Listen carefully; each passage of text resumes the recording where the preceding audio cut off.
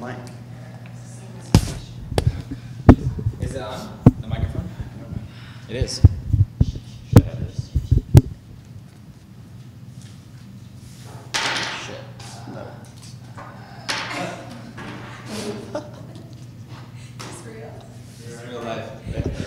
Yeah, I'm good. You can hold up here, and you can also do this one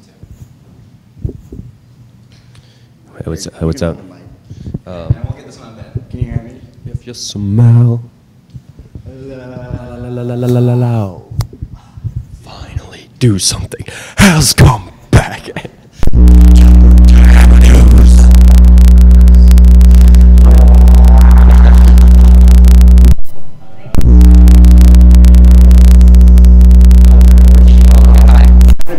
We have, that was a WWE reference.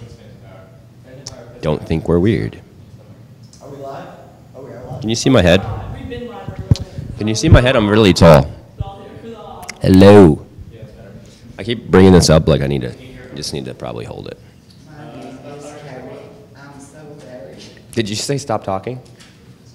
Or You can't hear now. Push the phantom power button. Oh, you can? Wait. So that one, no. So hit the phantom power button. Where's phantom power? Where's phantom power? Okay.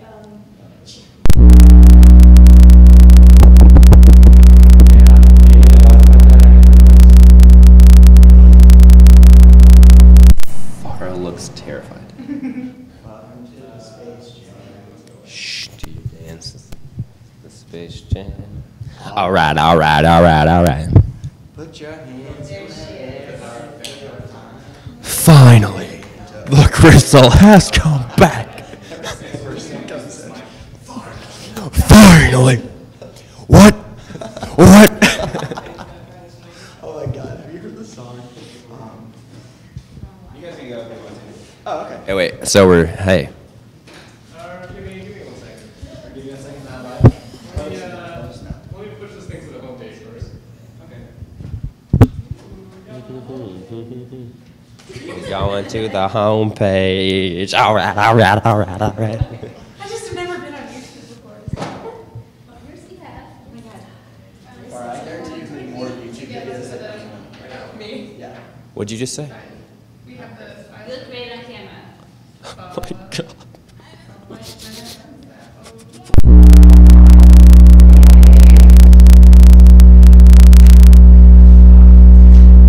I just wanted to know, how would you define twerking? Working. What I'm doing right now.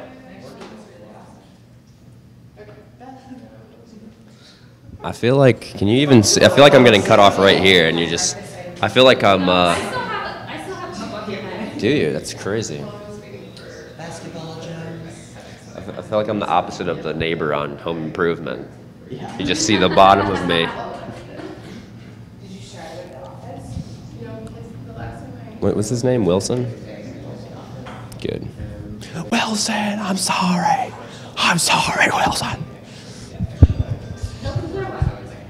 I hope so too. For your sake. Because there's the presentations are gonna be good, not for us. What? That's awesome.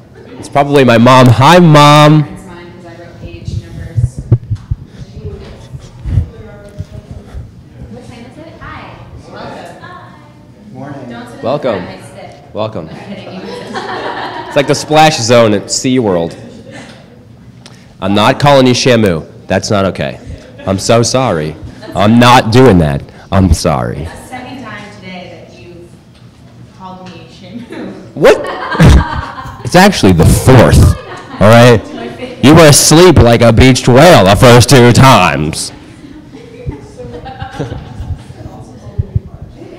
Don't cry. Don't cry. Don't cry. Don't cry. Don't cry. Don't cry. Don't cry. Mom, I'm sorry. I'm sorry. Okay. Okay. Okay.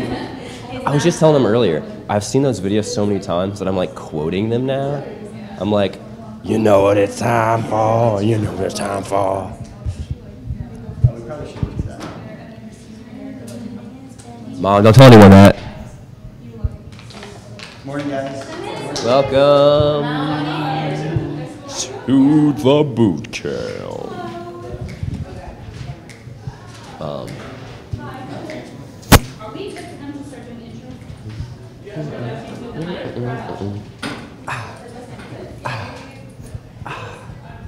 to start just doing intro? Yeah, let's start. Yeah, let's do it. All right, go ahead. Welcome to boot camp. Welcome to boot camp. I'm Ben. I'm Bryce. We And, got it right this time. And we're here from DoSomething.org, which is the largest nonprofit in the country for young people and social change.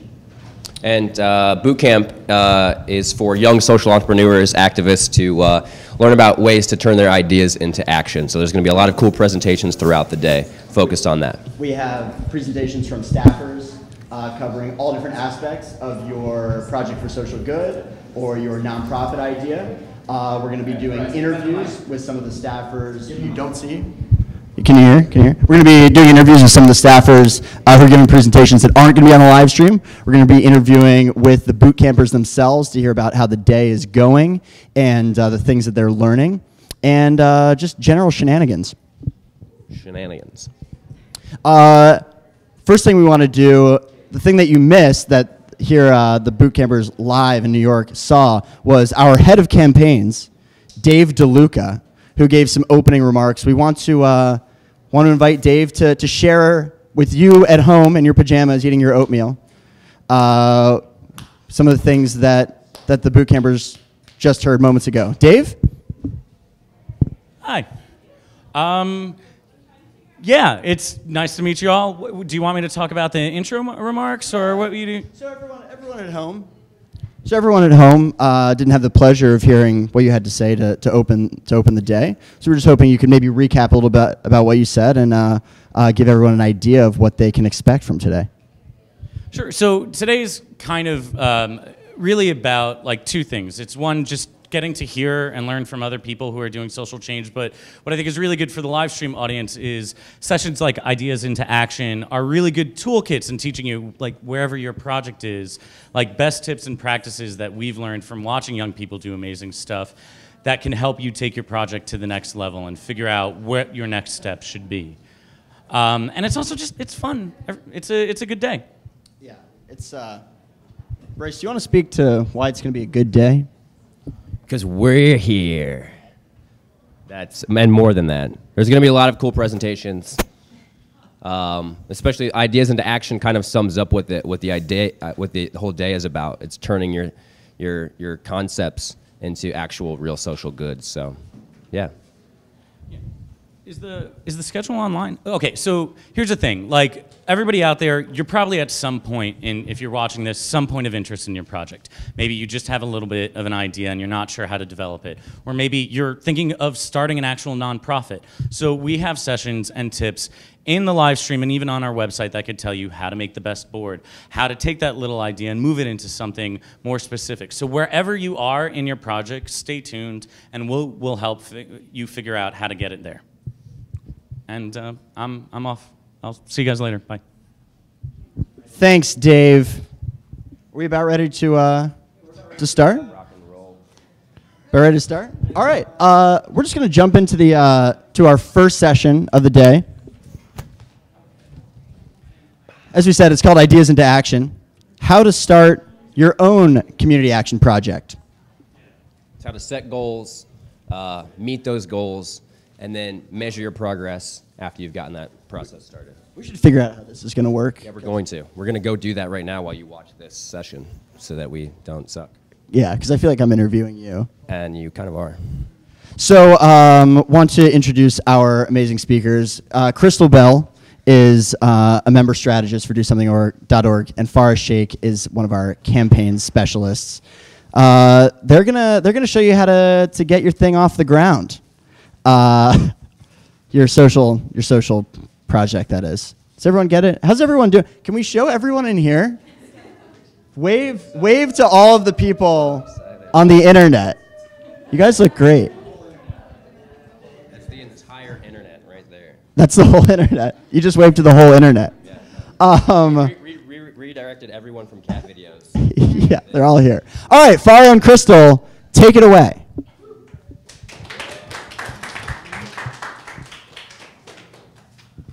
Hi, guys. I'm Farah. I work at DoSomething.org, as Ben and Bryce so eloquently mentioned. I'm the education campaigns specialist, which means I run all our education campaigns. And I'm Crystal. I'm on the member strategy team, and a lot of what I do is working with guys like you who are sort of further along and really want to dive in deeper and engage more. So that can look like sort of starting a club on your campus, starting bigger social change projects. We have a youth advisory council that I oversee as well that provides feedback for us so that we can make decisions on like what's relevant, what's interesting, things like that. So we wanted to sort of get a quick introduction from you guys. There's quite a lot of you. But this particular presentation is really helpful if you have a project in mind. So if you're not quite sure what projects you're going to do yet, that's okay. Some of the tools that we're going to give you is going to help you determine that. But you kind of want to have something in mind, even if it's someone else's project or you want to work on something together with the person next to you, as an example to be able to sort of develop that idea. So is there anybody who wants to share an idea that they haven't developed yet, or maybe one that's sort of like in the works? Just say your name and then tell us a little bit about your project. Yeah, that'd be great. Yeah, I guess we can. Okay, hi everyone. My name's Colby Rose, and I live in Georgia. My organization that I want to start is called One More Push, and it's an organization that gears towards improving the literacy rate and graduation rate, starting with the freshman class. And with the program, we do a lot of mentoring and kind of exposure to different programs around the city and getting people ready for college and different things like that. And I know that the pitch part is hard to do. We're going to fine tune that. Colby, your pitch was amazing, but feel free to stand up and explain it, even if you don't feel super comfortable, if you just want to sort of give us some idea of what you're working on. Thank you. Yeah.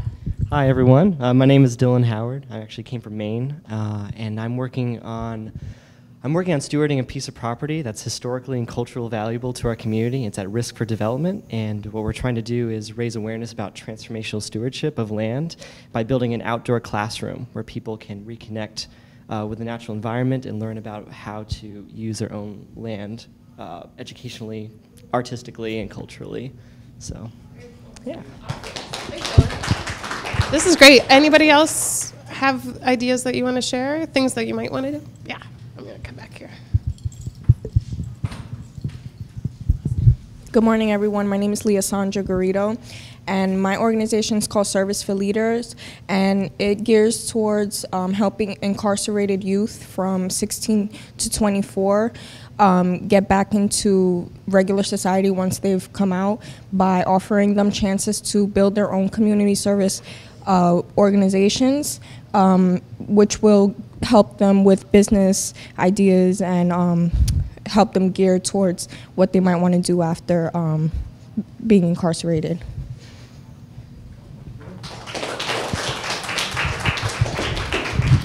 And then maybe just 3 more people to just stand up and say your name and then a cause that you care about.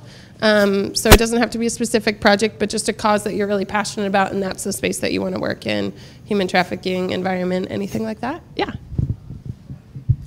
Hi, my name is Mina, and I'm interested in breaking the cycle of poverty through education. Anybody else? One of you guys want to share? Sure. Cool. Hi, my name is Becca, and I'm interested in keeping kids involved in community activities and off the streets. So. Cool. Anybody else? Yeah. Hi, my name's Aileen Lopez. I'm from Chicago, and I'm really interested in getting arts and education and community service. Thanks, guys.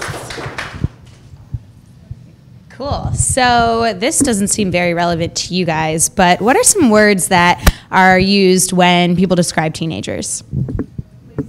Lazy, greasy, reckless, sloppy, apathetic, unengaged, disengaged. Sorry? overly idealistic. All right, so at DoSomething.org, we see teens more like this. I don't know if you guys are familiar with this image. This is from Arab Spring. We believe that young people are capable of huge, impactful social change. I think some of the people, all of the people in this room are indicative of that. You guys are obviously doing some really awesome projects, and that's why we love working with people like you. You're passionate, you're engaged, you're excited, you're pissed off about things in your communities, in the world, and you're actually doing something about it. So at Do Something, we run national cause campaigns that basically give 13 to 25-year-olds ways to take action in their community around different causes that they care about. So has anybody ever done a Do Something campaign at their school? Cool. Which campaign? I did Teens for Jeans. Teens for Jeans? We collect 87 pairs. No, that's amazing. You helped 87 homeless teens in your zip code by giving them a pair of jeans by running Teens for Jeans. So that's only one small example of someone who's your age and taking actual, real action to make an impact in their community. So these are some of the most successful young people, most of which you'll probably recognize. This is the girl Susan Kroger, who founded ModCloth, the founder of Tumblr. These guys founded Instagram when they were 25 and 27. We believe that young people can make a huge impact at a very young age. As another example, next slide. This is Adam Lowy. He was actually one of our Do Something finalists. Are you guys familiar with our Do Something Awards? Cool, yeah, we have another Do Something Awards coming up soon. So definitely be sure to tune in. But Adam Lowy actually applied for a grant through us. We give away $500 every week to a young person with a really strong idea. And he came to us with this idea about Move for Hunger. And we're going to dive in deeper to just really break out what that idea looked like for him and use that as an example for how you can take your idea into action as sort of like a model. And so he actually got $10,000 through that Do Something Award process to be able to build his idea even more. So this is a quick overview of the steps that we're going to walk through today in our workshop. The path to change, the way to take your ideas and turn them into action. Number one starts with research and planning. We believe that the best answer is not always in the metaphorical room. Sometimes you need to get out there, talk to other people in the field, and kind of refine your idea by learning more about the cause space. Pitching. You have 30 seconds in an elevator with Obama. Like, what are you going to say about your idea that makes him want to mention your idea in his next State of the Union? It's going to happen, you guys. It's going to happen. Project mapping, that's where you figure out your timeline and your budget. How are you actually going to take the steps needed to make your action real? Executing, doing it, making it happen, getting on the ground, being in your community, being hands-on, and actually seeing it come to fruition. And then finally, reflecting. Thinking about your process, what worked, what didn't work, what would you change for the next time that you run a project like this? So we're going to start diving in a little bit. The research and planning step is the first step that we recommend. And you guys all have worksheets. We're going to take a couple breaks and we're going to dive into those worksheets so you'll get the chance to take care of that. But the first step that we're going to talk about is research. And before you even start planning, you want to do that research. So you want to sort of look into all those rules and regulations and laws about, ownership of property, right? And dive into all your specific cause areas to make sure that you become an expert on that, because you're about to spend a lot of time on your project and you want to make sure that your plan and your solution are going to be effective. So at Do Something, and Farah knows this best, she's on our campaigns team, they spend upwards of 2 months just researching their cause area. We're really lucky now, everybody's broken into cause specialists, so Farah is the expert on education, and she's constantly in the loop, has all these educated people she talks to about education. So that's really important to us. So for instance, Farah actually, before she was doing education, did Teens for Jeans. And one of the things when we mentioned Teens for Jeans that's interesting is that we actually started calling around to different homeless shelters and just asking them, what do young people ask for when they get into the shelter?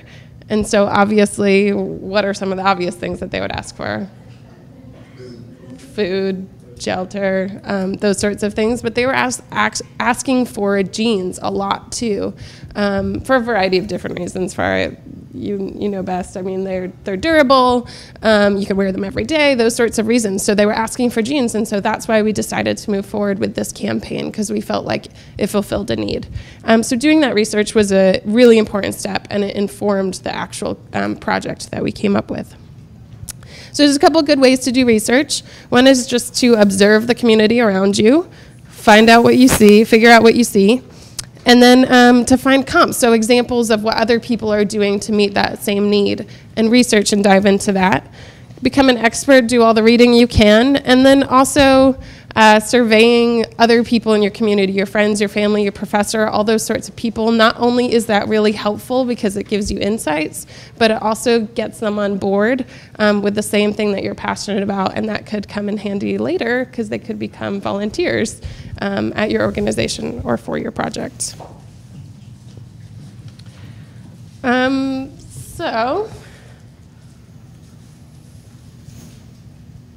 Next slide. Oh. Where is it? Oh, you have a little clicker. I thought it was just like magically changing. I wasn't sure how that was working. So key decisions around this.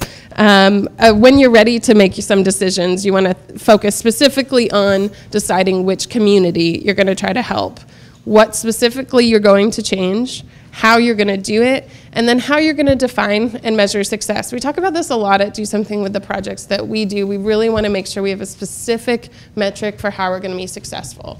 For Teens for Jeans, for instance, it's 1 million jeans. But another way we could set that metric is, let's say, 5,000 schools involved or something like that. And so you want to sort of think like, do I want the schools engaged, or do I want the jeans, or do I want a certain amount of shelter? So set yourself those really specific goals with a metric in mind. So like I said, we're going to use Move for Hunger as an example of this process throughout. So I'll give you a little bit of background on that since we haven't dived into that quite yet. So Adam's, his family owned a moving company in New Jersey for about 90 years, and his great-grandfather started it, and so he was like a fourth-generation mover. And in that time, they noticed that there was just tons and tons of stuff that was being discarded along the process. So there's like clothes and a lot of food. And that was the most bothersome to them was the food aspect of it. So people were just like emptying out their cabinets, and it was just ending up in dumpsters. And when they started to ask their customers if they would be willing to donate their unopened non-perishables, they would then scoop it up and they would bring it all to a food bank for on their behalf. And they actually didn't, like, even without a lot of effort, like in a month, they were able to collect 300 pounds of food. And then they learned that there were 125,000 people in the country that didn't have enough to eat. And that this is really interesting statistic that 1 in 6 Americans don't have enough to eat, and 1 in 7 Americans relocate each year. So they sort of, he sort of put the pieces together with that and thought about how he could build this business model. And so that was his idea, and we'll sort of flesh out how he built that out.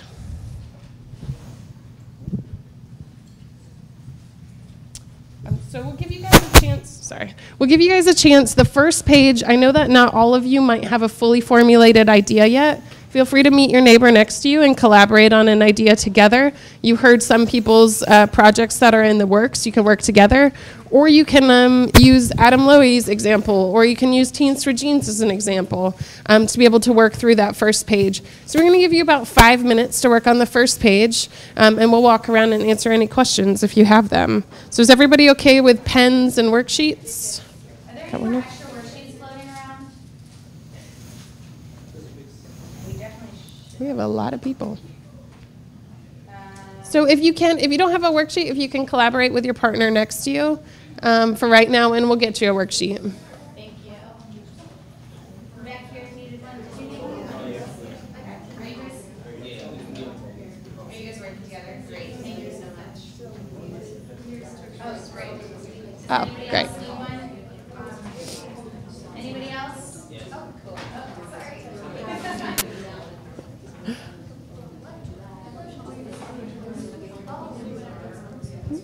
Button. Nope, just slutty.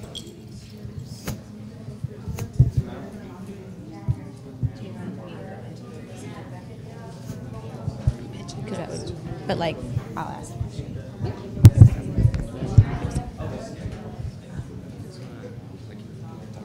As they're doing it, you can do it with the microphone or not, either way. Okay.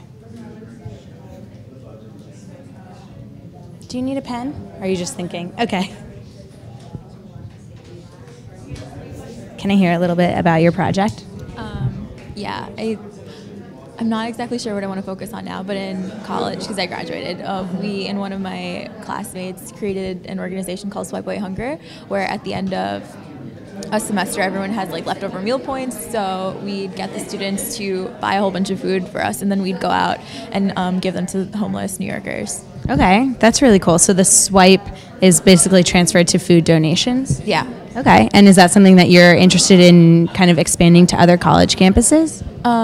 Yeah, I'm definitely interested in helping eradicate like hunger and homelessness, but right now I'm kind of removed from like the college atmosphere, so I'm not sure how I want to go about it right now. Cool. Well, hopefully this session will help you figure out how to expand it a little bit if that's something that you're interested in. Yeah. Cool. Thanks.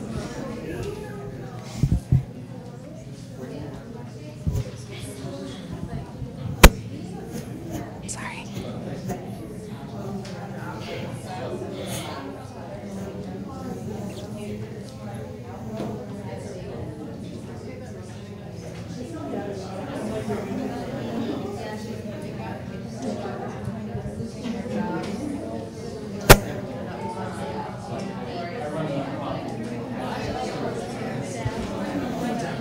Sorry. Go ahead. Hi. How are you? Good. Are you having fun?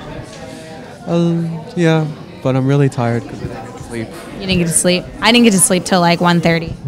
Same. I only got like 4 hours of sleep. Yeah. Well, hopefully you'll be really excited by all the sessions and you'll feel more energized. I hope so. Can you tell me a little bit about your project? First, my name's Tony, and I'm part of the group called Young Governors. It's a youth organization that trains teens to have leadership skills and communication skills. Every year we decide on a project. For this year, we decided that we're gonna do pollution, and instead that we're gonna attack the roots, like not just a park cleanup. We're actually gonna do something. We wanted to raise awareness, like in our community, make sure they realize what they're doing. Because walking around, we did a community needs assessment, and they always said pollution was the problem. So they see the problem, but we're trying to make sure they will actually work to make solve the problem, really. So we decided to do a fair to raise awareness. We're gonna have activities, we're gonna have educational stuff. We're gonna teach them to make bags, like eco-friendly bags, not plastic bags. And the activities will teach the smaller ones on how to recycle. Basically, you start with the younger kids, so they'll grow up with the lessons. And very cool. Well, hopefully it'll work. Yeah, sounds like a great project. Okay, if you guys want to take another 45 seconds to a minute to finish up that section, it's okay if it's not totally finished.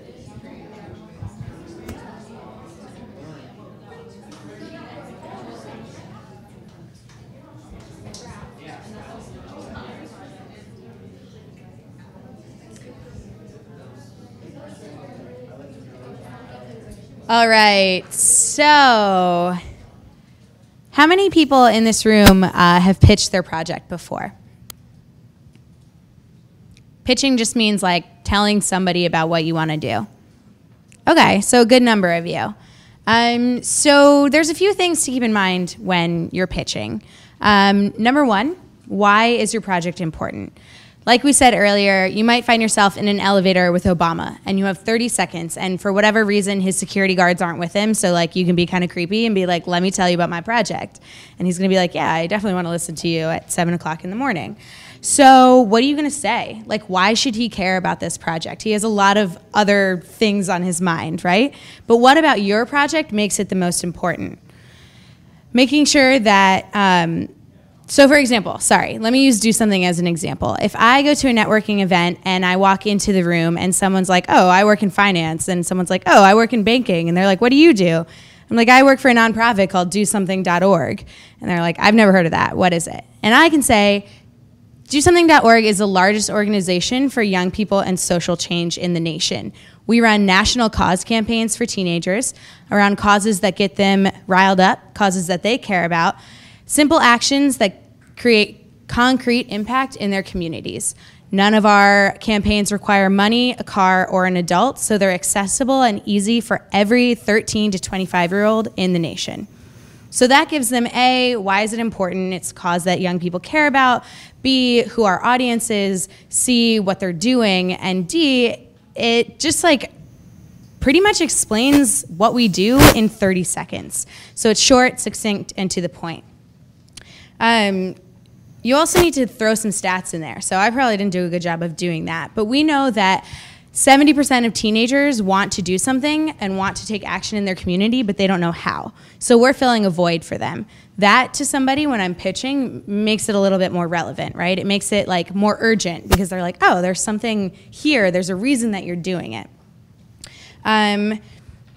You also need to finish with an ask. So what are you asking this person to do? What is it that you want them to help you with? Do you want them to give you money? Do you want them to visit a website?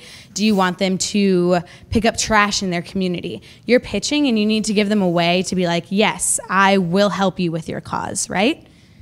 You also have to think about your target audience. So it can't be like, everyone who wears shoes. Like, that's not very specific, right? Something more specific is like 13 to 25-year-olds in the United States who want to take action and don't know where to go. That's DoSomething's target audience. For you, it might be students in education in your community who feel like they're not getting what they need from the education system. Or Tony, for you, it could be like middle school students that you see no pollution is an issue, but they don't know how to take action around it, right?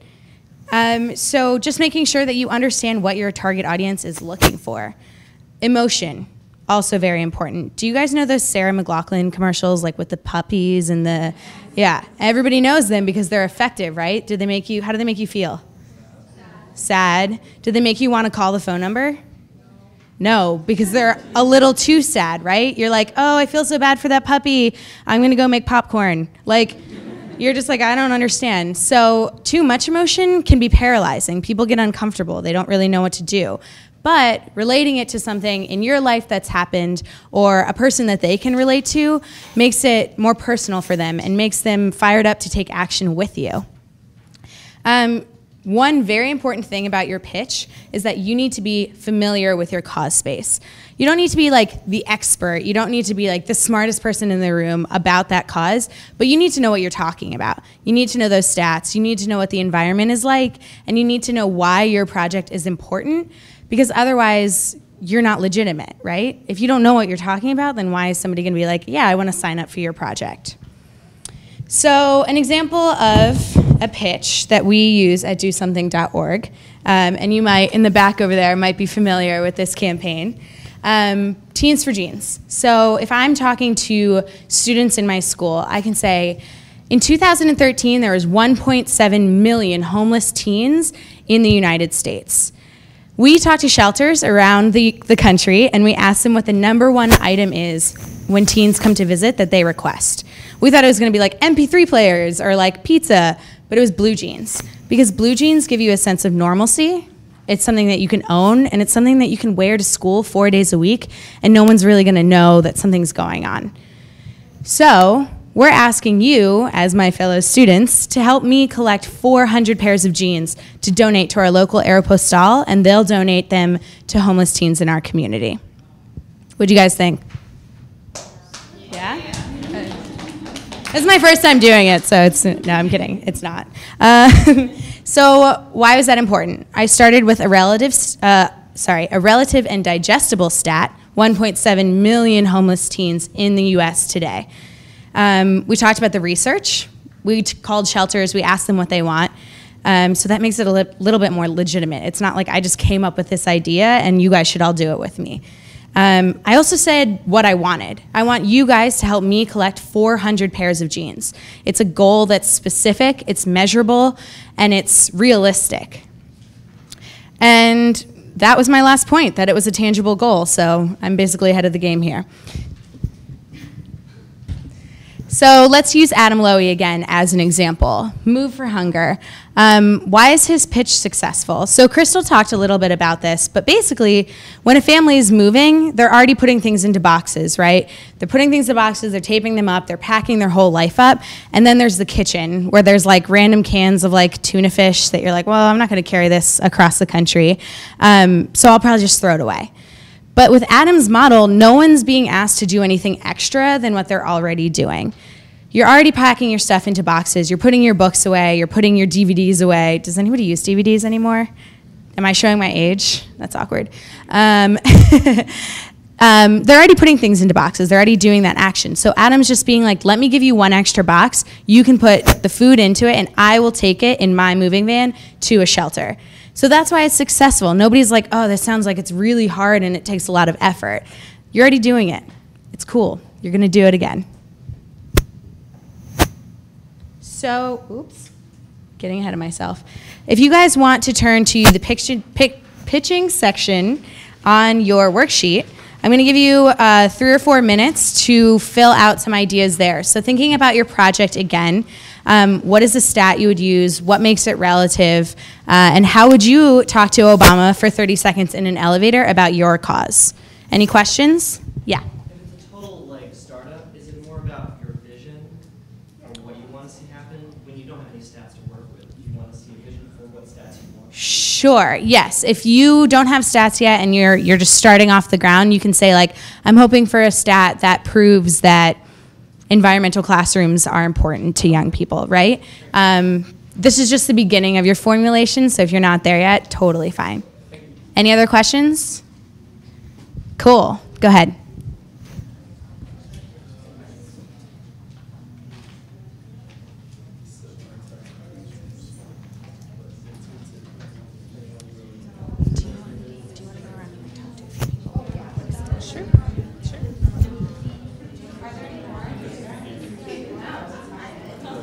Do you mind if I chat with you guys about what you're working on? Are you guys all working together? Yeah.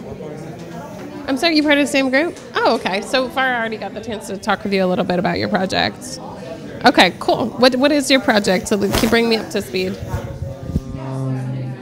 A general summary will be we're doing a fair to raise awareness about pollution. Okay. And so people can learn to do it themselves without us always having to like clean up after them. Okay. And this is, who are these people specifically that would be coming? We're going to try teaching like kids and young adults. That way, like you're affecting the ones who are going to be the future. So they'll continue teaching their kids and so on and so on. So yeah. pollution will never rise again. Yeah, that's awesome. That's awesome. And we're going to dive in a little bit deeper and talk about the audience, but I think fine-tuning specifically like an age range for that would help you figure out how you build resources around that age range, and then you can always scale it up to a bigger age group. For your opinion, what do you think, what kind of age group would be good? I don't know. I mean, you could sort of, I mean, there's certain opportunities that are opened if you sort of probably restricted it to middle school or high school, sort of segmentations that already exist, because if you tried to do sort of 8th graders and 9th graders, for instance, and they're at 2 different schools, it would be tricky.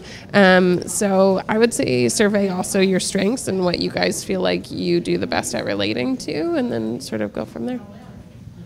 Yeah. No, I think that sounds like a really interesting project. I'm excited.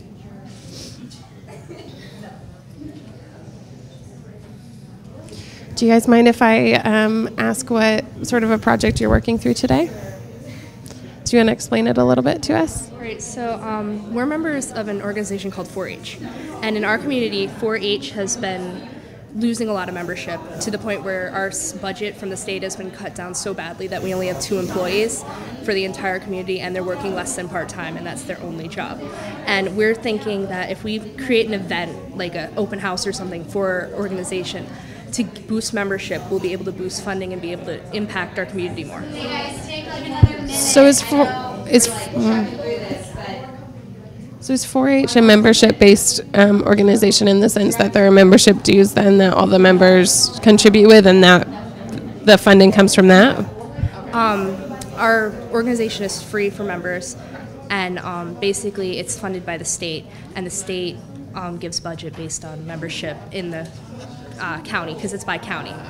So, yeah. So the membership will increase the funding from the higher level. Yeah, interesting. Cool. And so what sort of stats are you working with for the pitch? Well, our target audience would be 18 to 19-year-olds and the parents of the 8 to 19-year-olds. And the things that our project helps is it gets youth off the streets, it encourages community involvement, it teaches valuable skills like public speaking. Like, we're all not afraid to public speak anymore. And it gives a chance for scholarship opportunities, and colleges, when they see 4-H on your resume, they're just going to be like, oh wow, that's really cool, that's a really great organization that helps kids like do projects that matter. So that's amazing.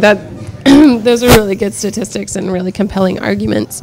I wonder if you could get some sort of very specific statistics as to sort of how many young people that engages, because sometimes that can be a big like whammy number. Cool, great.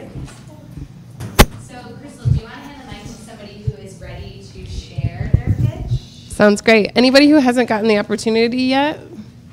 Whoa. Relax, guys. You'll all get your chance. Somebody who already has shared their pitch and has refined it since like 15 minutes ago that wants to give it another go? Yeah?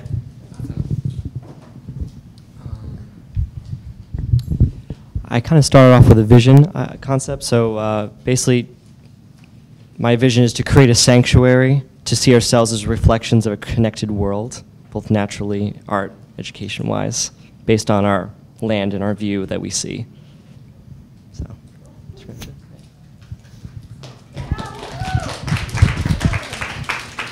Awesome. And then make sure you go ahead and, we already sort of heard the second part of the pitch, I think, but go ahead and go into what that looks like. And make sure to end it with asking me what I can do to help. Because there's maybe some things, I always think it's interesting, sometimes you want to just asking for money, but that's not always the most effective thing that somebody can contribute. So for instance, President Obama, I wouldn't ask him for money. If it was me, personally, I wouldn't ask him for money. I would ask him to like introduce me to people, because he's the most influential person in the world, right? So, or in the US, or mostly in the world. So that can be really effective.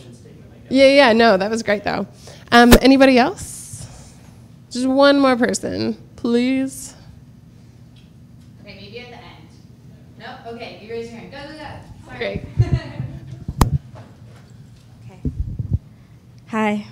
So there's a lot of suffering in our nation during the summertime. We're all hot and sticky and everything's so stifling. And the people who suffer the most are the homeless people of our city and our country, because they have no place to go. When we go from our AC homes to our AC cars, it's really unbearable to even just walk through that heat for even 1 second. These people, they have no homes to go to with AC, and they're outside with no nourishment really, because they don't have the money for that. So what we want to do is we want to give cold fruit and water to the homeless during the summertime to help them out in their time of need.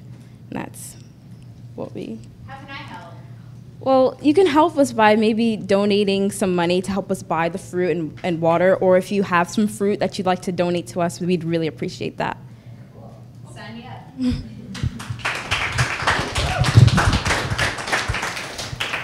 And what area is this project based in? New York City. In New York City? So maybe you can ask us to volunteer too, to help hand some of it out. Cool, awesome. All right. So diving into mapping out your project, you want to plan, and this is the next page of your worksheet that we'll take a chance to go through as well, so you can follow along with that. You want to keep in mind both your long-term vision and your short-term goals. So I'm sorry, what was your name you just presented?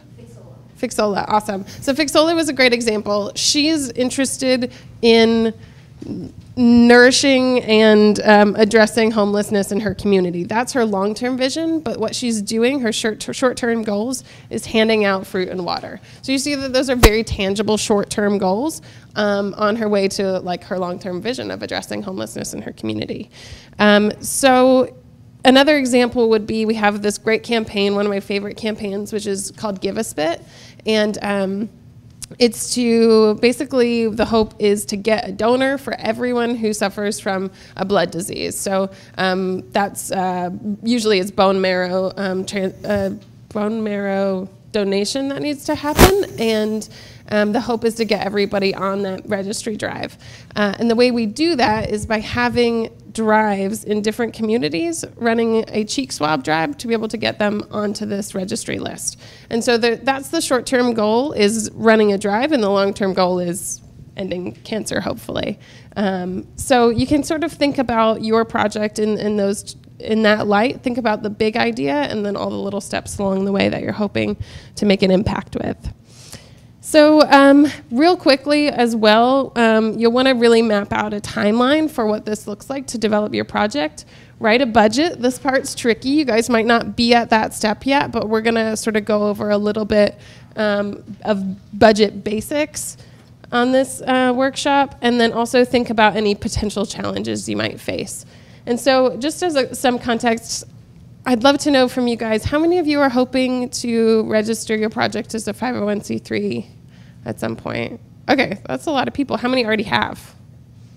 Okay, wow, that's awesome. And so those of you who already have, you know that they required you to have that timeline and to have that budget and to have all those sorts of things. And for those of you that haven't yet, these are really important steps to work on to be able to get there. Cool. So, again, relating to Move for Hunger, they connected with all these different, they made connections, like we talked about, through their family business. And then they also put together this hit list of key experts for his board. And let me just pull up who those people were, because they were really important. He basically got the president of Wheaton Van Lines, which is like a moving company, and the chair of the National Council of Moving Associations onto his board as experts to be able to consult. And so building a great board, for those of you who are looking at nonprofit, is required to have a board, and having an expert board is also really helpful in acquiring more funding. So that's something that you may want to think about. It's also great to have them as good advisors for your project, and constantly running ideas past them is really important.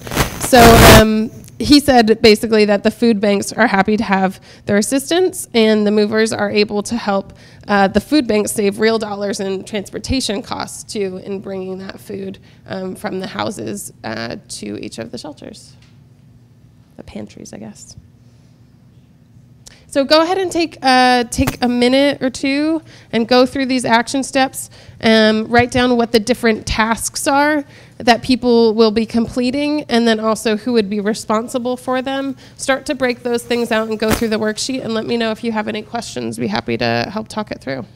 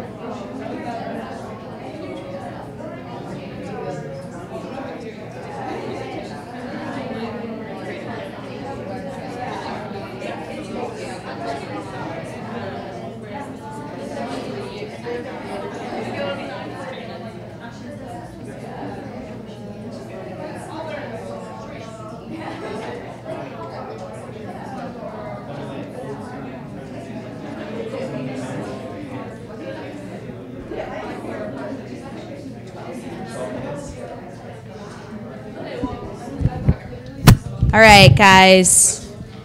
Who's like at least 60% through that sheet? All of you. Great. So, what? You're so crazy, Farah. All right. So the next thing that we're going to talk about is action steps. So you have your short-term goal. So my short-term goal is to collect 400 pairs of jeans. My long-term goal is to make sure that homeless teens in my community have something that they feel like belongs to them, and that would be jeans in this case, right? So let's use Adam Lowy, Move for Hunger, as an example. He's sitting in this room and he's thinking about his project. What are some of the action steps that he would have to kind of write down and to get started? What are some things that he would have to think about and make sure happen? Yeah. Probably like how many moves he should do a month, and how that will equate as food, like how much food he'll Sure. So do a little bit of math. Figure out how many moves happen with his father's company in a month, and how much food does that mean he could be donating to a shelter that month. Great. So that's almost like projecting your goals, right? Awesome. Anybody else? What are some other things? Yeah. Just like making connections with companies or organizations that would be able to work with his vision. Yeah. Okay, so she said working with other companies in the community that could help him reach his goal. So making partnerships with different organizations. So maybe it's reaching out to the food banks in his community, or talking to a box company that might be able to provide him with shipping materials. Making those connections, starting to network, and using his pitch to make those connections, right? Cool, what else? What else does he have to think about before he starts this project? Yeah, how to advertise, how to market. What do your posters say? Are you taking out a radio ad? Does anybody listen to the radio? God, DVDs and radio? Like, I suck. But like, how are you getting the word out there? Are you calling are you taking your mom's phone book on her iPhone and just dialing everything? Like, what are you doing? How are you getting the word out there? That's awesome. Anybody else? Let's get one more. What's one more action step he needs to come up with? I haven't heard from like anybody in this little section over here. Alexis, do you have an idea? You're like, damn this name tag. Maybe trying to find a local paper or just directly in your close knit community. Yeah, so like reaching out to people to donate things. Yeah, there are people that still read the paper. Thank you. The world is still the same. But yeah, donating ad space in your newspaper, or maybe you have a family friend who is like, yeah, I'll be the first person to kind of use your service. You're reaching out and being like, how can I get my word out there, but also use my existing connections, right? Cool. So action steps are really important to outline because, one, I don't know about you guys, but checking something off my to-do list is like the best feeling in the world. So being able to put those things in a list and say, like, these are the actionable items that I need to achieve to get me to my short-term goal, like that just makes everything so much more digestible and easier to kind of just start doing. So I'm going to turn it over to Crystal for budget. Budget. Okay, so this is, who's a number person? I studied art, so I'm not a number person. However, I actually, just within the last months, I applied for a 501c3 for my own personal project in addition to this awesome job that I do, and I had to put together a budget, and I was really overwhelmed. But in reality, you really just need to write out everything that everything's going to cost and a number right next to it and add it up. That's the basic first step. And you might consult someone then. I specifically made sure on my board I had somebody who was really good with numbers because everything should go through someone who's good with numbers, obviously. But first step is you sitting down and mapping this out. So this is an example, this is old, this is 2011, but this is an example of a budget that we used for our seed grants program. I mentioned we give away like $500 every week, right? So you want to think of a lot of different things. Is anybody okay with you giving an example of somebody's project who's further along? Would it be okay if we used yours? Would that be great? Okay, cool. So for instance, I don't know if you have land cost at the moment. Okay, so you have land cost, so that's probably your biggest line item, right? We're trying to literally purchase the property so that way we can secure it from being developed. Mm-hmm. And we need to come up with basically under $1 million to secure it. It's not a small budget.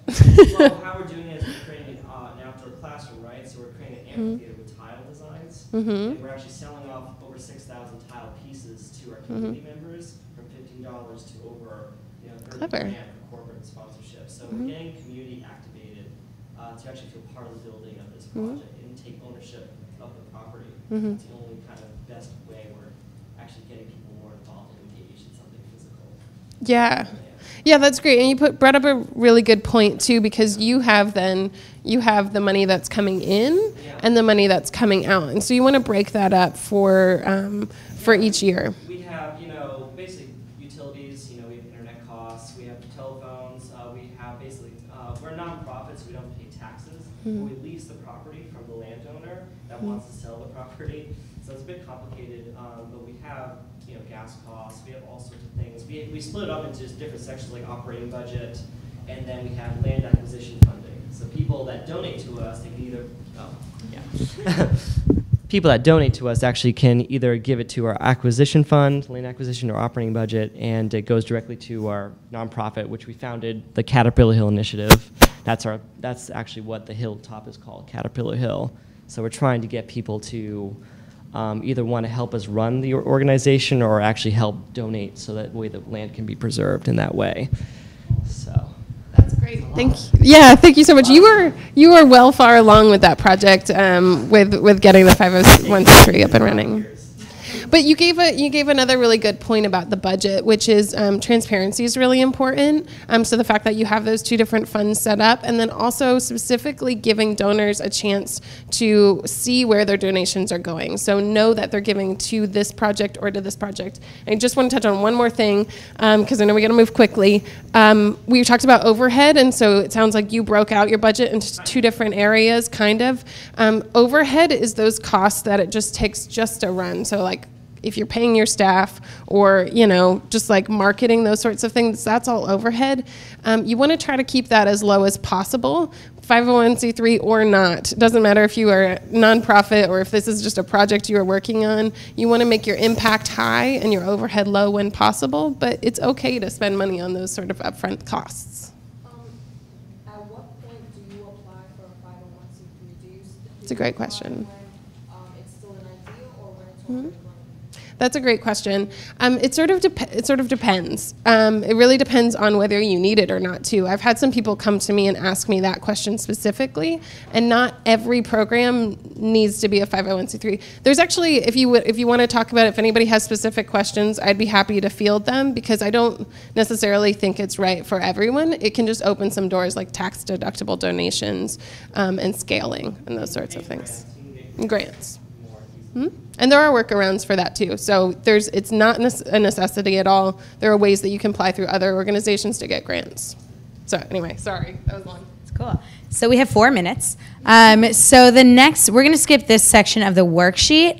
But if you guys want to go back and see that on your own, coming up with budgets, doing timelines, things like that, very, very important for getting your project off the ground. But after all of that, you actually get to do fun stuff, right? You actually get to run your project. You get to start building the outdoor classroom. You get to start working with the kids who want to stop pollution in their community. You get to start donating fruit and water to homeless people in the streets of New York City. You get to see all of your hard work pay off. But the plan's going to change. Things are going to happen. For some reason, there's going to be a blizzard in June, and everybody's going to be like, "Oh, I'm cold instead," and you're going to be like, "Uh-oh."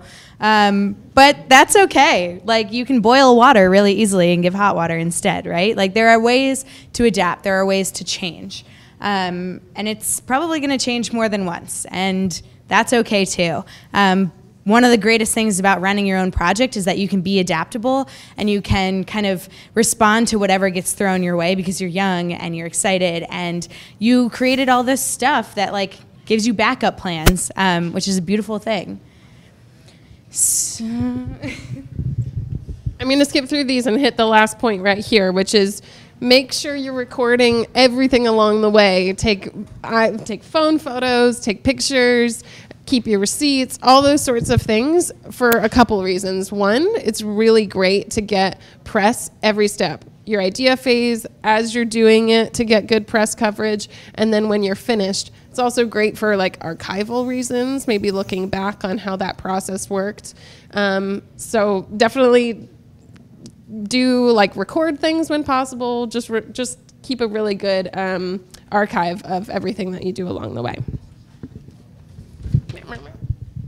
Cool. So reflecting. Obviously, again, we have like 2 minutes, so I'm going to take that time to talk about one of the most important steps in your project. The unfortunate thing about reflecting is it's one of the things that gets overlooked the most. You're on the ground, you're hitting the streets, you're donating water and fruit, you're doing your project and you're just running with it. Sometimes it's hard to take a step back and think about what's working and what's not working and what you want to fix for the next round. So meet with your core group, meet with the 2 or 3 other people that you came up with this idea with. Look back at the measures of success, your short-term goal and your long-term vision that we talked about earlier. Survey the people that you helped, survey the people that volunteered with you, survey the kids that you tutored, ask them what they liked and what they didn't like. And follow up with the press. You're saving all these clippings, you're saving all this stuff, like be annoying, be like, hey, you guys haven't written about my project yet, let me tell you a little bit more about what we did and what we're gonna change for the future. And say thank you. Like that's one of the most important things is saying thank you to the people like Crystal and I, just kidding, you don't have to say thank you, that have helped you along the way, and update those people on what you've achieved and what you hope to achieve in the future as well. That's not only good for your project, but it's good for you as a young social entrepreneur to kind of figure out how am I growing in this process and how do I want to continue to do so. So, any questions in the next 30 seconds? Crystal and I will be around for the next few hours, so if you guys do have any questions, we are very happy to answer them. Please also grab our email addresses because we are at your whim. Thank you guys, you are awesome.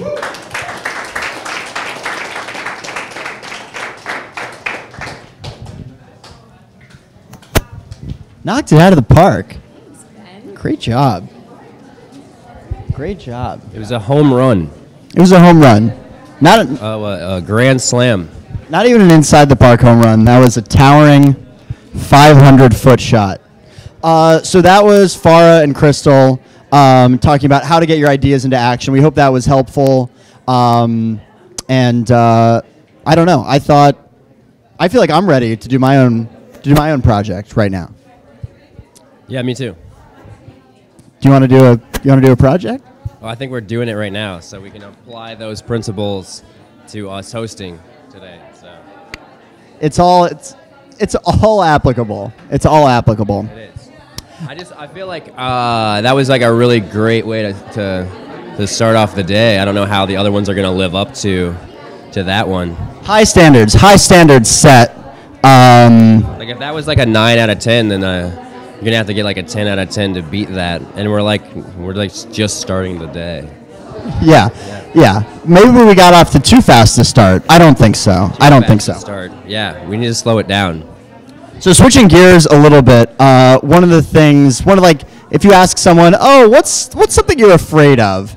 A lot of people will say raptors, and other dinosaurs is our number one fear. Yeah. Mm-hmm. Another big fear people have is public speaking.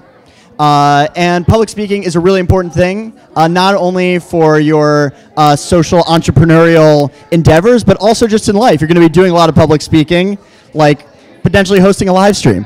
We should stay and watch this one. We need to really pay attention to this one. We're going to really key in on this one. So we want to now bring on Bailey Greenberg, who is on our, here you can stand right in the middle, Bailey, who is on our business development team, and later in the day is going to be giving a presentation about public speaking. It's not on a live stream, but we wanted to ask Bailey a few questions because I think she's going to have some really important tips on how to effectively speak to an audience. So, Bailey, what do you do here? Do something. Sure. So I'm on our business development team, which means I'm working with corporations and brands to help partner on Do Something campaigns. And tell us why, for for our viewers at home why public speaking is an important skill to have. Yeah, I think it's more than an important skill. I think it's one of the most important things for both business and kind of life. I think that it's great to be able to connect to an audience and to be yourself and to tell your story, and you got to be able to speak in order to do that. Tell us a little bit about some best practices and some tips for being an effective public speaker. Sure. So 3 things. I think the first is being yourself. If you are not someone who's going to wear a suit and a tie, then don't wear a suit and a tie. Wear your t-shirt. Yeah, be yourself. Be comfortable. If you wear a hat like Bryce, wear a hat when you go to speak. Really just be yourself. Number 2, another tip is that when you're speaking, it's not about you. Most people are most comfortable talking about themselves, but it's really about your audience. It's whoever you're speaking to. So I would say ask yourself before you start speaking, what is my audience thinking of? What are their concerns? And address those.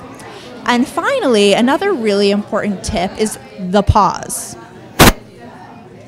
The pause is a very powerful tool when you're speaking. It makes you seem a little bit wiser.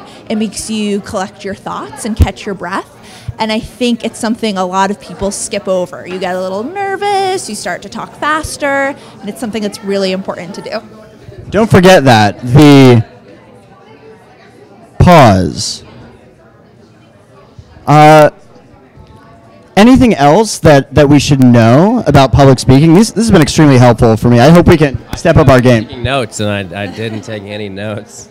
We're definitely being ourselves, which might have been our first mistake. Yeah, that's the problem. Anything else you'd like to add? I say have fun with it. It's really not a scary thing. A lot of people get nervous, kind of sweaty palms at the thought of it. Why is it such a frightening, daunting thing? Yeah. I think it's because it's not something we do every day. It's kind of something that we don't think of as being a part of our daily lives, but it is. You're speaking publicly right now. Here we are. Here we are. Yeah. Bailey, thanks so much. Team PETA or Team Gale? Team PETA. All right. You heard it here first, team. Bailey, thanks so much. You look great. What are you wearing today, by the way? Oh, just casual. Who are you wearing? White dress. Going with a casual white dress. Is a designer or? Nope, it's comfortable because that's what I'm most comfortable in. Just being myself. You hear that? Thanks, Ben. It was literally so painful for me to put on a collared shirt today. I was like, I'm gonna get real dressed up because normally I wear like a mesh tank, like a midriff tank, and jean shorts. I put on jeans and I'm like melting and. But you guys are comfortable. It's all that matters. I don't know where you guys are in the country, but here in New York, it's 1,000 degrees outside. 1,000, definitely 1,000. With humidity. Absolutely. Yeah. And people in LA complain when we complain about it, but when it snows there, you freak out just the same way. So, I don't think there's. We've now alienated everyone. If you're awake in LA right now, kudos to you. Follow me on Twitter, and I'll send you a cheesecake. Bailey, thanks so much. Cheesecake. There's going to be cheesecake. Next, what we want to do, Bailey, thanks so much. Our next session is by two of the specialists on our campaigns team, Alyssa Ruderman and Sarah Piper Goldberg. Bryce is going to tell you a little bit more about what you're going to hear in just a couple minutes.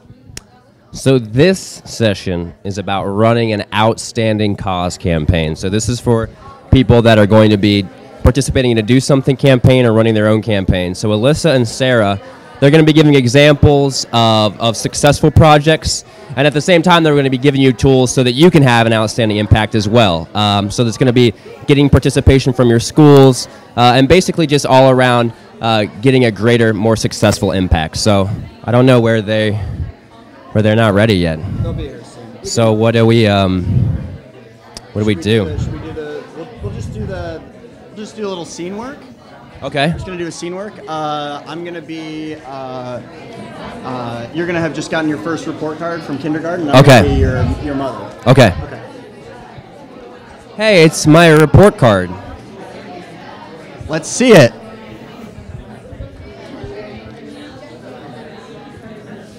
I think you have some explaining to do. I colored on it with crayons. I wrote A+ on all of them. And scene. And scene. And scene. Great. All right, so I'm going to be, just let's try this out. I'm going to be your mother, and you're going to be a kindergartner who's coming in with your grade card that I'm seeing for the first time. Okay.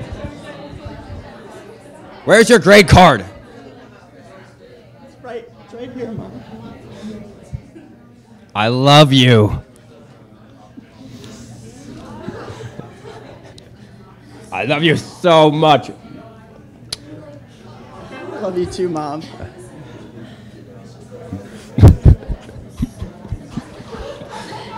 Do it. Do it. I said do it. And scene.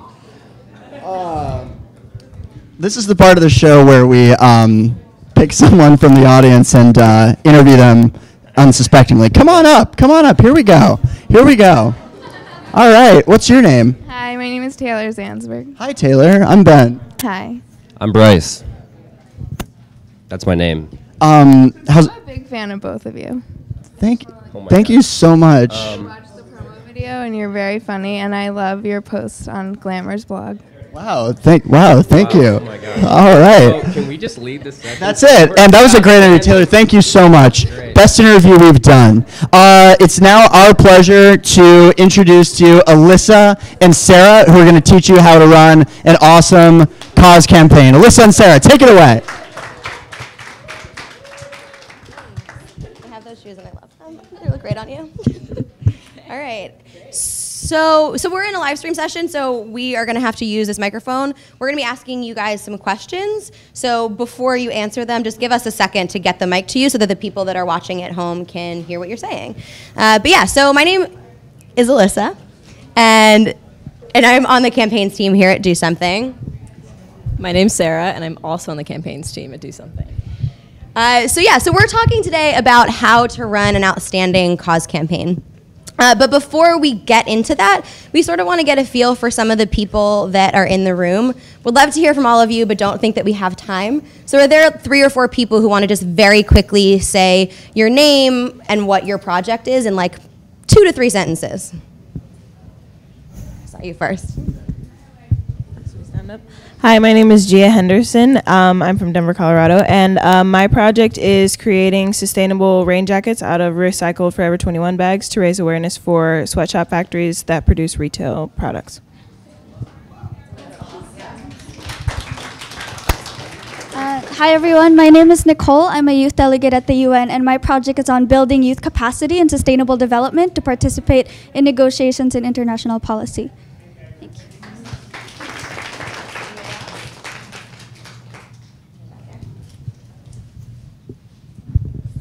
Hi, I'm Maria Sanchez. I run the Weehawken High School Gay Straight Alliance, and right now we're focusing on getting donations to homeless LGBTQ youth centers, as well as providing help to bullied teens in our high school and area.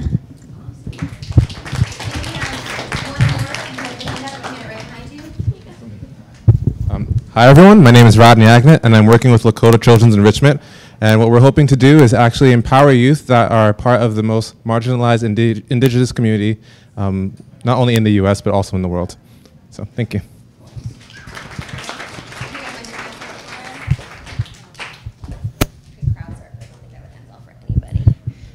Cool. So yeah, we are talking about cause campaigns together today, but have a couple more questions just before we dive into it. Jabril, what is your favorite social media platform? Do you spend most of your time on Facebook, Twitter, Instagram? What is it? Facebook. Facebook? Okay. And Valerie, what about you? Instagram. Instagram? Sarah? Tumblr. Okay, great. Let's say it is Sunday night, you guys are watching TV. Are you more likely to be watching sports, a scripted drama, or reality TV? Emmanuel, you want to answer that? Reality TV. Reality TV, great. Nicholas? Depends what time of the year it is. So if it's football season, football on Sunday. Sports, great. So So the idea here isn't me trying to creep on your lives and figure out where you're hanging out and what you're doing on Sunday nights. It's that there are a lot of people in this room who have varied interests, varied preferences, varied communication styles. So with your projects, with your campaigns, you are obviously, you want everybody to be involved. You want millions of people to be taking this action that you are pushing out. But it's really difficult to target everyone, to market to everyone, to speak to everyone. So if my target audience right now were 10 to 40-year-olds, male and female, you guys would all be in that target audience, but I'd have a really hard time communicating with you because you're on Facebook, you're on Tumblr, you're watching sports, you're watching reality TV. It's really difficult to find a voice and find a tone that's genuine to all of you. So the idea here is to create a really small target demographic, a small target audience that's most likely to take your action so that you can learn a lot about them, you can figure out what motivates them, where they're hanging out, how they like to be communicated with. So, for example, let's say that I run an organization where we sew teddy bears for kids in hospitals. So my demographic isn't going to be everybody from 2 to 80. It's going to be 13 to 17-year-old girls who like to craft so that I can find out where they're finding their craft ideas, where they're buying the tools to make these things. When they've created their project, are they taking pictures of it? Are they uploading it somewhere? What hashtags are they using? What kind of language are they using to describe these projects? When they're on social media, do they respond best to pictures, to tutorials, to videos, to testimonials? What is it that works for them? What kind of communication are they already using that I can tap into? So you're sort of making it easier on both ends, right? You are giving these people something that they already want to do. You're giving them an option to do it and to attach it to cause. And then you're making it easier for yourself because you don't really have to convince them. You're using a voice that's familiar to them, a language that makes sense to them, and you're giving them an opportunity to, again, do something that they love. Cool. And just like Alyssa was saying, I mean, you might want your audience to be everybody in the world. I want everyone to take my action. But really what you're doing here with the audience is determining who's most likely to do it anyway, and then making it easy on both parties to make that happen. Great. Cool. So the next step here is obviously knowing your issue. So everyone out here is super passionate about something or maybe many things and are really, talented and really know what that cause is about, but there's always more to learn. So even at DoSomething, although we're experts in teenagers and getting teenagers to take action on things that they care about, we might not necessarily be as knowledgeable about every single cause that we focus on. So we do this big document called an issue brief before we start a campaign so that we know exactly what cause we're working with and what the updated information there. So some elements of an issue brief. One is key facts, so finding some important information about the campaign or about the cause that you want to share with the world. So our I Heart Dad campaign is about bringing your dad to get his blood pressure checked at the local grocery store. So the key stat that we use for this campaign is that 1 in 3 US adults has high blood pressure and doesn't know it. It's a really tangible, data-driven fact that gets people to clearly understand the issue and know that it's important. So who here has a key fact about their project they want to share? Anybody? Somebody has some sort of fact and know it. Yeah. So we have 443 million days that are missed by children without going to school just because of other diseases that are caused either through waterborne diseases or any other cause of disease, which I think is really important. Great. Anybody else? You want to pass this back to me?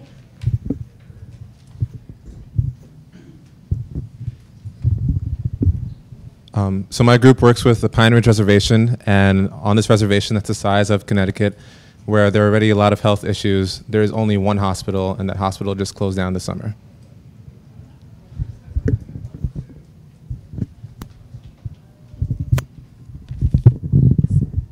So now the rest of you will have one next year, now that you know that it's important. Yes. And obviously those are important, right? Now I know that there's only one hospital, and actually now it's 0 hospitals, in 443 million days that are missed, right? Those are really big, important stats that are driven by data that help people say, wow, this is a huge issue that I should be focused on. Next year, we do a competitive analysis where we look at other organizations who are focused in the same cause space. So for example, for I Heart Dad, we look at the American Heart Association, right? They're known for dealing with this issue, and they're huge. And so we're seeing sort of what things they're already doing, and this provides us with the ability to see what spaces we can actually fill. As experts on teenagers, where can teenagers help with this issue? Not just necessarily, you know, what's the issue and what can be done. It's really what our specialty is and what we can fill. And then we're ready to sort of start thinking about the potential calls to action. So you might initially want to say, oh, I know exactly what I want to do. This is what I want people to do. Here we go. But before you do that, again, getting those key facts and really seeing where you can fill this space is really important. Also just learning from these experts. So, you know, the American Heart Association, again, to use this example, they are really experts in this space. They're really seen as legitimate, and they have really updated information because they have scientists and data people doing this research for them all the time. They know exactly the most updated information, better than Wikipedia, better than, you know, I don't know, myheart.org, which is probably not even real. So, you know, getting the real information out there is important. You want to make sure that you're getting the right information that you're going to teach to other people because you're the expert here. And just gathering best practices, actually really interesting. I was talking to Alyssa the other day, and she was saying that for a long time when we were starting to run our campaigns around sexual assault, we were calling people victims for a long time. And we actually spoke to an expert who said, no, the correct term is survivor. And we don't want to call people victims. That's negative and can be really offensive. So it was obviously very important for us to have that call before we, you know, gave this messaging out to millions of people across the country. And then also you have the opportunity here to partner with similar organizations. So if you're focusing on heart health, you know, you might want the American Heart Association to partner with you and push out your content, but even us at DoSomething sometimes have trouble getting that to happen. So you have to be kind of realistic and look at, you know, other local organizations or small organizations who are doing similar things to you and say to them, reach out and say, hey, we're doing a kind of similar thing. Maybe do you guys want to partner and do this together to be an even bigger presence in the space? Or, you know, can we just share our content back and forth and, you know, we just learned this really amazing thing. Have you guys heard about that? And they'll say, oh, actually, we just found this more updated information. You guys should really be using this. And it will also help you later when you guys are trying to promote your event or promote your project to reach out back to them and say, hey, our event is happening really soon. Would you guys mind posting on your Facebook, or would you guys mind, you know, putting it in your newsletter? So creating those partnerships, although it might seem like you're kind of competing because you're doing the same thing, it really comes down to that you both want to have an impact in this cause space, and the more, you know, that people you have around this space, the better it will be. Cool. So you now know who your audience is, you know how you're going to reach them, and you know your stats, you know the issue, you've spoken to people in this space. Now you're trying to figure out how exactly to make this successful. So we're going to start to dive into what that is. We've narrowed it down to 6 things that we've found really helpful at DoSomething in creating a campaign that sees success. And those 6 things are a clear call to action, a strong team, a timeline and checklist, consistent brand tone throughout from start to finish, generating good buzz, and then public successes, so sharing your wins. So the first thing is a clear call to action. This is the look that you're trying to avoid. Her hair looks incredible, but her face is super confused. So the idea here is that you don't want to confuse or overwhelm your audience. You want to make sure that they have one really simple, clear call to action. They know exactly what it is that you're asking of them. You don't want to overwhelm them with 15 different choices, 8 of which are really difficult to do. The thing here is you don't want to propose on the first date. You want to let them date you, you want to let them get to know you, and as they start to fall in love with you and figure out what it is that you're all about, they're likely going to want to engage on a deeper level, and that's an appropriate time to give them more steps to take when they're already in a spot where they want that. You're not pushing it on them in the beginning. Let them get their toes wet, let them figure out what you're all about, and then they'll want to engage on their own. So the challenge here and the way that you can sort of check yourself is, can you make the ask in one sentence? So I know that it's difficult and it's really tempting to be that clingy first date because you want to ask a million things of them, because generally it's not just one thing that you want to get done. But the idea is to create that small ask, that low-hanging fruit, to give them a really easy win up front. If the first thing that they've done with you was simple and they were able to attain it really easily, they're likely going to have a positive relationship with whatever it is that you're doing, and they're going to want to continue to do it because they know that you're going to set them up for success. So you can do that in a lot of ways. It can be as simple as share this, read this bio, send this stat to 5 of your friends. Again, just simple, very clear. They know exactly what you're asking, and it allows them to get to know your brand, your cause, sort of on their own terms. So does anybody here have a good first ask that they can make us in one sentence? It is Steph. Nobody wants to use this platform to ask people in this room to do something? Okay, go ahead. Sarah has one. I'll do one. So we're currently running a campaign called Thumb Wars, which is about texting and driving. So my ask here is to say, sign up online at thumbwars.org to get 2 free pairs of texting and driving thumb socks to share with your friends to teach them about the dangers of texting and driving. Simple. Beautifully done, and now you're all gonna go do it. Oh, the next thing is supposed to be a really adorable GIF of what? Oh, did you have one? Or what are you pointing at? Oh, I was gonna say one. Go ahead. This is when the peanut butter jelly slams won, and it was, can you help me carry 30 jars of peanut butter down the block to the local pantry? Perfect. You made that really easy for me, and yes, I would love to help you carry 30 jars of peanut butter down the street. So great, that's a perfect example. Super easy, I know exactly what it is that he's asking of me, and he's likely gonna get me to say yes because he's not asking for this big, wanna help me do this giant thing that you don't know about? Awesome, 30 jars, carrying it down the block. So yeah, this was supposed to be really adorable. It's a little boy and a dog sort of helping each other out, and they're both scratching each other's bellies and backs. It's super cute. So I wish that it worked, but we could act it out, but it would get weird. So the idea is that teamwork does, in fact, make the dream work. So we talked about having a strong team. That was the second bullet on that list. But who do you include on that team? Who are you recruiting? You want to start with the head honchos, the higher ups, because you're likely going to be doing this thing in your community. You're going to be marketing, you're going to be hosting events, and they're going to take place in your school, in your community centers, in your churches, in your temples. And behind all of those institutions are people who run them. So it's important to get their sign off for 2 reasons.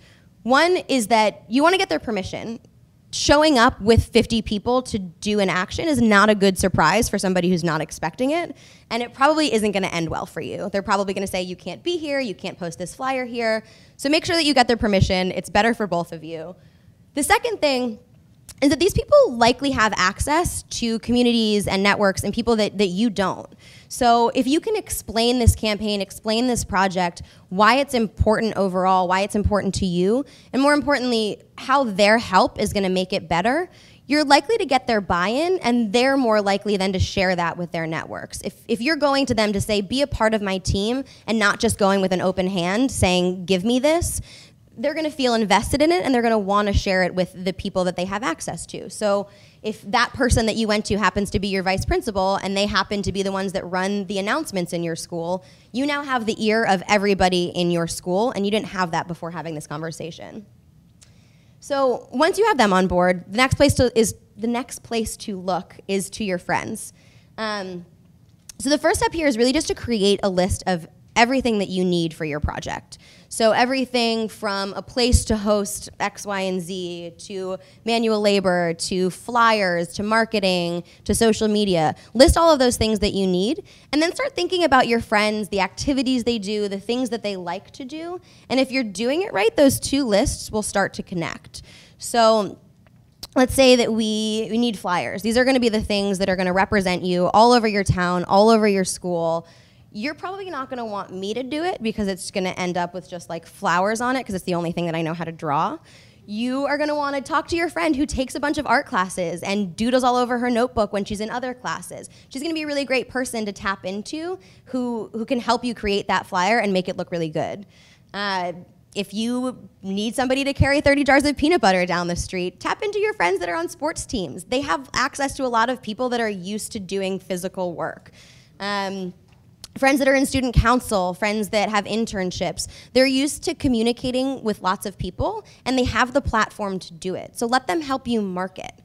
So the idea is really just to create this team where people are doing things that interest them and that they're good at. So you're gonna have a team that's more efficient, that's more hardworking, and just happier overall, and that's never a bad thing.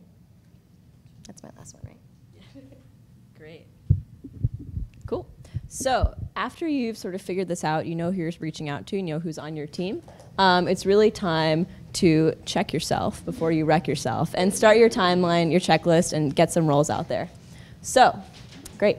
So the first step here is really assigning roles to these people. And like Alyssa was talking about, this will probably happen pretty naturally. So the people who are great at art will naturally want to do the flyers. So great, you're doing the flyers. So at DoSomething, we call these people quarterbacks. And forgive me here, guys, I'm not a sports person, but quarterbacks, the people that are in charge of the play, they get it going, and they're just the stars. So people who like sports are laughing at me, but it's fine. So quarterbacks are in charge. Quarterbacks are key here because these people are really going to help you and take the way and be the people who are in charge of these different assets, right? So although this is your project, this is your baby, and this is something you've been working on for a long time, you have to trust that these people are going to be really good at what they're doing because you've given them really clear instructions and they understand your brand tone, they know exactly who your audience is, and they know exactly how to market to them. So not being afraid to let go here is really important. You might want to kind of micromanage and check in and say, hey, how's that blue flyer going that I hope you're going to make? But really letting them do it so they know what's going on. It really gives them a sense of autonomy, which is great. But also remembering that you are the overall project manager here. So making sure you're following up with them, making sure these things are happening. And this will come in later when we talk about a timeline and a checklist and really checking in with these people. And last year is just recognizing your team. Alyssa's done some really great marketing work for me. I shouldn't just say, yeah, how's it going? Great, do it, okay, thanks. I really should say hey, Alyssa, thanks so much for helping me out. You're really helping to impact a cause. And you make her feel really good that she's helping you out because she's doing an awesome job. Great. So next here is setting up a timeline. So once you know exactly what people are doing, you should really set out some major milestones of your event or your project to make sure that those things happen. So that might be from, research phase to, planning, to setting up the timeline, to marketing it out and having your event. But those are huge milestones, right? If I go to Alyssa and I say, hey, Alyssa, take care of my marketing, okay, thanks. She'll probably be like, okay, see you in a few months. I don't know what I'm really doing here. So setting some reminders and check-ins with her, maybe it's weekly. Maybe I get my whole team together and say, every Monday afternoon, we're gonna meet and sort of see where everybody is, what people need to do, and sort of what's missing here in our plan. But also building in some time here for delay. So, even though you're gonna make this awesome timeline, you're gonna have huge milestones set out, there's gonna be a little bit of delay, because there always is in everything, right? Somebody gets sick, something weird happens, building in that time to make sure that once that delay happens, you're not surprised and then sort of put off track. But going back to these milestones, so marketing is huge, right? Making the flyers even is huge. So let's take that example. To break that down into smaller parts, what do you guys think would be some ways to break down flyers into sort of a small checklist of things to do? Rochelle. Great, since I'm an artist. You would definitely start with your layout, do some color theory, depending on what you're doing. Definitely check your fonts. It's all a visual thing. You have to feed the eye to what you are trying to get across. So just be little things like that to build up the flyer, just like building up a website. Right, so not just flowers. Not flowers, and a piece of advice here is that if anyone needs flyers done, you should definitely reach out to Rochelle because she knows what's up. Yeah, Kaylin, you want to add? When, where, what, who? Yes. That's essential.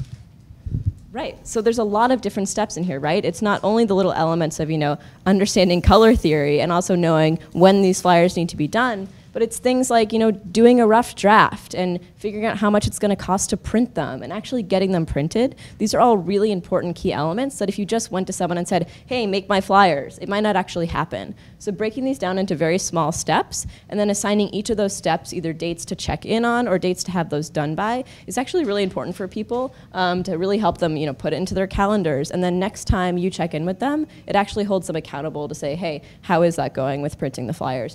Where are we at with that? It's helpful in terms of the overall organization. Great.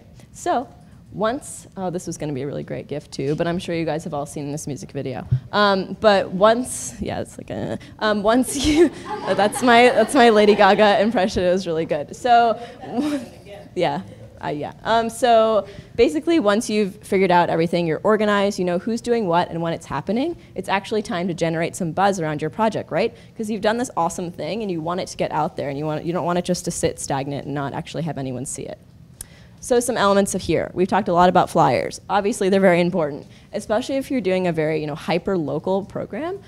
Getting those flyers everywhere where people are going to see them who want to attend this event or do this project is super important. So flyering your school, obviously checking with those supervisors was really helpful a while ago. So now you can put up 5,000 flyers across your football field is really important. But obviously elements of flyers, making them big and colorful and exciting, sure. But really important elements here, actually like Kaylin was saying before, is incorporating when, where, when stuff's happening, where it's happening, your personal contact information in case people have questions, and I'm sure that they will. But also incorporating this key stat back in, right? So we've done this research in the beginning. It wasn't all for nothing. We're incorporating this stat into the flyer so people can quickly and easily say, oh, that's the problem. That's why this is so important. It's a tangible stat that I can understand, and yeah, I should probably go out and help. Or even, like Kaylin was saying, 30 jars of peanut butter, right? Okay, that doesn't seem too bad. I can probably do it, as opposed to just, come help me move peanut butter across my town. That's hard. So that's really important on a flyer. Again, since maybe you've reached out to your vice principal and they're cool with your project, they can announce it on the school's PA system, right? You have that access, so you should utilize it. Maybe you should reach out to some clubs that are in your school. Maybe they're doing a similar thing or they're aligned with a similar cause space as you to say, hey, do you guys want to host like a co-event, or do you want to help me push it out? Maybe they have some access that you don't, that you can utilize there. Obviously social media, so you guys are clearly all over it. So using that as a platform. And you have your own personal pages and your personal followings, but maybe creating a presence for this program, this event itself is important here. So obviously if you're running an event, creating an event for that, inviting all your friends, it's for a good cause. They should do it if they're your friends. But also, maybe it's creating a page that's just for your cause space or just for your project that people are constantly following and getting information about this cause that maybe will lead to an action later, but it's sort of building them up and getting them ready for that. So at DoSomething, our following on social media, we know that they love handwritten notes and sort of really cute pictures. Mostly it's just me liking all the kitten pictures and things like that. But for real, we know that they really like this kind of stuff. So we're giving them that content all the time because they enjoy it. But we're always figuring out a way to incorporate that fun content that they like to make it apply to the things that we're trying to promote. So we always pick images and content that aligns with those campaigns, so that people will follow it and appreciate it, but also get the message across. Other things here, getting local press. If you have a local TV station, a local newspaper, getting an interview, getting a mention, just getting your word out there, super important. And generally, the press is willing to cover stuff like that, which is awesome. And then this is also a great time to loop back in those small partners that you were working with before to say, hey, my event's happening, could you guys promote it on your newsletter or in your social media? Because you've made that connection, and when they do the same, you're willing to do that. So anybody else, these are just our ideas. Does anyone else have any experience or any ideas with other ways they've used to promote a campaign or a project or to create buzz? No? Yeah? Sorry. Yeah, I've went to a lot of my city council meetings and being involved in the political component of in your town and getting the council people and the mayor and other departments aware of what you're doing. I think it kind of rolls into social media, but hashtags and T-shirts with just like what you're doing, because people like graphic tees and things like that. So.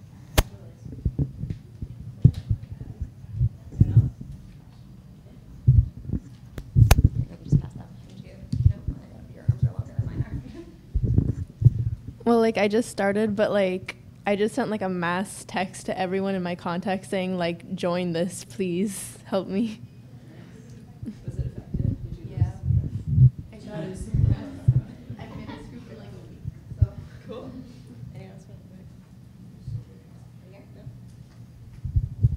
How would you suggest going about to contact the local press so that they are actually interested in what you're doing? Do you want to take that? Or okay. So it varies from town to town, but most of the time you can find their contact information on a website, and they'll have an email, they'll have a phone number.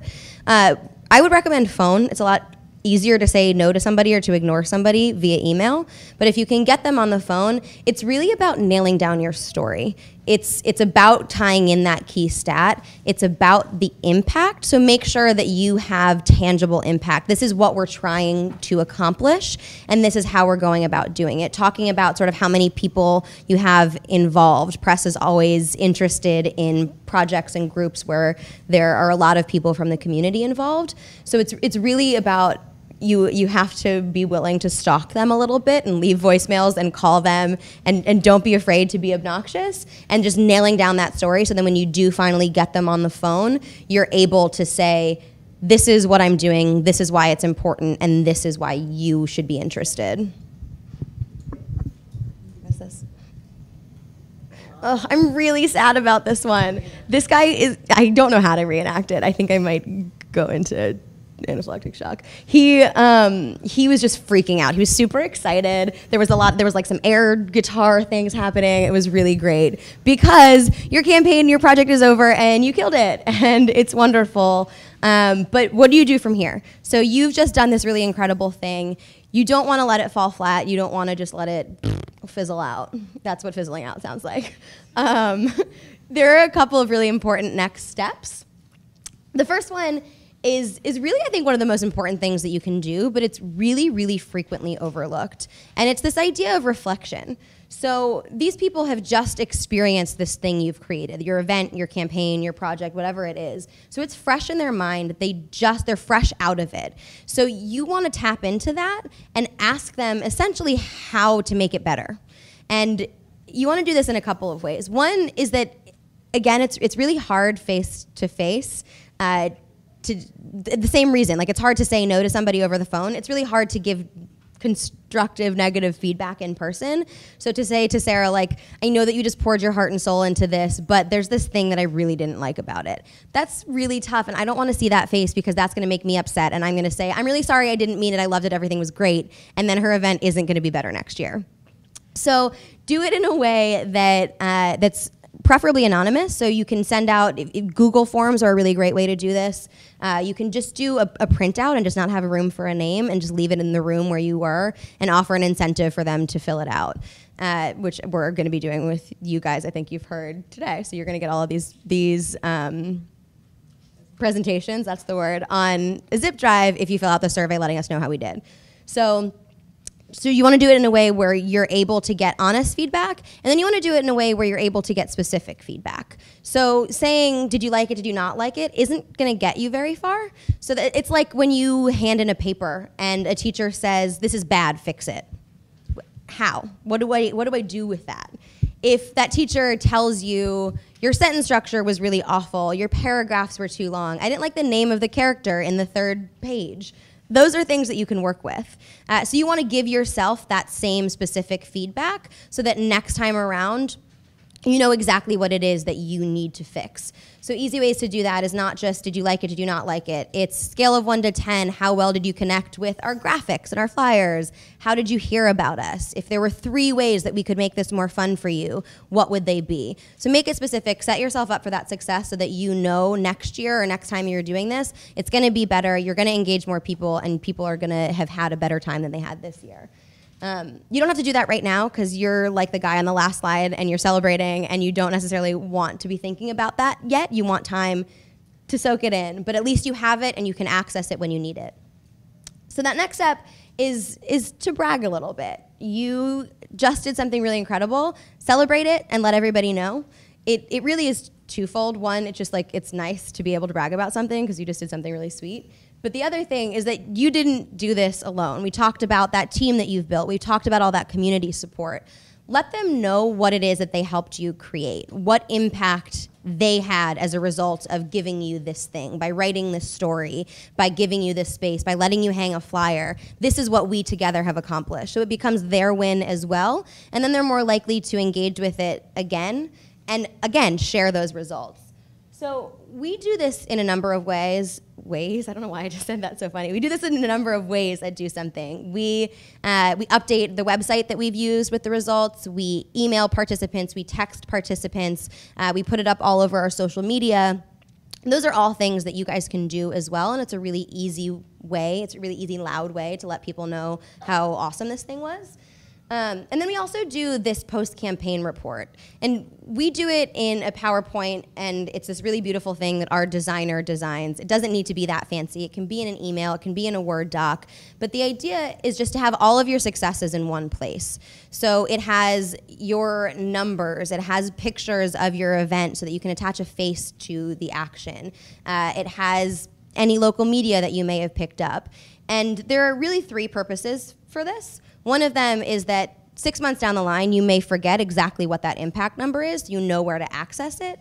The second thing is, again, to share it with those people who helped you out. And it's a really easy way for them to see tangible impact. They can access it whenever they want to. It's easy for them to share with their networks.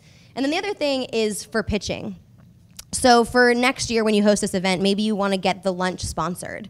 It's a lot easier to go to a local grocery store with this PowerPoint, this PDF, this email, whatever it is, to convince them to get on board, because you're giving them actual numbers. You're telling them that this is something that the community was involved in and that it's going to be beneficial for them to be involved because 50 people, 100 people from this congregation were really excited to help out, and this person and this person and this person from these businesses also helped us out. So by you putting by you sponsoring our lunch, we'll put our logo on, or your logo on our flyer, and that means something.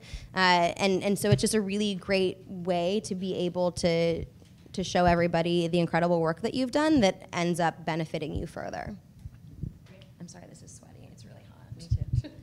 I think actually we're about to go into the 5 main takeaways, but I think maybe even more beneficial before we do that is to ask people if you guys have any questions. Then afterwards we can just wrap it up. Does anyone have any questions for us about running a cause campaign start to finish? Really? Yeah. Actually, a good question. Go for it. You said finish. Yeah. Do you ever finish? I like that question a lot.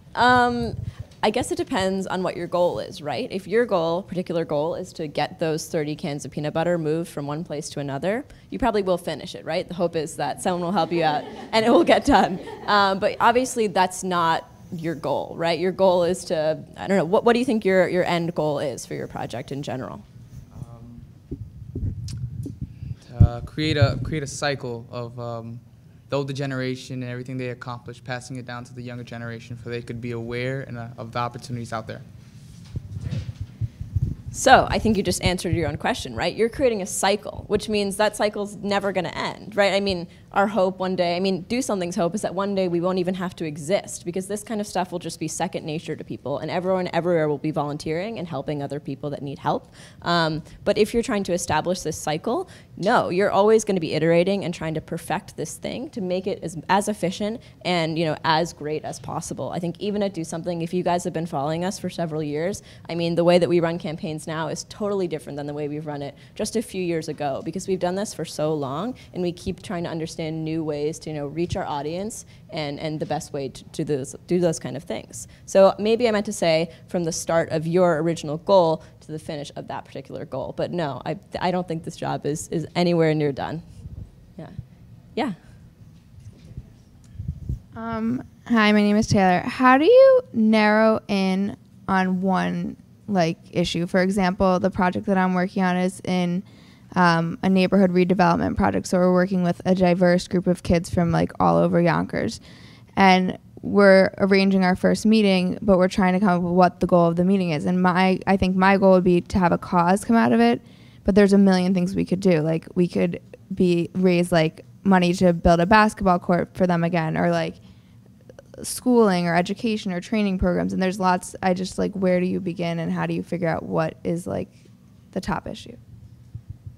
Yeah, so I'll give you guys a really good example, actually. A long time ago, we wanted to figure out a way to deal with youth homelessness and how to fix that issue. And so initially, you guys can just call it out and I'll repeat it, but what do you guys think are things that young people who are experiencing homelessness might need or might want? iPhones, yeah. Anybody? A home, right. You know, people have said food, different things like that. But what we actually did is we called up these shelters and we said, what do teens actually need? You know, and if we had access to these actual teens who are actually experiencing the homelessness, we might have asked them as well, you know, what do you guys actually want?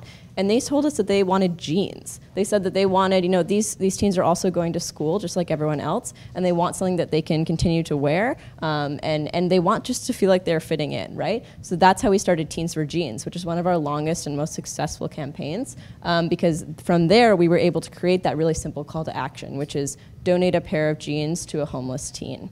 So really, I think asking your audience what they want. So maybe bringing in people from that community and saying, what do you guys really need? What do you want? Do you want a basketball court? You know, do you want after-school activities? Because just kind of assuming, or just even from, you know, looking around and kind of seeing what you think might be the problem isn't ever going to be as effective as actually understanding and talking to these people and seeing what they really want and need.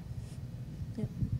I think that was a perfect answer. But it also ties back to that idea that you can make secondary asks.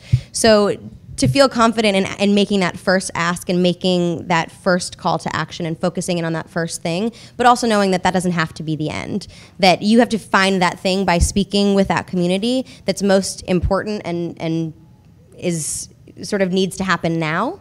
And then once you've accomplished that, yes, you finish that goal, but again, it's not done, and you're able to move on and sort of create this list of things that you do want to accomplish, but speaking with the community to prioritize that list and find out what is most important and what to ask first. There was up over here, and then we can pass it. I just wanted to ask, what are the biggest challenges in creating a cause campaign, and how did you guys tackle it? Like, for example, if you hit a wall, or you know, how do you get people to care, or how do you create social buzz and things like that? Thank you. So I think there is similarity in that answer, and a lot of it is in talking to the people that you're trying to target. So we're really lucky. We have access to our audience pretty much all the time. So we will survey our Facebook users, we'll tweet things out, we'll email things out. We also have a youth advisory council who they know that these questions are going to be coming to them. And they have this spot on this team sort of to inform us of what's relevant to them, what kind of language to use. So it's really, really important to just keep a pulse on your target audience to figure out what is relevant and how they do like to be spoken with. And when you tap into, again, to something that they already care about or into a communication style that they're already comfortable with, it's way easier to come in with your message because you're speaking their language and you're in a place where they're comfortable. I don't know. And I mean, I think if you're going even far back as content creation, I mean, we work on these campaigns for months. And you know, sometimes we do this research and we do a million issue briefs and we talk to a million organizations and we think of great ideas and then we bring them to the team and they're like, probably not. Or we bring them to that audience and we say, what do you guys think of this? Would you guys want to do this? And they're like, no, actually, that's really outdated and weird. So, you know, and that's okay. And then we realize that we need to go back to the drawing board really and say, okay, like Alyssa was saying before, what is our one sentence call to action, and who is our really, really succinct target audience that we want to target? And then going back to what we were just talking about before, is that reaching back out to those people, like Alyssa was saying, and saying, what do you really want, and how can we help you here? And then again, just keeping it on brand and making it seem like something that your audience wants and that you would want to put out to the world. But the bottom line here is just, it's hard and it takes a lot of time, I'm sorry. And don't feel down if you're not getting it right away, because it does take a long time. We definitely have a lot of things that haven't come to fruition yet, because everybody hits walls. I think one of the best things to do, and it's really just simple, is changing your environment. We are in our office all the time, and it's a really fun office, and it's open, and it's great, but sometimes it's important just to take a walk. I was working with a girl who used to be on the campaigns team, and now you guys all get texts from her, Alicia, and we were trying to come up with a campaign for going back to school for bullying. Couldn't think of anything. We were like, let's go to the library. Let's just take a walk. Let's go to the library. And it was on the walk to and from the library that we came up with that idea. Ben, who's in the back, who's been doing the live stream, actually does a really great job of this. When we're sitting in meetings and we're brainstorming and we're not getting anywhere, he says, get up, we're switching seats. And even just switching around and getting the blood flowing can be a really great way to sort of re-energize and think about things in a different way. So when I first founded my nonprofit, it's called Just Save One. We were thinking of one project at a time, one person at a time. So we helped the community by providing them with water to drink. But what we didn't realize was after providing the students with water, you'll have an influx of students from home to school because that's the only place there's water. So once they got to school, the principal was like, now you have them here, now look at them. Some of them don't have shoes or uniforms. How will you help us help them? So now for our one statement mission, it had to change really quickly because we didn't know if our mission statement that we're trying to provide water was really connected to providing them with shoes and uniforms. And then after providing them with water, they started planting their own crops and then selling their own crops to the community and feeding the children. Now it's just that water, it's water, uniform, and food. Now after that, they also started employing people in the school. Now this was a problem for me personally because I experienced the issue of water personally, but the people in my group really didn't have that experience. So I had to convince them that our mission now has to change because now we'll think of one project at a time, one day at a time, one person at a time. But if you ask any of my group members to explain it in one sentence, we have a big problem because we have the results, but we really don't have one sentence to actually encompass everything that we have done. It's really tough. So I think the idea with the one sentence ask is that it doesn't necessarily need to encompass everything that you do. The ask is really just to get them in the door. So if your ask is to read our bio and to share it, that's a one sentence ask that doesn't have to explain that you're giving food and water and uniforms and all of these things. Definitely, I mean, you want to keep your mission statement simple, and you want your team to be able to explain that very simply so that people can digest it very easily. But that one sentence ask up front, I think the idea there is just to have an action that's simple and easy to take, but doesn't necessarily need to describe everything that you're doing, because most people, I think, would have a hard time explaining all of the work that they're doing just in one sentence. I don't know if that's helpful at all. Do you have anything to add? Perfect.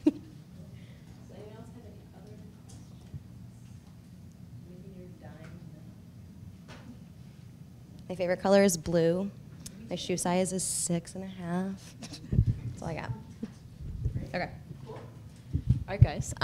So I guess we'll just wrap it up from here. So really, I hope you've learned a lot, and we both hope you've learned a lot from this presentation, but some main takeaways from this are right here. So obviously, knowing your issue, super important. I'm very confident you guys are all really experts in what you're passionate about, but there's always more to learn. So, finding those key stats is super important for people to be able to tangibly understand your issue really quickly. And if those stats are data-driven, so they have some sort of number behind them, one, they seem more legitimate, and two, it really helps to sort of understand the scale of the issue and then the gravity of it. But this is also, learning from experts. So looking at those large organizations and finding the most updated information, and then reaching out to smaller partners to say, hey, can we cross-promote? Can we share? Maintaining a brand, obviously. So creating your one small audience, as we've been talking about this entire time. You're not trying to reach, everyone in New York City, because all those people have very different backgrounds, very different interests, and just very different ways they communicate. You want to reach out to, the 15-year-old girl who lives in Harlem and, loves to watch Nickelodeon, because you know exactly who that person is for the most part, and you know how they like to be communicated with. And also creating this very clear call to action, as we've been talking about this whole time, trying to get your call to action into one sentence, and it might not be your entire goal, and it might not be, your whole plan for this whole project, but just getting people in the door so that they know kind of what you want and what you're about is really important. Like we've said, reaching out to those other people. So hooking up with your administration and saying, hey, can I hang these flyers here? Can you help me, promote this in school? Reaching out to your group of friends or just other people who might be interested, and finding those strengths, creating that team of people who are really going to help you. And then assigning those people to be quarterbacks and letting them have some autonomy over the project. Not only will that give you more time to sort of plan the whole thing and manage it, but it'll also just make them feel really good that they're utilizing skills that they love in a really great way. But also following up with that team, being really organized, creating a timeline, and breaking down those big milestones into small checklists of things you should get done quickly and efficiently. And I think that's pretty much it. Oh, yes. Great. So if you guys do have any questions that come up after this, feel free to contact us. We're always available via email. And yeah, thanks so much for coming, you guys. We hope you learned a lot.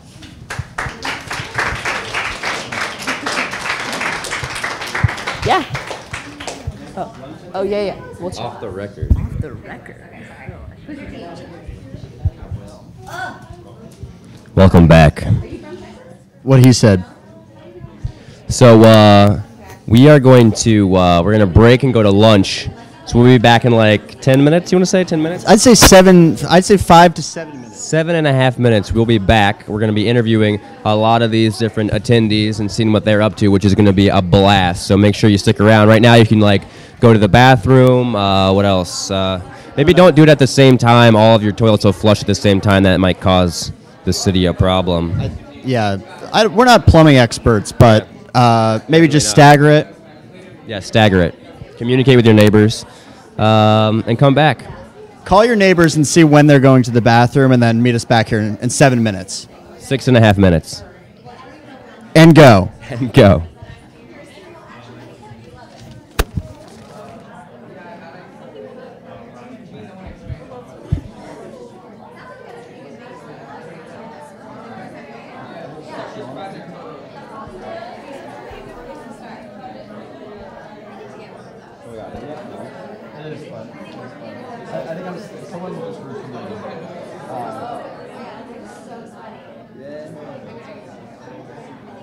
I think I'm still.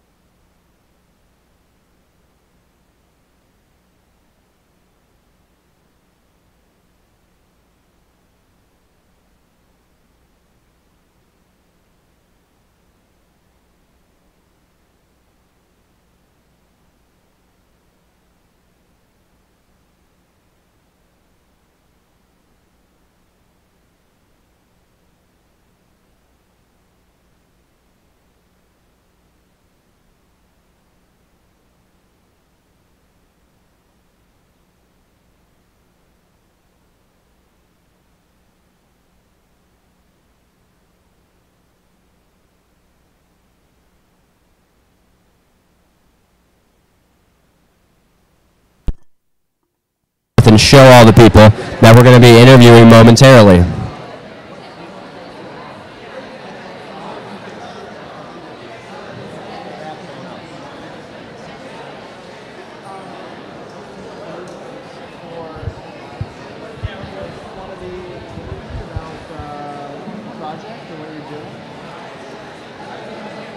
I know. We're on camera. We're waiting to get some people to interview.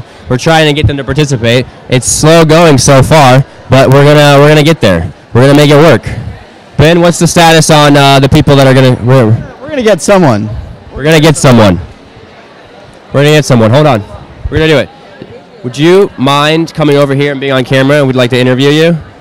Get over here. Okay. Oh, here we go. You'll be up next. All right. Wait. You'll be up next. Enjoy your sandwich. You'll be up next. No, we got you. We've got you. You're on live right now. Get over here. What is your name? Oh my gosh.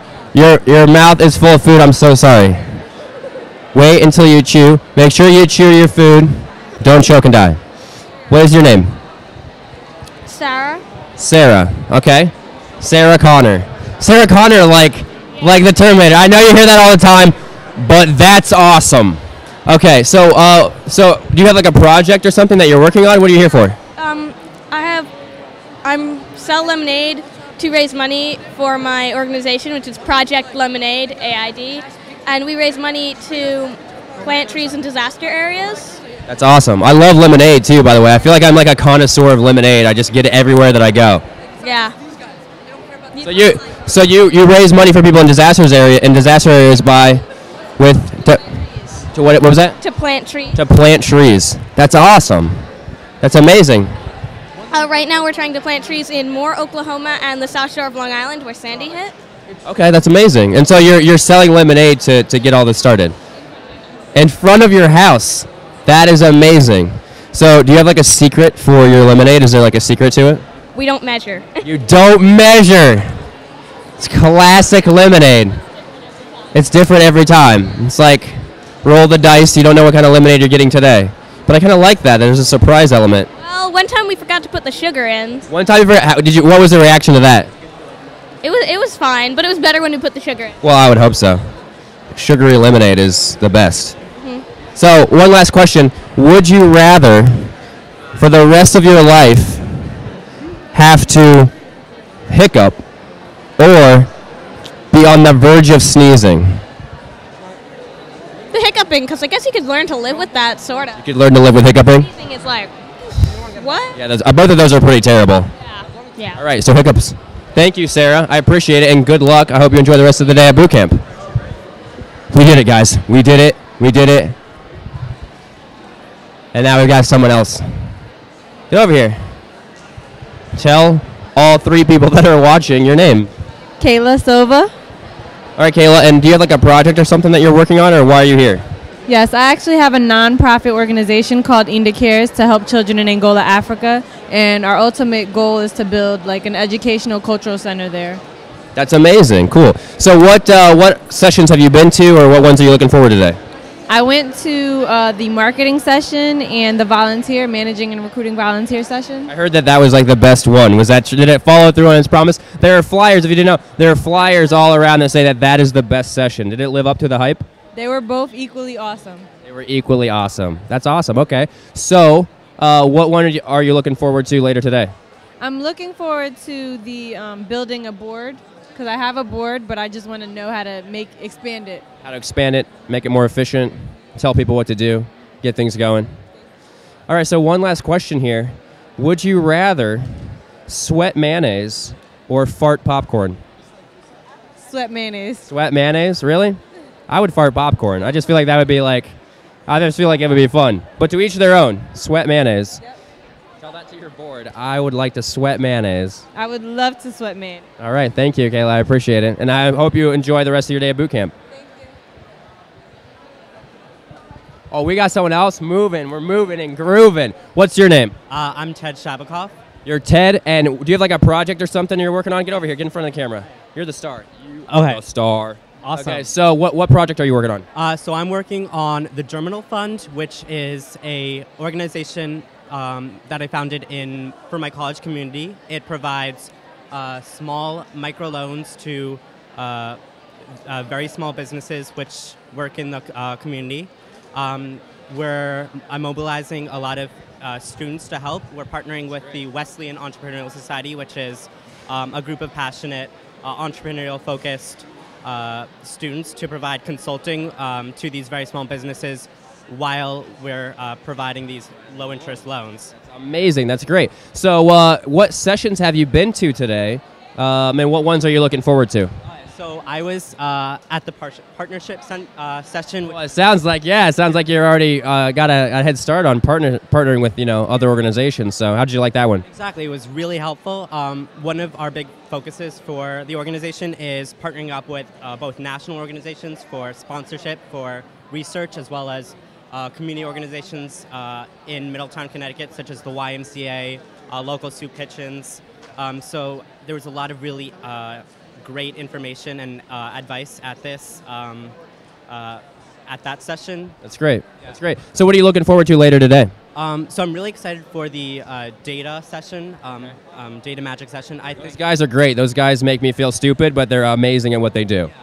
Yeah. And one of the things I'm looking forward about is how to measure the impact of the non-for-profit, because since we're going to be providing such a specific service, it's going to be really important to see how exactly it'll benefit, and really using facts and figures to be able to measure our impact and to be able to do better in the future. That's right. You're going to learn a lot from those guys. That's what they're going to hit on. They're great. So one last question, Ted, is would you rather live for 1,000 years or live 10 lifetimes, each 100 years?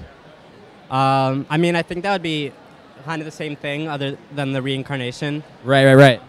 But I think it would be pretty cool to live 1,000 years. Live 1,000 years. You could just learn from your mistakes and keep on. Right.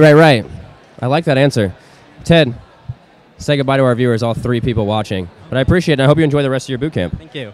Good one. Who's next? Who is next in the line? What is your name? My name is Ibi Ronka.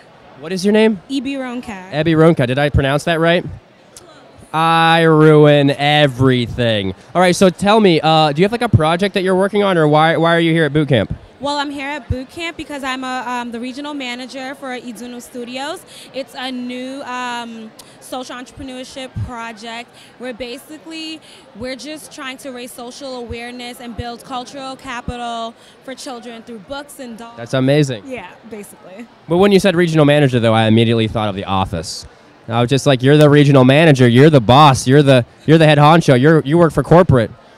Say all of that.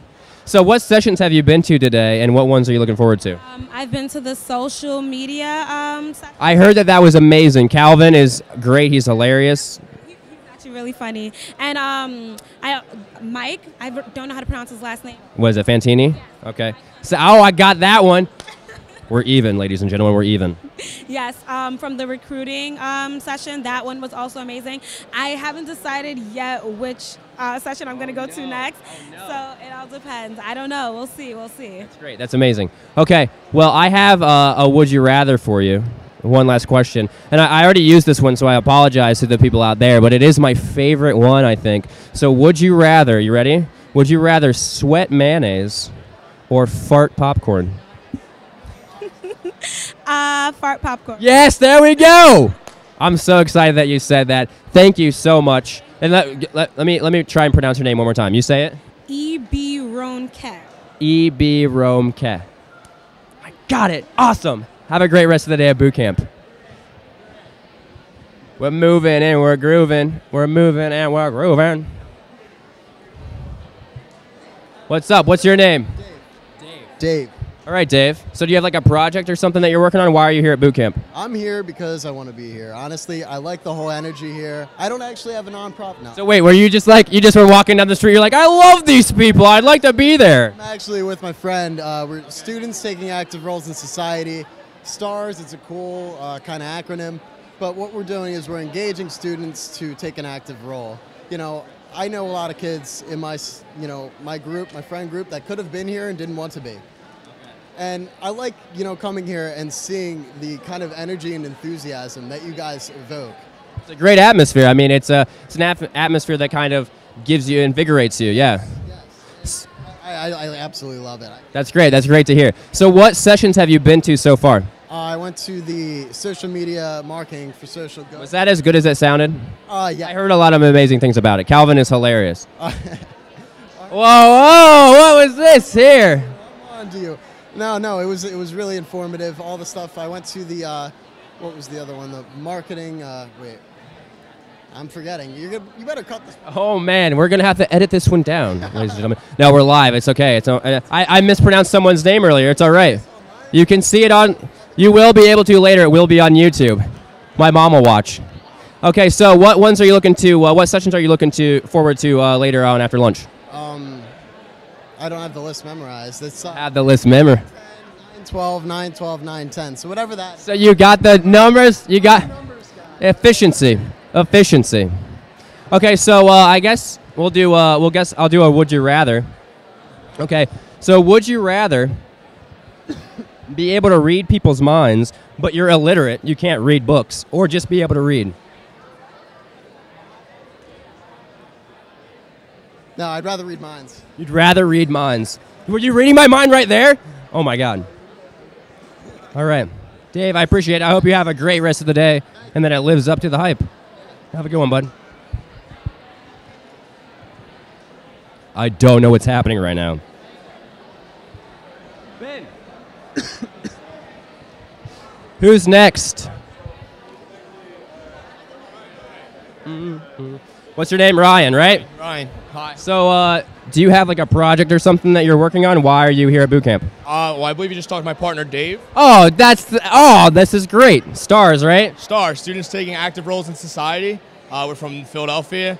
We have about 100 kids down in southeastern PA working with us. I'm networking with people nationally, Idaho, Minnesota, Maine. Just pretty much getting people to do something. Using the core motto that we have right here.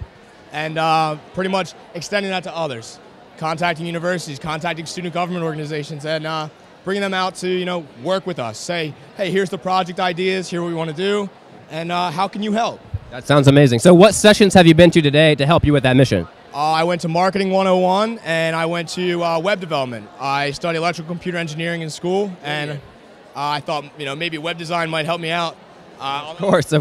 I mean, I definitely are a little advanced, but I heard some new secrets, some free websites, so it's great for a nonprofit if you don't want to spend any money. Right. And marketing taught me all about how to use Facebook, free marketing, using your assets when it comes to your friends, using your companies to give you money, and marketing yourself because you are the value piece. So well, I feel like you need to lead a session right now. You're invigorating me. I'm passionate. Passionate. That's awesome. So what session are you looking forward to the most after lunch? You know what? I think I want to pitch my story. Because I like talking about what I do, because I love what I do. That's why I do it. So I think really talking to others about who I am, why I am, and I think that's my favorite part because I get to say why I do what I do because I love it. That is awesome. I appreciate it, man. I hope you have a great rest of the boot camp. Thank you so much. Nice seeing everyone. Right, there's probably like 3 people watching, but it's okay. My mom is, hey, something. Have a good one, bud. Where's our next person? I don't know what to do, so I'm just gonna dance. I'm sorry if I coughed into the microphone at one point because, I guess I needed a glass of water or something. So, that's how that went. You wanna come over here? Hey guys. Hi, this is Farah. Hi Bryce. I just introduced you. Oh wow. Okay, well hold on. Let's do this real quick. Sorry. So tell me about your session. I think it was actually live streamed, so people already watched it. Well, I just want to say, I won't bore you, but I just want to say thanks for watching, and I hope you guys learned something. That's great. These chocolate chip cookies are amazing. I haven't gotten one yet. You have to rub that in my face. Okay. Come on over here. What's your name? Hey, what's up? Kimberly Rodriguez. Your name is Kimberly Rodriguez. My name is Bryce. So do you have like a project or something that you're working on? Why are you here at boot camp? Yeah, absolutely. Actually, I have a group of people with me that we're working on. There are these different cultural studies programs throughout the city based in City University of New York, where I go, CUNY. And what we want to do is we want to build like boot camps, kind of like what we have here for students in these. So you're a copier is what you're saying. Well, what can I say? Like, this is an amazing opportunity. It's an amazing, like, chance to, like, learn and connect with people that are interested in the same things, like, are trying to do the same things we are. So definitely. Right, copier. You're a copier. I get it. So what sessions have you been to already this morning to help you with that cause? Yeah, well, I went to the PR and marketing, which was great because I learned the difference between marketing and PR, right? Which I had no idea. Like, I just Wikipedia'd it. I don't know. Like, I had no idea. And then building a website, of course, was extremely useful. Is that like way over your head, or do you feel like those guys are brilliant? Those guys are like geniuses. So Crazy smart. And these guys are asking questions like HTML and like this code language, and I'm like, what are they talking about? But then they simplify it for you. And there are so many resources that you can use, like online, free and everything. It's just amazing. So do you guys have like a website, or are you gonna set one up now? Or? I think I'm gonna set one up tonight. There you go. So what session are you looking forward to after lunch? Well, I'm definitely looking forward to maybe like the public speaking one. You sound like you're great at it right now. Really? I'm like, please, it's crazy. Like, I'm so nervous coming up to this. Like, it's okay. I'm looking forward to that. And the pitch, like the speed pitch. Right, the speed pitching at the end of the day, that's going to be amazing. We will tell you more about that later. Spoiler alert. Hey. Yeah, so you're going to participate in that? Yeah, absolutely. It's going to be a lot of fun. I will be, some butt by the time. Kicking some butt. So I guess here's a question for you. Would you rather have a belly button that's like 10 inches long and sways to the beat of popular music, or you have taste buds in your butt? I think I'm going to go with the belly button. Go with that belly button one? All right. Okay. People can see it. You'll be at the club like, I like it. Sorry. I'm hogging the microphone is what they said. I'm a microphone hog. Is there anything you'd like to say to them before you go? And you go off to copy our boot camp model and have some guy that looks like me in a backwards hat giving interviews to people? Yeah, just don't let the guy with the backwards hat hog the microphone. Okay. See you later, Kimberly. Have a good one. Thank you. Thank you. No, dude, how about Ben's going to come in and interview this guy because I'm a microphone hog. Now, I'm also going to get a glass of water because I think that I coughed a couple of times, and that's just annoying. So here you go, Ben. Ben Kasoy taking over for Cottonmouth Matthias. Come on over. We have Isaac here with us. Isaac, why don't you introduce yourself to everyone? My name is Isaac Wilkins. I'm from Plainfield, New Jersey, representing the Youth Organization for Unity, founded in Plainfield in 2010. A nonprofit organization standing on the pillars of peace, prosperity, and unity. So yeah, that's me. And what does your organization do to achieve peace, prosperity, and unity? Well, we're advocates for the youth attending city council meetings and working on our political initiatives. We also offer job opportunities and internships for youth, such as in the media and the press. And we have a local paper that we also do opportunities with that. And we also have our annual youth summit where we had about approximately 1,000 people come out and participating in opportunities and workshops such as Civics 101, sex education, and things of that nature. That's amazing. You had 1,000 people come out? Yes, we did. Yes. So what inspired you to start the organization? Well, in 2010, the incline of violence in our area was it was higher than the New Jersey violence, and I think that was why we saw a lot of our friends that were being affected by it, and it said we have to do something about it, and that is just the passion to say that we're actually making a change in our community. So that's it. And do you feel like you've been able to make real change? Absolutely. If you look at the statistics, in 2010 it was 610 murders per year in our city, and it decreased to 511. So I really feel like it's a citywide movement. We're getting people, excited and just ready, and I feel like I'm making a change. I'm really proud of my organization. That's amazing. That's absolutely amazing. So what brings you to boot camp today? Well, my friend Sonia Herman, who came here last year, she told me about it, and it's a great place to network, to meet people doing a lot of different things. Some people doing the same thing as you, and I just feel like we're all trying to change the world in some way, and it's a great networking opportunity. Absolutely, absolutely. What's been your favorite session so far? The one I just came from, which how to plan a campaign, and the perks and the ups and downs, and just basically how to be effective, and that's what I liked about it. It's very good. One last question for you, Isaac. What is like, you get to choose one breakfast to have for the rest of your life? What breakfast do you choose and why? I would have to say fish and grits. Fish and grits. What kind of fish? Whiteys or porgies. I like whiteys or porgies. You heard it here first, ladies and gentlemen. Fish and grit every day. You can have fish every day for breakfast. Every day. It has a lot of protein. It's good for your brain. Oh, it's good for you. Yeah. I don't really consider fish a breakfast food. Why not? Why? What do you like to eat for breakfast? Pop-Tarts.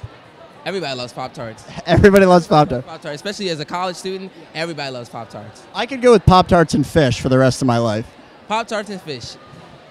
As long as you have a mint afterwards, your breath probably will sting a little bit, you talk to people, but I think that'd be good. Pop-Tarts, fish, and mints. Part of this complete breakfast. Isaac, thank you so much. Thank you so much. Have a great day, all right? All right. Well, ladies and gents, this is the first time I'd heard of anyone ever having fish for breakfast. Have you ever had fish for breakfast? No, that's great. This is great. Are you ever had fish for breakfast? I haven't had fish for breakfast. Like, not even like a fillet of fish? No, I don't think so. I don't know. I haven't. But Isaac, the last gentleman we interviewed, said if he could have any breakfast for the rest of his life, he would have fish and grits.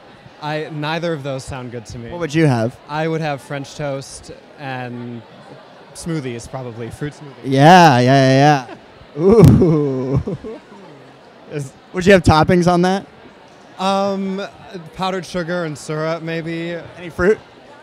Well, I could put the fruit smoothie on. Oh, are you gonna put your smoothie on top of it? That's gonna be. I've never tried that before, but now That's gonna be a soggy for breakfast.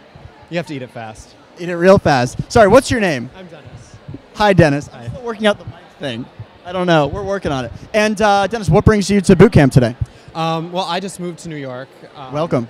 Thank you. And back at school, I went to Michigan State. I had a organization that I started called Touch Your Soul Productions, and we do film and theater projects to promote social change. So I want to start that here in New York. So I'm trying to get ideas on how to grow my audience and make it a nonprofit and things like that. Absolutely. So you're a Spartan. I am. Yeah. My sister lives in East Lansing, so. Really? That's where I spent the last 5 years of my life. What do you know? So what kinds of things have you learned at boot camp today, and how are you going to apply that to getting your organization off the ground here in New York? Well, I learned a lot about online communications, social media, and like email and texting and things like that. And I found out about some free resources that I could use to send out emails and text messages. Ooh, MailChimp? Yeah, MailChimp. Yeah, Alicia swears by it and loves it, so It's amazing. I'm gonna try it out. I sometimes send MailChimp emails just to myself. Do you want to explain to everyone at home what MailChimp is? Sure. I've never used it, but from what Alicia told me, MailChimp is it's a free program that you could use that kind of customizes emails, so you can have a template and send it out to everyone who's on your email list to give them information, and it can personalize it with their name or only send it out to certain groups of people and things like that. Yeah, that's absolutely right. You can send really high quality and efficient and effective emails to many, many people. And it's all free, and DoSomething uses the service, and it's just awesome. Highly recommend MailChimp for easy online marketing via email. I'm on commission for MailChimp. Every time I mention them, I get $1.50. Oh, $1.50. That's more than. So what's the best online email marketing platform you know? MailChimp. MailChimp. All right. I want part of that $1.50. You'll get a cut. You get like 8% of that. You get like 8% of that. So in an ideal world, what does it look like? What is your, let's say, in a year or 5 years or whatever, your organization. What's it called again? Get another plug. Touch Your Soul Productions. Touch Your Soul Productions. You have a website? .com. All right. What does that look like? What is aspirationally? What do you hope to achieve? Well, I'd really like to be able to make have a space, first of all, for putting on shows and also screening movies. So in an ideal world, I would have some sort of place for screening and some sort of place like a studio. And then enough of a audience where we can get people supporting our causes and working with other organizations to create films and theater pieces that promote their causes. It reminds me, one of the Do Something award finalists or winners from several years ago, her name is Michaela Upchurch, and she has a theater group for young people with disabilities, and they're based here in New York. So afterwards, let me write down my email address, and maybe I can get you in touch with her because... Is that United? Yes. Theater United? Yeah, United Theater. Yeah. United Theater, yeah. So you know her? I don't. Somebody, it may have been you. Somebody told me about it earlier today. It wasn't me, but let's put you in touch. Okay, yeah. Cool. Thank you. Dennis, really good meeting you. Enjoy the rest of the day. Thanks. MailChimp. Go to MailChimp. MailChimp. Today's live stream is brought to you by MailChimp. Easy online email marketing for everyone. Yeah, I'm ready. I'm just doing a... Hi, Rachel. Hi, I'm Ben. It's so nice to meet you. Is she on camera? Can we see her, dude? She doesn't want to stand any closer to me. If I were you, I wouldn't stand any closer to me than that. Hi, Natasha. Rachel, what brings you to boot camp today? I am at boot camp because I work for a global health nonprofit called Unite for Sight, and I want to learn more about how to improve what we're doing and improve volunteer recruitment and just be a better program manager. Tell me a little bit about Unite for Sight. Unite for Sight is working to eliminate preventable blindness in Ghana, India, and Honduras. So we work with local ophthalmologists in those countries and sort of support them with money and volunteers to help them provide cataract surgeries to people who wouldn't be able to afford them otherwise. You'll have to forgive me. I'm pretty uninformed when it comes to blindness in those countries. Why is it such a big problem? It's a big problem because with a lack of ongoing eye care and a lack of money for eye care, problems get out of hand very quickly. So a cataract that could have been easily fixed gets mature and leads to blindness. And then if an adult is blind, they can't work, can't make money for their family. And these are already countries that are struggling. And then sometimes when an adult is blind, a child will drop out of school to be their guide and lead them around. So then you're losing out on educational potential.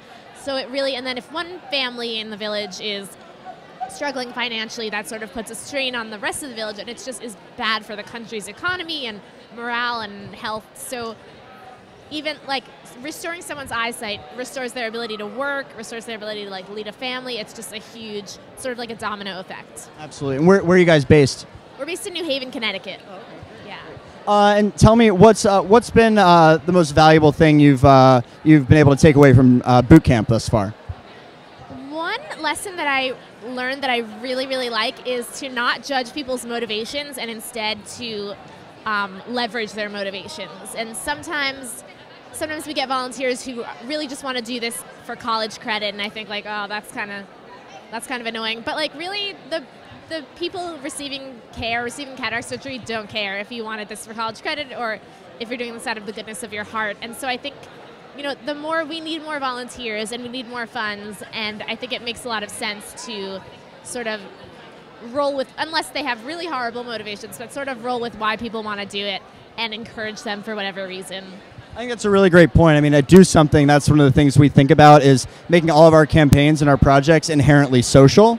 So, you have people who are going to be, we have what are called the presidents who are going to be doing a project or a campaign because they would have done it anyway. And then we have, the vice presidents and the followers who are maybe just doing it because their friends are. But those people, when they start doing something, even if their intentions are just to hang out with their friends or meet a cute guy or meet a cute girl, they realize, hey, this is something really valuable and important. So, great. So do you like, what'd you have for breakfast today? I had gluten-free oatmeal. Ooh, but it's such a hot day. I know, but there wasn't much other gluten-free stuff in my house. What do you put in it? I put nuts in it and water. What kind of nuts? Almonds. No brown sugar for you? You know, it had some brown sugar in it. It was like apple and cinnamon. This portion of the live stream is brought to you by Brown Sugar. Absolutely. Absolutely. No, thank you. Rachel, it was so nice meeting you. Thanks for chatting with me. And best of luck. Keep up the great work. All right. You see, folks, brown sugar is really the only appropriate sugar to put. That's a question I have for you out there at home. Why? Do you want another person interview? Or how much time do we have? We have 5 minutes. All right. Well, this girl has an amazing story. You should ask her about it. Let's do it. Okay. Let's do it. But the most important thing is that no one puts regular sugar in oatmeal, only brown sugar. If you have any ideas as to why that is, tweet at DoSomething, hashtag oatmeal sugar. All right. Hi, I'm Ben. Hi, I'm Rebecca. Rebecca, it's so nice to meet you. Welcome to boot camp. Thank you. What brings you here today? Well, I recently founded a nonprofit organization called Arts Healing Hearts. We bring arts programs to hospital patients in Toronto, Canada. So I'm here to learn, how to develop my organization and gain skills that will help me do that. And is that happening? Do we have time? Okay, I'm just going to keep going until they make me stop. So what's the organization called again? Arts Healing Hearts. Do you want to give a plug to do you have a website? We don't have a website. I do have a blog where I am updating about all our progress in the creation of the organization. It's creatingahh.wordpress.com. And once we're incorporated, we'll have a proper website. But for now, that's where you can find us and get information about what we're up to. I just really want to make sure we got that plug in there. Tell me about what inspired you to start your organization. Well, I was inspired by two very wonderful women, my friend Sabrina and a wonderful young lady named Lindsay. My friend Sabrina has a liver disease and has been in and out of the hospital a lot over the past couple years dealing with that. And Lindsay actually passed away from lung cancer 3.5 years ago. Both are very, very involved in the arts, and it kind of helped them to get through some of the tough times and kind of helped them to maintain a positive attitude. So seeing that, how that impacted them firsthand made me realize just how important it is for arts programs to be available to all patients, and I want to try and make it available to as many people as possible and give them that good experience as well. So. And what kind of steps did you take going from obviously traumatic events to having the inspiration, to having the idea, to actually making it come to fruition? Well, I think there just came a point where, bad things are going to happen in the world. Life isn't always, good things. And I think you just have to make the most of it and, take the bad with the good and learn from it and, turn the things that are, perhaps conceived as bad into something beautiful, kind of blessings in disguise, and use those opportunities to help others. So. What kinds of things have you learned, or do you hope to learn at boot camp that will help you in your organization? Well, Arts Healing Hearts is just in the beginning stages, so we're filing for incorporation and things like that and developing our programs. So coming here, I really want to learn more about program development and volunteer management and that sort of thing, so that way I can make the organization as strong as possible once we're actually able to roll out the programs and get people involved. Very good, very good. Well, thanks so much for taking the time and sharing your story. Best of luck to you, Rebecca. Rebecca, everyone. All right. Coming up very shortly, we have our lunch panel. I don't know if you can see. Everyone's eating lunch. Bryce, what's for lunch? I haven't had any yet. I saw someone with a cookie. Farah came over with a cookie. We're having cookies for lunch. We're having cookies, but I don't know where they're at yet. Do something that's really focused on physical and mental health, especially among young people. So we're serving cookies to everyone for lunch. No, they're all having like ham and veggie sandwiches. I'm just cookies on. I'm like Cookie Monster. Ah! Do you have any idea why people only put brown sugar in their oatmeal and not regular sugar? Are you asking me a question about cooking? We're going to go now. We're going to go. The moment where the lunch panel's starting. We'll see you soon.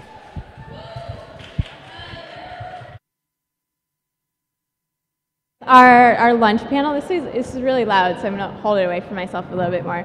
So I'd like to introduce you, first of all, to our three lunch panelists. They're over here on my right. This is Ola, Maggie, and Milan. And all three of them were applying for the Do Something Award this past year. So I've worked really closely with them in that process. My name is Ellie. I run all of our social entrepreneurship programs here at Do Something. So in addition to boot camp, we do give out a bunch of grants, and I also run the Do Something Awards.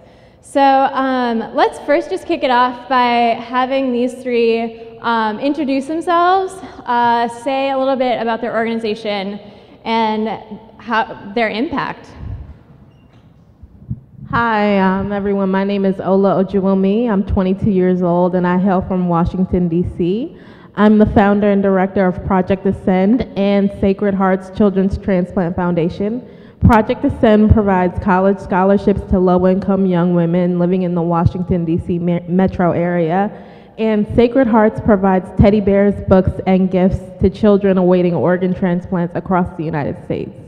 And what inspires my work, obviously I'm sitting in a wheelchair right now, but I'm the recipient of a double heart and kidney transplant, and I am a living miracle, so.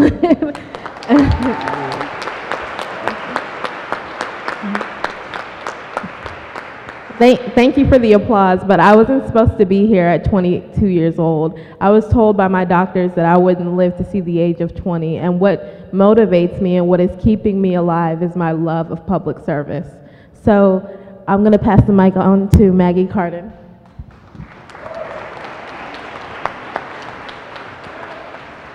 Hello, my name is Maggie, like they said. I am heavily involved with an organization called Avitam. Chances are you don't know what that means, and that's okay. Avita means I've got your back. And it was created in the aftermath of a student suicide at my high school, Cacalco High School in Lancaster County, Pennsylvania. The word was created to raise awareness of depression and suicide as it relates to mental illness. Since then, it has expanded a ton. It's not just at our high school, it's in 7 states, and it really hits close home to me, and I'll talk more about that later, but it's just students empowering other students and using their gifts to relay the message of hope and to let their friends know that they're there for them, that they've got their backs.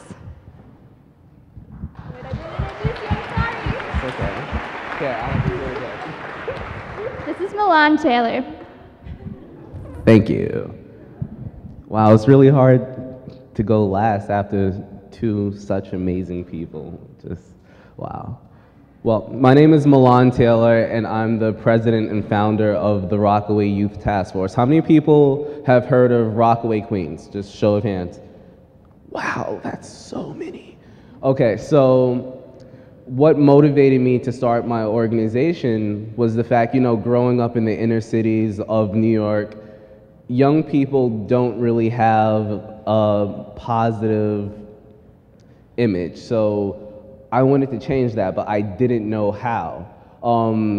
There were so many issues between teen pregnancy and gun violence and high school dropout rates. I wanted to do it all. And someone told me that I couldn't, so I said, yes, I could, and I did it. Well, I'm doing it. And that's pretty much it. I'm just gonna stay very vague right now, and then we're gonna go more into details, I guess. Yeah, definitely. So, Ola talked a lot about her inspiration for starting both Project Ascend and the other project as well. So let's hear from Maggie and Milan too about what has motivated them to start these organizations. They both also have very personal stories. And Milan especially, after Hurricane Sandy happened this past year. Okay, so the idea for Avitam was birthed from a tragedy, unfortunately, and the reason that I'm so passionate about this mission and the reason that I'm here today, standing here, is because the student suicide that sparked the idea for the club was my brother and only sibling, Philip Carden. And usually when I talk in front of people, I say I could go into detail, I could tell you all about it, but the beauty of Avitam is it's not about that. It's about the students, and it's about taking a proactive approach towards depression and suicide awareness.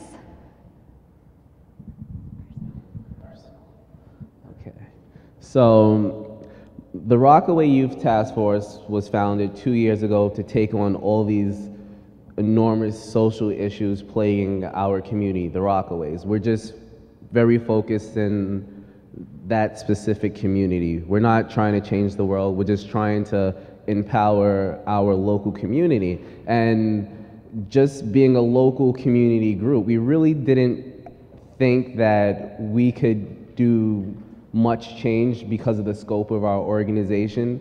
But when Hurricane Sandy hit our community, no one was really there to help except for us. So what we did, we mobilized ourselves, young people from the community, and we just pretty much gave out food, water, medicine to over 5,000 families within the communities. Well, between 2,000 and 5,000 families in the community. No one was really keeping track at that time, but it's just a guesstimate.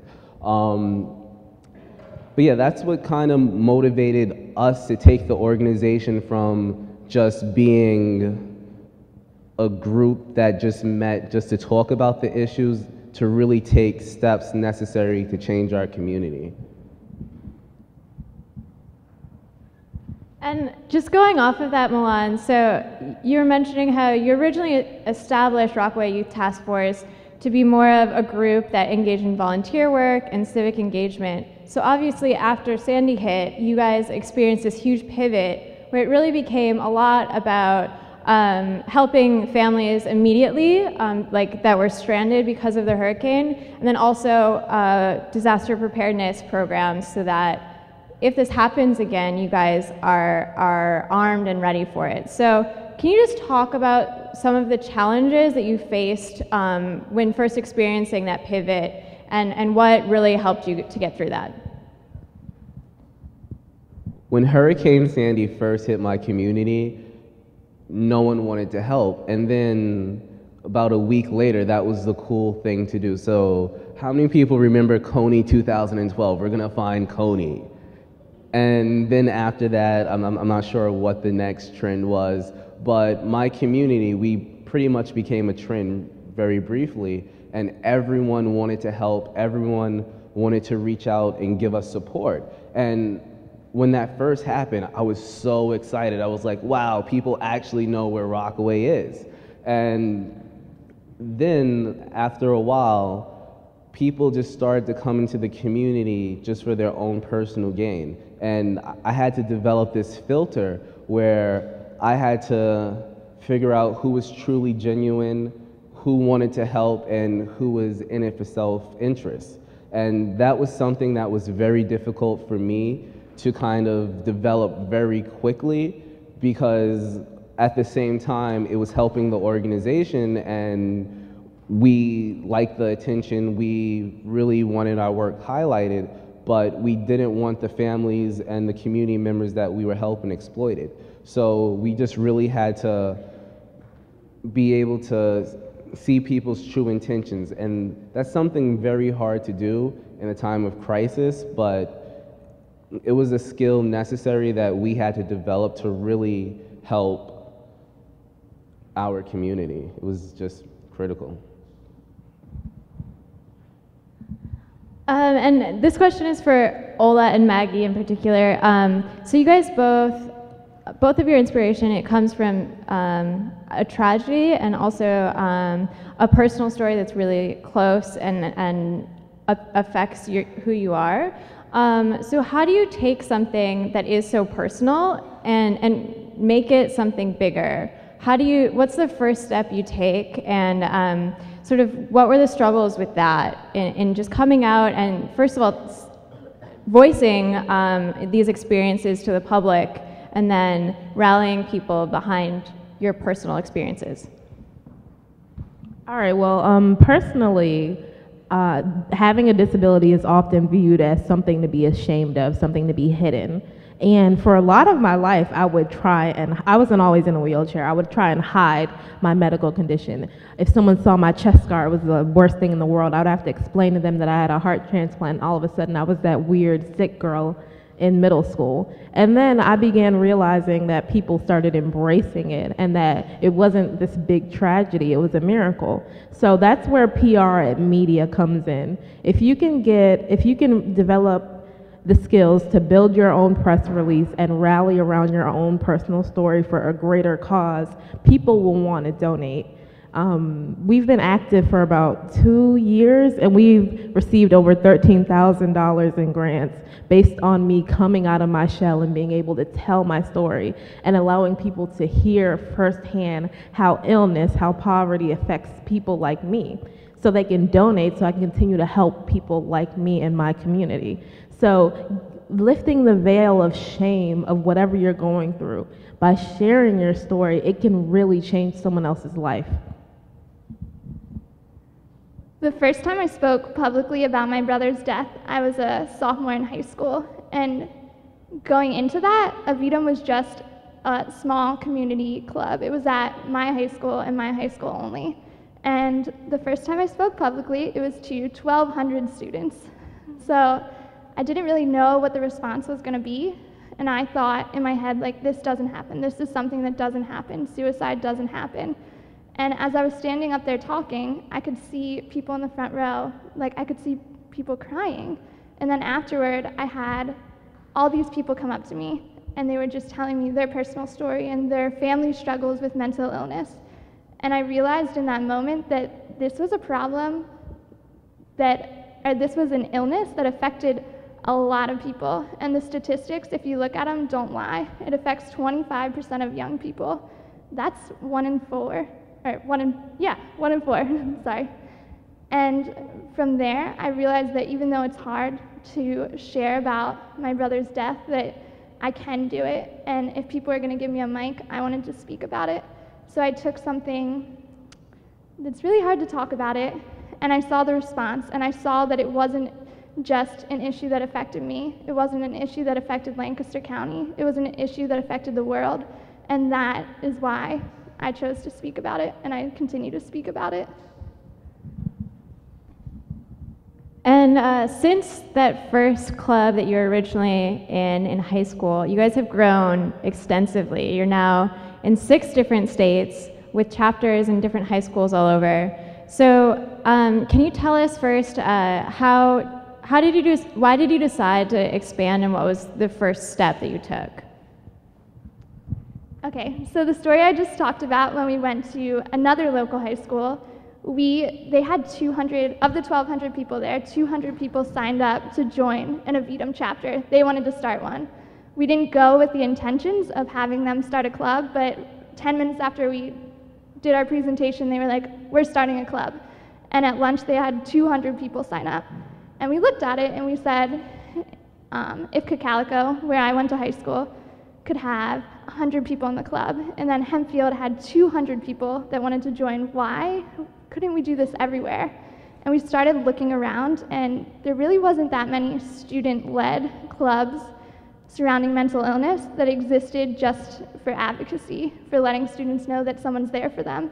And then we just decided, let's do it everywhere. And since then, we haven't looked back. Since that first initial visiting of another school, we've talked anywhere that would have us. And Milan, so you're actually on the other end of the spectrum. So you don't expand nationally, but you've made a really conscious decision to stay in the Rockaways. And I think a lot of people, probably in this room too, are trying to figure out if it's right for their organization to expand and grow this huge reach, or if they want to focus on a singular community. And so can you just talk a little bit about how you made that decision, and what are your thoughts about it now? Yeah, the reason I decided to stay locally rather than trying to expand, I would love to see the Rockaway Youth Task Force everywhere, but at the same time, if it went into another city, I know personally that that wouldn't be my passion. My passion is my home, and the fact that I realize that that's what I'm passionate about, that's what I truly care about, I just want to dedicate my entire energies to making sure that where I live doesn't have to go through things that I went through growing up, whether it's all sorts of social ills that I just really don't want to get into. But you just have to figure out what you're passionate about.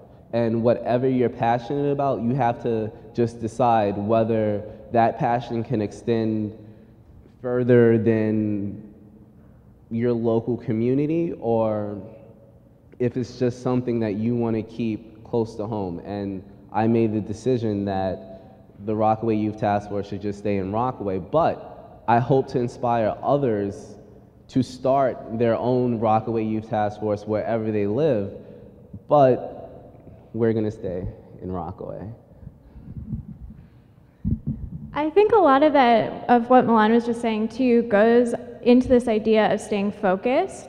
I think there is obviously a huge allotment of problems in the world, and if your project or your organization is tackling poverty, there are so many different angles you can go with that. So I just wanted to hear from Ola, because you do have a bunch of different causes and things that you're passionate about. How do you stay focused on your projects, and how do you decide which issues to really focus on? All right, I have a dream board in my house, and basically when I started college, I had a list of what I wanted to accomplish and what goals I wanted to make for myself. So I basically divide things into a timeline and give myself X amount of focus on this issue and that issue. I'm passionate about everything. So like starting two nonprofits was not in the cards, but I had a passion. I wanted to go for it. And I think the best thing you can do when you have a lot of passion is find people with similar passions, our drives, our motivations like yours, so you can divide the work amongst yourselves. Get a board of directors, get a team of people behind you. My team is my family. My nonprofits are run by us. Meaning when I need to ship the teddy bears to Children's Hospital of Pittsburgh, my brother will donate $70 to ship it on the 23rd, right before Christmas. So it's like, I don't know, I think I have ADD. I want to do everything, and I don't have the power to, but recognizing that you can do something and just getting focused and writing it down.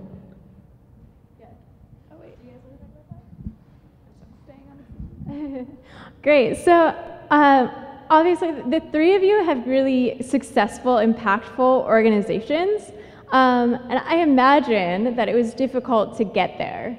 I don't think you woke up one day and boom, all of a sudden this happened.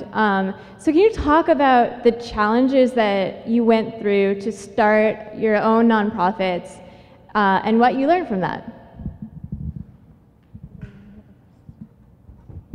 I'll go first. Okay. So I started the organization because I wanted to make a difference in my community. I was fortunate enough to escape my community where I went away for high school to a boarding school. I went away to college, but between my sophomore and junior year, I made the conscious decision that I was gonna come back home and make a difference. Had no idea what I was gonna do.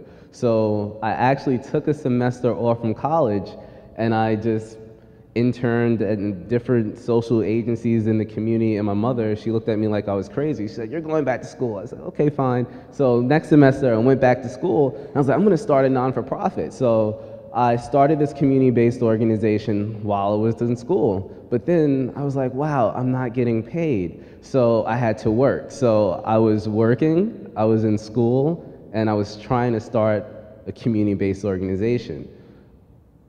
What was the question again? I'm just getting so flushed just thinking about that. The challenges, yeah, those were all challenges. So many challenges. I just really lost track of what I was talking about. But yeah, school. Okay, work, school, trying to start a nonprofit. That's a lot. And the fact that I recognized that it was a lot, I had to bring in a lot of people that what I was passionate about. So things started to get easier, but at the same time, things started to get harder because this thing actually started to grow. So it's kind of like having a little puppy. At first it's cute, you just want to hug it and love it, and then it's this big ginormous dog that you have to feed every single day. And that was a huge challenge because I didn't have the time. But That's when time management skills came in. That's where I started to ask for help. That was the biggest thing for me personally, just asking people for help, because I'm very stubborn, right guys? These are members of my organization, and I'm just a very stubborn person. But the fact that I realized that I have to kind of step outside of myself sometimes and say, you know what, I really can't do this, I need help. And that was what helped me get past my personal challenges, is just simply asking for help. The biggest obstacle that we faced and continue to face every single day with Avidum is stigma. If I say suicide in an auditorium, how many people are like, feel comfortable with that? Do you feel comfortable with that? Think to yourself. If you are like 90% of the population, you probably don't. And that's okay, but it needs to be changed, because mental illness is an illness. Just like if you had strep throat and you went to the doctor, it's an illness. And so when we are going to a school and we're like, we want to talk about suicide, a lot of the administrators, their initial response is, you want to do what? And it takes persistence, and it takes statistics and presenting them with what the professionals are saying. And a lot of people think that if you talk about it, suicide will happen, but it's exactly the opposite. If you talk about it, it opens the door and prevents suicides from happening. So that stigma, without a doubt, is our #1 obstacle that we continue to face day in and day out. I have a variety of obstacles.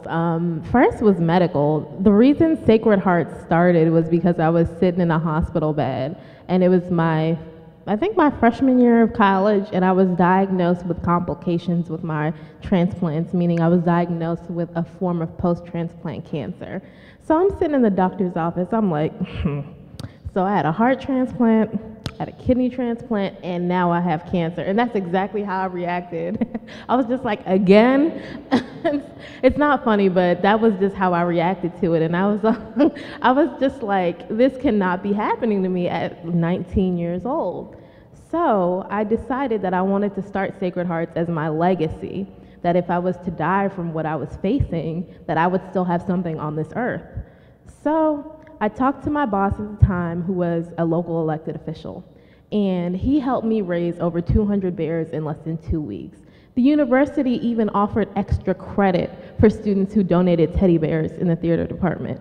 So just talking to someone about what you want to do, I was talking to my professor about my being in the hospital, not being able to get to the exam because I was sick, and that I wanted to do this, and I'm juggling all this. Can I have like an extension? And she said, you know what, we're gonna do this extra credit project. The second obstacle was financing. I'm gonna tell you how I flipped $500 into $5,000. All right, so essentially, to attend the University of Maryland, I received a lot of scholarships, and I had a little bit of money left over. So I decided to invest $500 of that refund check that I got from my school into Project Ascend and donate it to create a teen camp for low-income girls. My brother, he sees an ad on MTVU.com, and he nominated me for an MTVU award, and they gave us $5,000 to fund the camp. Was that hard? Was that arduous? No. I didn't even do anything. So, I mean, these things can be done. I don't want to sit here and be like, oh, it was just, I was climbing mountains. No, it was really easy for me to get it started, and it can be for you. I'm going to give you all my business cards afterwards. We're going to have a lot of conversations. Email me, everything. So I think that's a call out for everyone to apply for a Do Something Seed grant or apply for the Do Something Awards. Check out DoSomething.org. We're giving out lots of money every day. Okay, so I think you guys touched on a lot of great things. So particularly with Maggie, you're talking about the #1 thing that you face, or the #1 challenge that you face is crushing stigma. And that's also how you sort of measure your impact. The purpose of your organization is to change people's perception on mental illness. And that's a very floaty, ambiguous term. So how do you tangibly measure changing a person's mind or eliminating stigma? What do you look for? Okay, let me take a second to talk about the numbers quick. This isn't tangible at all, but I don't think that you can put any number on a human life, so saving a human life. And the first time that I spoke, that I talked about earlier, I got an email that said, "You saved my life," and that was it. So numbers are important, but they don't matter. I mean, they matter, but in my brain, I don't need a certain number to keep going. So the way that we measure how our impact is that right now we measure how many schools that we're in. So how many schools have an established chapter of AVITM? That's one way to measure. Our other measurement tool is how many people we have directly spoken to. So we keep track, we try our best to keep track, but we mostly keep track of how many individuals that we have presented to or have been presented to through an AVITM chapter, because I am not at every AVITM assembly. It's all different people using their gifts and talents. So it's really hard to put a number on someone that says like, oh yes, now there's no stigma. I have no stigma in my head, or something like that. But we do keep track of how many people we're reaching, because if you look, studies show if you educate someone on something, the more that they hear about it, the more comfortable they'll be with it. So the more that you hear depression, depression, depression, depression is an illness, the more comfortable you'll be with it. If you guys aren't, with me even talking about it, probably from the beginning to the end, if you weren't comfortable with it, maybe you still won't be comfortable with it, but you'll be a little bit better at listening to the word at least. Does that answer the question? Yeah, that answers it. So it sounds like a lot of it you can track with the number of people reached in the schools you're in, and then backing up those stats with real testimonials from people and experiences that you've seen on the ground in your day-to-day work. So the other thing that Milan and Ola as well mentioned was this idea of asking for help. So one of the biggest challenges and one of the biggest opportunities too for people when they're starting something is knowing how to ask for help and getting a mentor or getting volunteers to really care and invest in your project. So can you just both talk about how you manage to grow your teams or how you manage to find a mentor to help you through that process?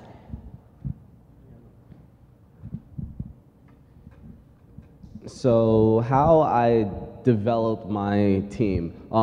The Rockaway Youth Task Force, we're a member-based organization where each member has to do a certain number of community service hours, attend a certain number of community events, and help facilitate a certain number of our events, whether it's an open mic or a block cleanup, whatever initiative we're taking on for that month. If that person is engaged and I see them again and again and again and again and again, I know that they're a reliable person that I can turn to when I need help with something. So that's how you develop your team pretty much. It doesn't necessarily have to be someone who's your best friend, who you grew up with, or your mom, or someone really close to you. It can be someone who shares an interest in you, and through that interest, you form a commonality where you're just passionate about what you're doing. So that's just very important to just give people an opportunity to take the lead. And that was something that I've struggled with, and sometimes I still struggle with, is just giving people your trust, giving people the opportunity to take ownership of their project. In terms of finding mentors and building partnerships, I would say being a student is your greatest asset. This is the only time in your life where people will pay you to do things. And in the sense, I would say apply for different programs. Like the American Association of University Women had a student advisory council that I applied to be on. And I ended up, because of my connection with them, I was able to fly to St. Louis for the Clinton Global University Initiative Conference, and I was able to get mentors for that program. When I was at the conference, I met with members of the Reading Drive African nonprofit, Due to my connection with both organizations, when I came back from that conference, we were able to collect over 200 textbook donations to donate to women's education programs in Cameroon, West Africa, in a matter of 2 weeks.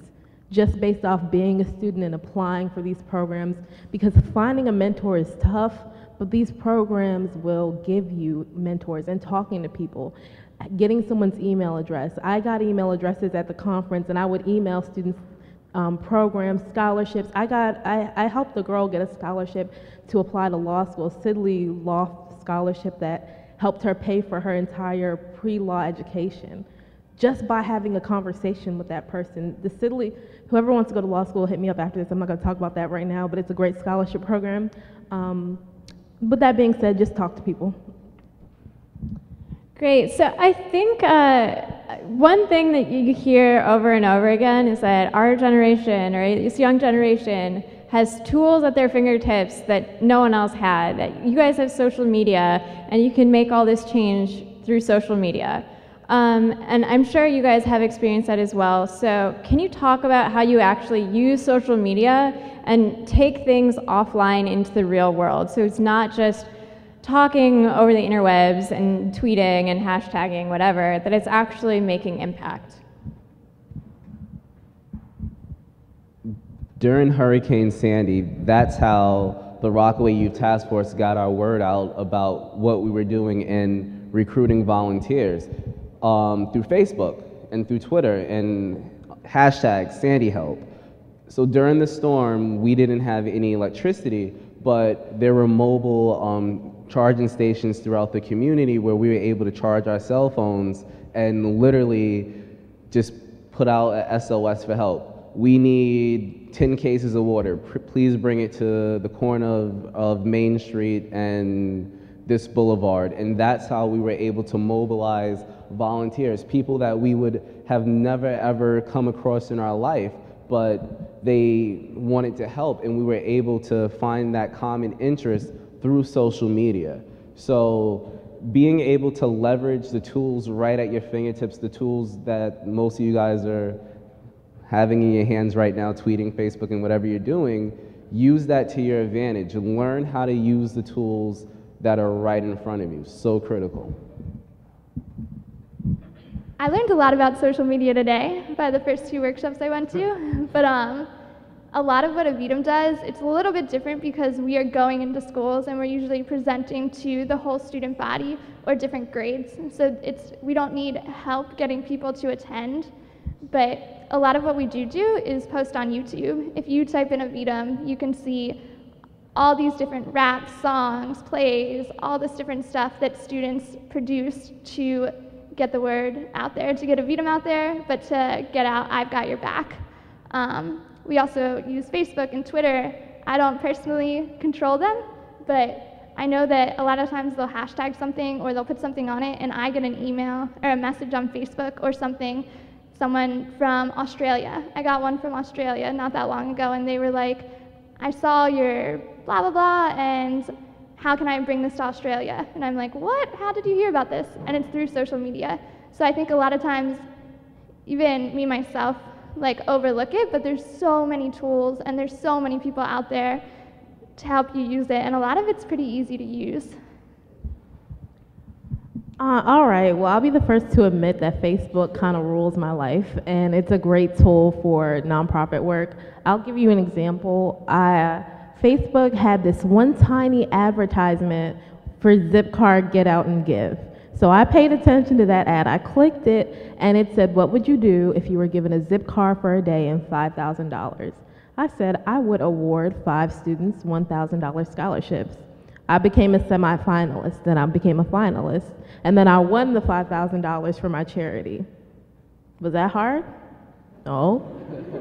It's really Facebook, and I'll give you a final story. It's going to be quick. Facebook helped me travel to another country for free.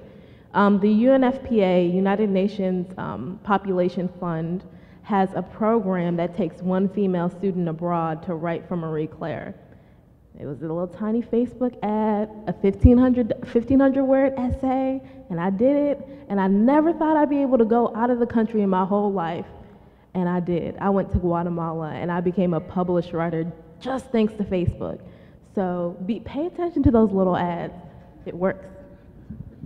Pay attention to Facebook, but also hire Ola to fundraise for you. Like, that sounds great. Unfortunately, she has a job. So we just have a few minutes left. I'm going to ask one more question, then we're going to open up to the audience. So if you guys were to give one piece of advice, or leave one piece of advice for the room, what would it be? Don't want anyone to steal mine. The advice that I would give you is don't take no for an answer. Just don't take no for an answer.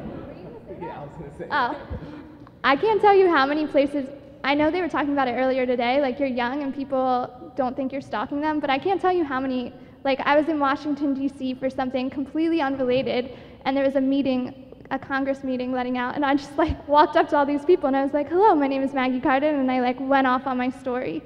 And that's actually how we got some of our first connections in Congress, and it's just don't take no for an answer. If you're passionate, go for it.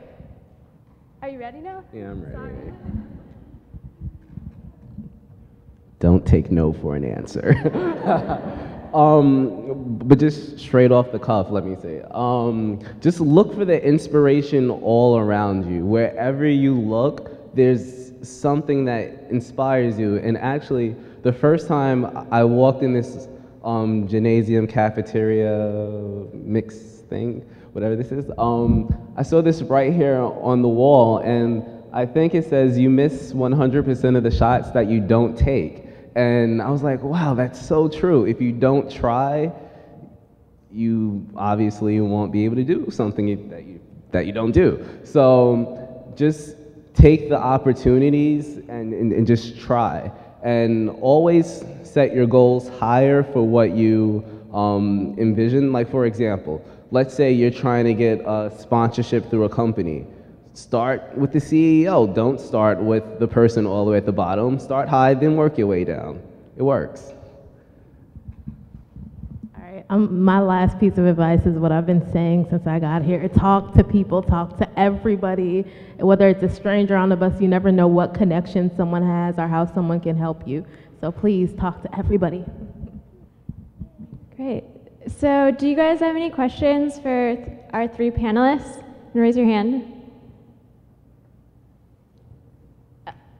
I'll repeat the question, so just you can shout it from your seat.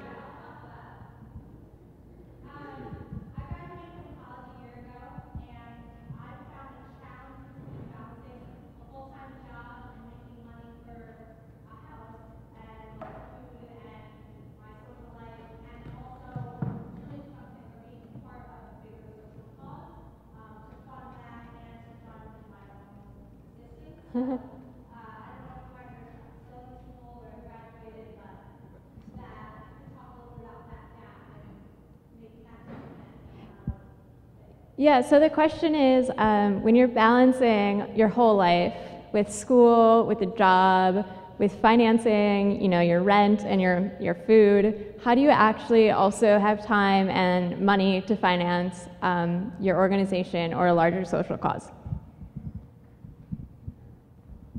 I'm actually going through that same problem right now, and I'm so glad you asked that question, because I believe that there's a workshop on that, succession, and maybe it's time for you to, move on to something else, but give your project to someone who has the time to do what you're passionate about. I have no idea what your cause is, but maybe it's time for that. Or you could be crazy like me, and I quit my full-time job. And right now, I'm looking for grants. I'm working really hard to turn my vision into something that I can do for a very long time. So you kind of have to decide what you want to do.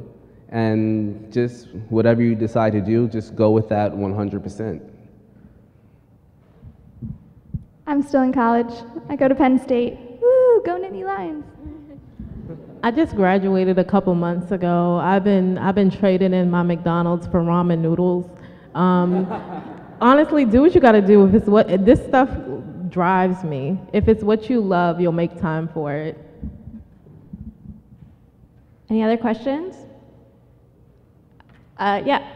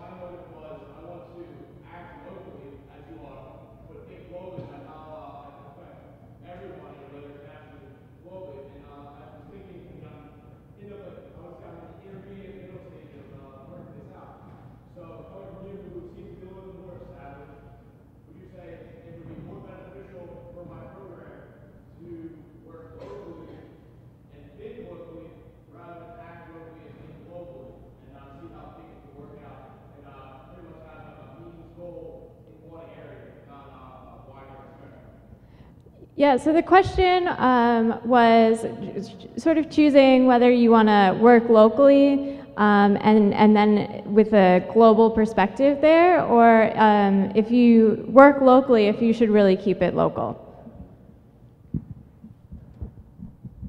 So let's take the issue of high school dropout rates, for example. Where I live, we have a 50% dropout rates for one of the local high schools. That's an issue that affects the entire country. So we decided that we're going to tackle that national issue by taking care of it at home. And that's the approach that we're taking. So we're taking a stance on a national issue, but we're dealing with it on a local level. Does that answer your question?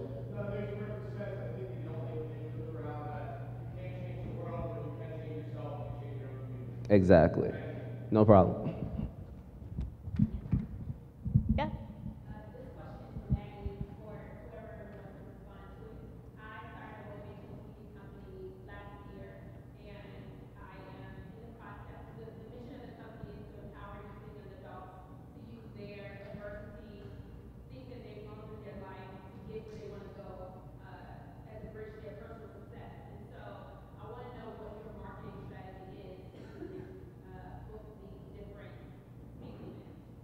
So the question was specifically for Maggie, how she markets Avidum to reach different schools and book different events. So initially it was word of mouth. So we talked at one school and they saw a positive result. So then it was really easy for us to open the door to all of the Lancaster County schools. So we got into those schools, most of them fairly easily. But beyond that, we usually target, since ours is an educational initiative, our marketing strategy is targeting like the teachers. So we'll talk at teachers because we do need approval to get into the schools. So we'll talk at like teacher empowerment, seminars and different stuff, and we'll have stuff for the teachers to empower the teachers, and then through that, it opens the door to let us to reach the students, which is what our goal is. Does that answer your question? Does anyone else want it? I have a specific question for you, Lula. I also have a project. It's a little bit different, but it's also with handmade teddy bears. And sometimes it's hard to express to people why that's important, because we think it's important because we know how it feels to be in the hospital and things like that. But sometimes it's hard to express that beyond our personal story. So how did you do that? Like, make people feel that teddy bears are important? I marketed to specifically elementary schools. You just have to know, it's really a lot about knowing your audience. And so parents of young children are more sympathetic than people in high school. Most donations I've ever gotten are usually from elementary schools. And also having an adult help you write a press release and kind of gear it towards your local media. So have an event, I would say, reach out to a local community center, just set up a bear drop stop, even if you don't want to, if you want to add on to your handmade bears. But if you had a teddy bear stop shop at a community center and maybe had a day where, a press day where you and your organization would be bagging the teddy bears to give away, you can invite media to that and they can see the results, and you have a videotape of how impactful your work is. Any other questions? All right, well, that's great. We're going to move on to our afternoon sessions. So if you guys could just pick up your tables, throw away your trash, we're going to go downstairs. Right. We'll be back in 7 minutes with visual storytelling. We'll be back in 7 to 10 minutes with visual storytelling with Carrie Goff. So we'll see you then.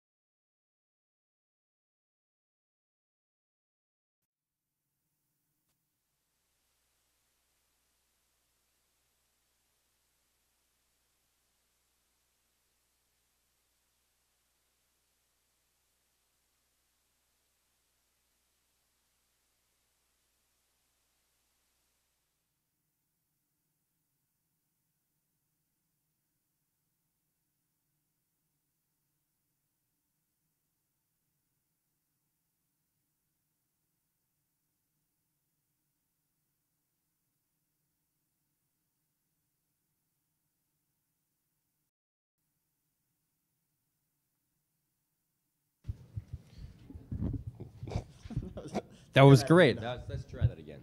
Like Adrian Peterson over here. Okay. Do it. Thanks. So this is visual storytelling, and this is in this increasingly digital world. It's very important to get your story out there. And so what Carrie is going to do is she's going to tell you how to tell your story in an impacting way, clearly, concisely, touching on graphic design, photography, and video. Carrie, take it away.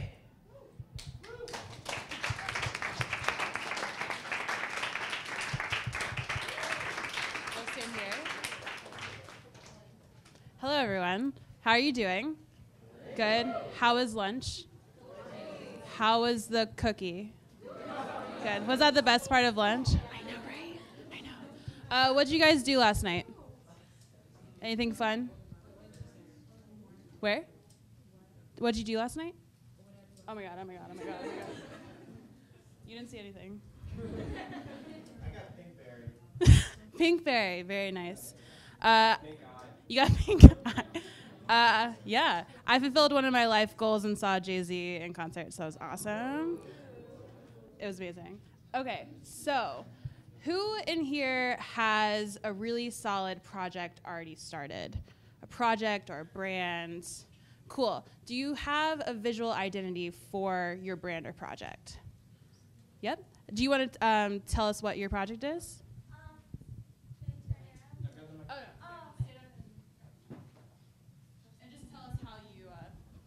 Tell us how you have a visual identity, if you have a website, logo, and all that. Hi, I'm Nicole, and my project is called Cups for Coping. Cups for Coping is a project that provides hospitals, homeless shelters, and eating disorder programs with handmade teddy bears to spread hope. So our logo is basically like a bear, and it says Cups for Coping on it. We designed it using like InDesign. It's one of the programs for designing. And we also have a website, www.cupsforcoping.org. Cool. Thank you very much. Cool. Who else? Yes. What's your name? Mia. Thank you. My name is Mia Dunlap, and I started a motivational speaking company. I talked about it a little bit at lunch. I started a motivational speaking company last year, and it's to empower youth and young adults to use their adversity, as I did, as a tool to their personal success. And the visual part for me is I have a website, and I use videos on YouTube of my speaking engagements to share with other people who I would like to partner and connect with. Cool. What's your logo like? The logo is an Ndinkra symbol in Africa. It's a fern that means this fern can grow in any kind of condition. It doesn't need watering, it doesn't need sun. It's just really resourceful and can grow just from anything around it. So that's the message I want to send to young people, that we can grow in any kind of condition. I love it.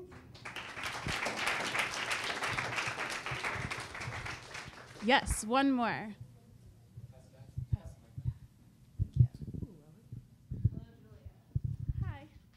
Okay, Okay, so I am a co-founder of an organization called Emily's Entourage, which raises money and awareness for cystic fibrosis research. I'm not sure if you know that. A brief description, it's a genetic disease that causes mucus to build up in the lungs, which can lead to life-threatening infections. And our visual part is our organization is based off of a video that we created that sort of shares my sister, Emily, her story, and it talks a little bit about what CF is. And then our logo is a hot air balloon. Sorry, it's a hot air balloon, and we chose this because CF is so about the lungs and like filling up the lungs, and the hot air balloon like only runs when you have air running through it.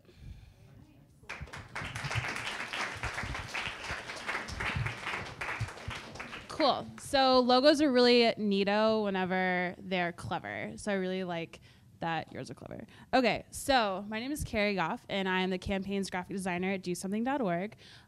We are the largest not-for-profit in the U.S. for teens and social change, and I'm sure you've already heard this today. But we run about 26 national cause campaigns a year, and that's where I come in. I touch the visual aspect of them, so I create from ground up the logos and branding or micro branding for all of these campaigns, and then I mock out the microsite that you see online, and then any asset that's outward facing, so it can be marketing banners, social assets like a Facebook cover photo, something for our homepage, and then if you get like a resource guide that's also designed. So all of those assets I touch for every single campaign. It's really important that all of them stand out and are unique because all of our campaigns are unique. And I've also been here for about 2 years, so that's awesome. Okay, so do something. We love young people. We love activists, people who get active in their communities for social change. He might look familiar and he might be in the room.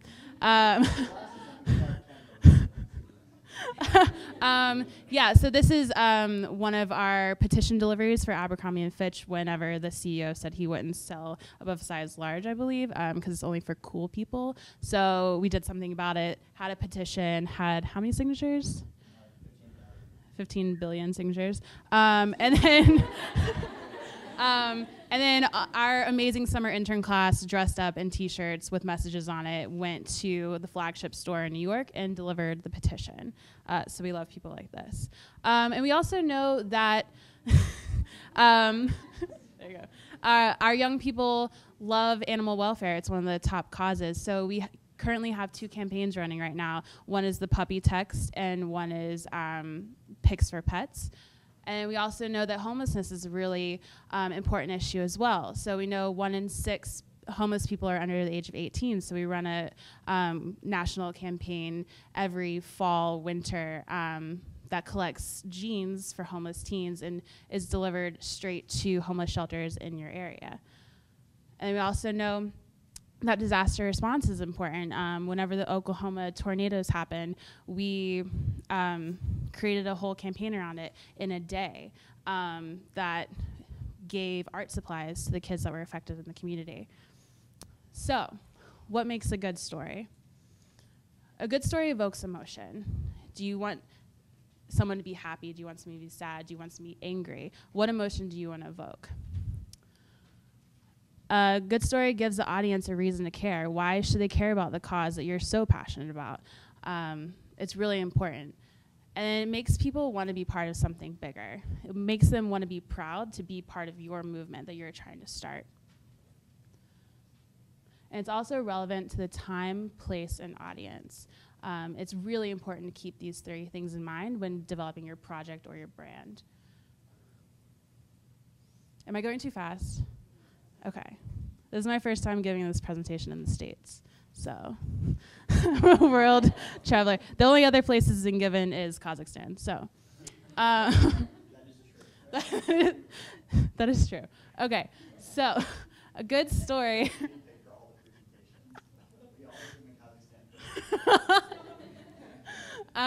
So a good story covers the who. Who is impacted by this issue that you are so passionate about? What is impacting them? Why is it so important? And how are we going to take action around this cause? So, good structure. A good story always has a beginning. It addresses the issue. The middle expands your understanding of the issue. You give resources, and you educate them why it's so important.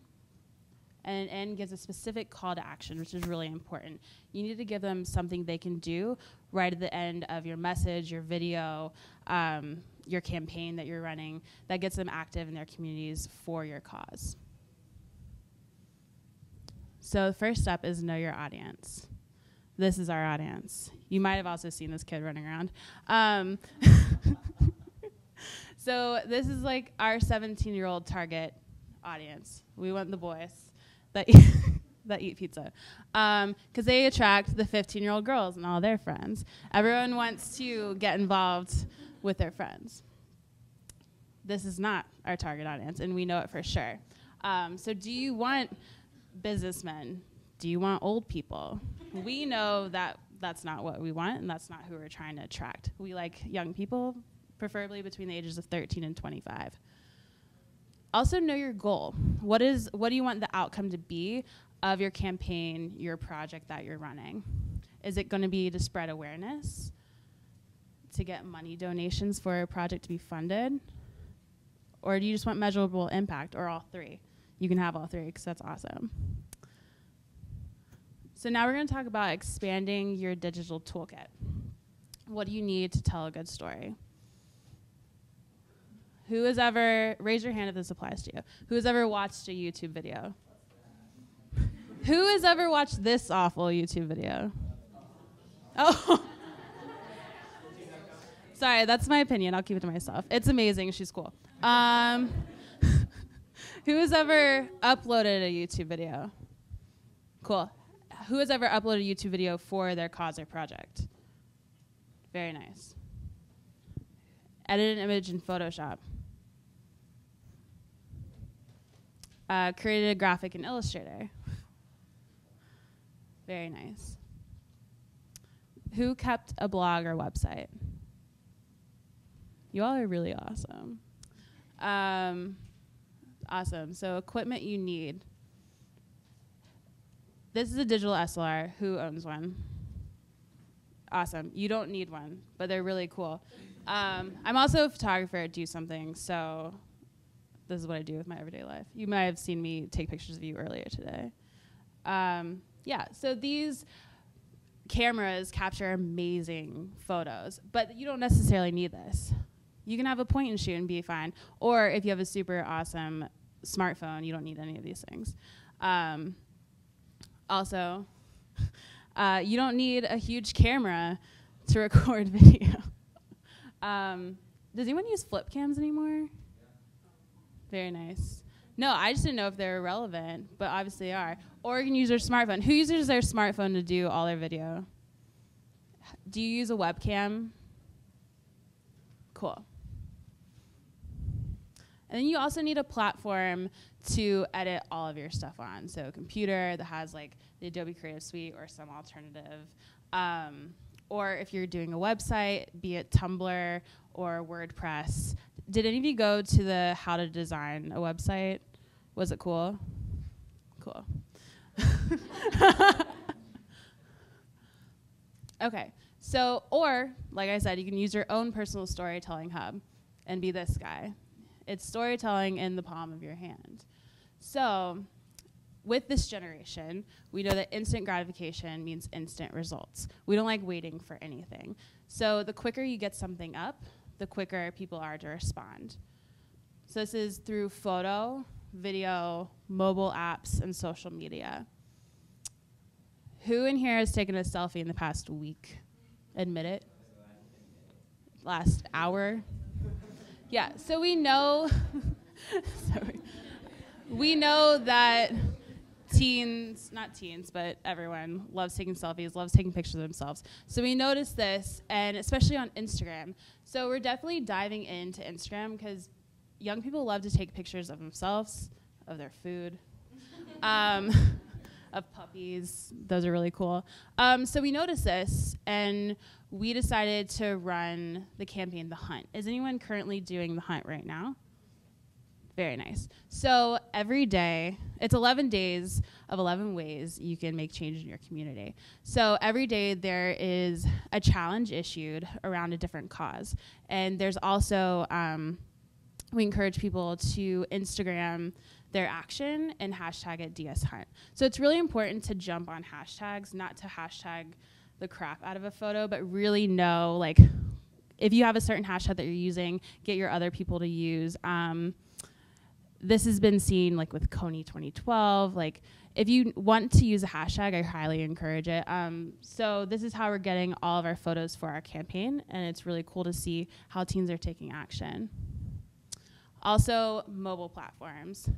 We have Instagram, Facebook, Twitter. Everyone should have a presence on all of those social media platforms.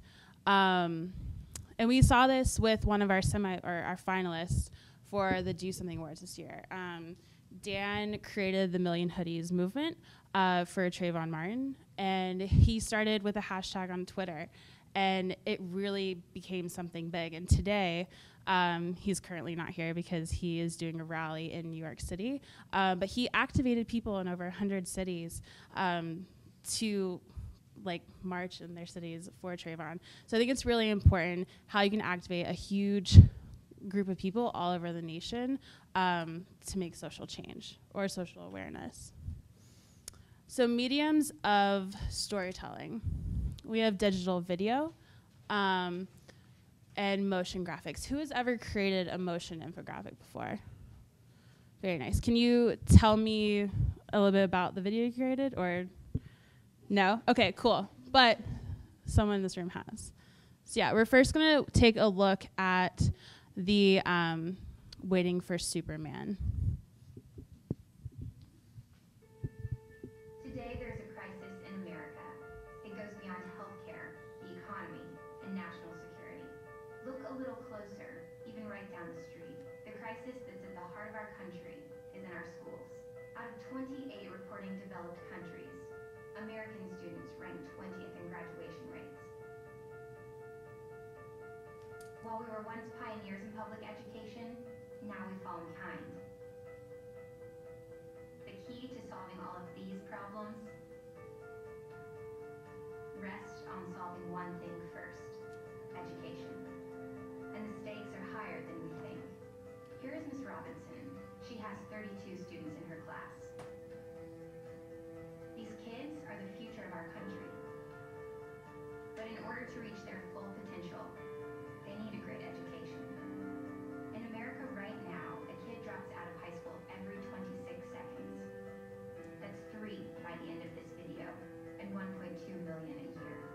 These dropouts are 8 times more likely to go to prison, 50% less likely to vote, more likely to need social welfare assistance, not eligible for 90% of new jobs, are being paid 40 cents to the dollar earned by a college graduate, and continuing the cycle of poverty.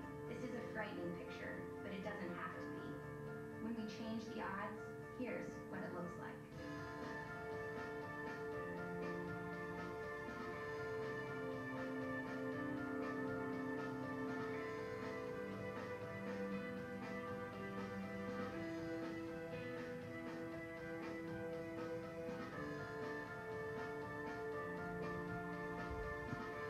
How do we ensure that teachers like Ms. Robinson help her students succeed? A solution is possible, and it doesn't just rest on her shoulders. Now that you know what's at stake, what will you do?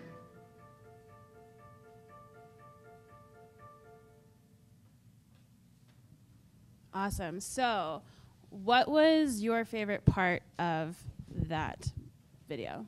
Yes, ma'am. I liked how each of the little circles, which represented one person, sort of created this never-ending cycle of how one person, if one person gets an education, then that's maybe that person's child and that person's child. Okay, so what's so important about motion graphics is it tells a story. It tells a story that would be otherwise boring if it was in an Excel spreadsheet, if it was just a list of information. So motion graphics is taking lists of information, sketching it out, creating a story that's worth telling, and then putting a lot of effort into making one of these videos. So yeah, the next one is going to be a motion graphic for a kind of like subsidiary to DoSomething.org, and it's called Crisis Text Line. So this is a text line that you can text into if you're having problems. It's eating disorders, it's suicide, it's bullying, it's all of that. And it's launching in a few weeks. So this is one video about it.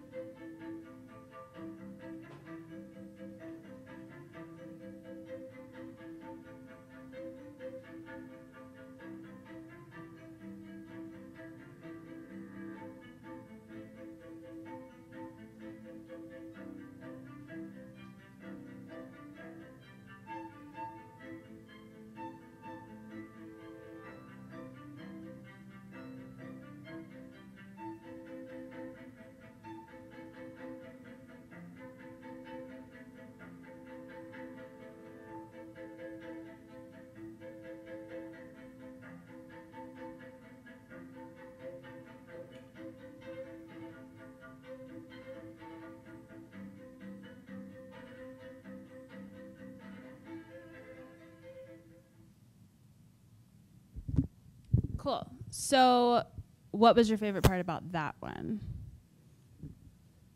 Anyone? Cool. Yes? The beginning where the texts are normal everyday things, and then the help me just stood out the most, and I like that a lot. So what's also important about storytelling through motion graphics is the pacing. If you notice the pacing with the music, and it's not too fast, it's not too slow, it's kind of just right. And it's really important to pick, if you're gonna have music, pick something that you can pace well with the text or the information. So it's not too much information at once, and it's easy to digest. And the next one is about an organization called Falling Whistles. Have any of you heard of Falling Whistles before? Okay, perfect.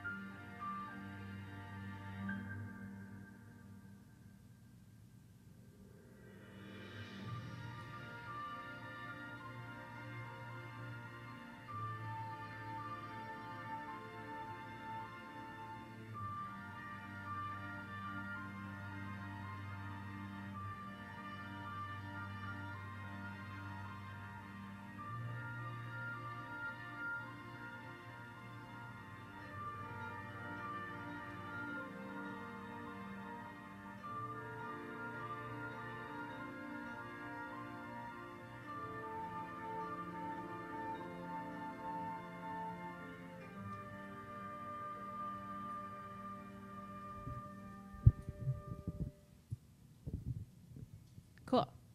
I'm actually wearing one of them right now. So, of course, that one is really emotionally compelling and has great pacing, and it's a great story to tell.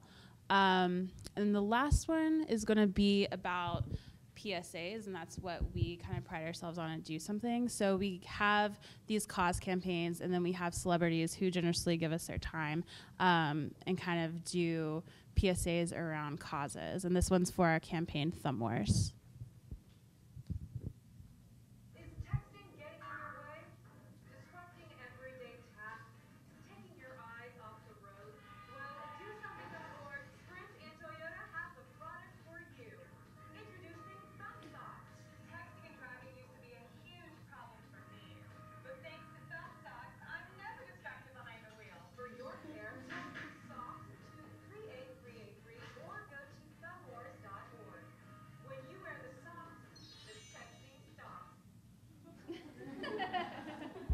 Has anyone done the Thumb Wars campaign? Yeah, you've gotten thumb socks before? Awesome. That was the work of our video producer, Brad.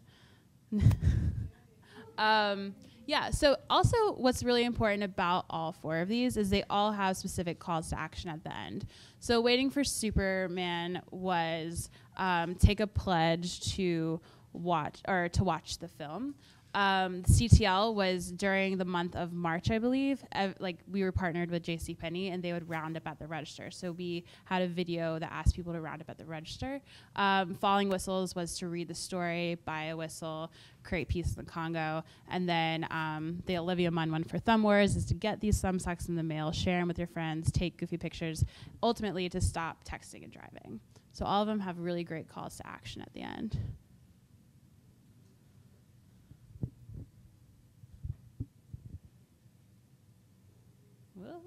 Okay, so what we learned from the video portion was to always keep it short. The attention span of millennials, this generation, if you want to call it, is really short, and we love quick things, and we move on really quickly. So a video that's between 30 seconds and 2 minutes is the perfect time. After about 2.5 minutes, you kind of start losing people. So it's really important to get your message in there quick, be concise, and just be powerful. Include a simple, specific call to action, like we discussed. Okay, so this is going to be a little exercise. Everyone raise the same hand.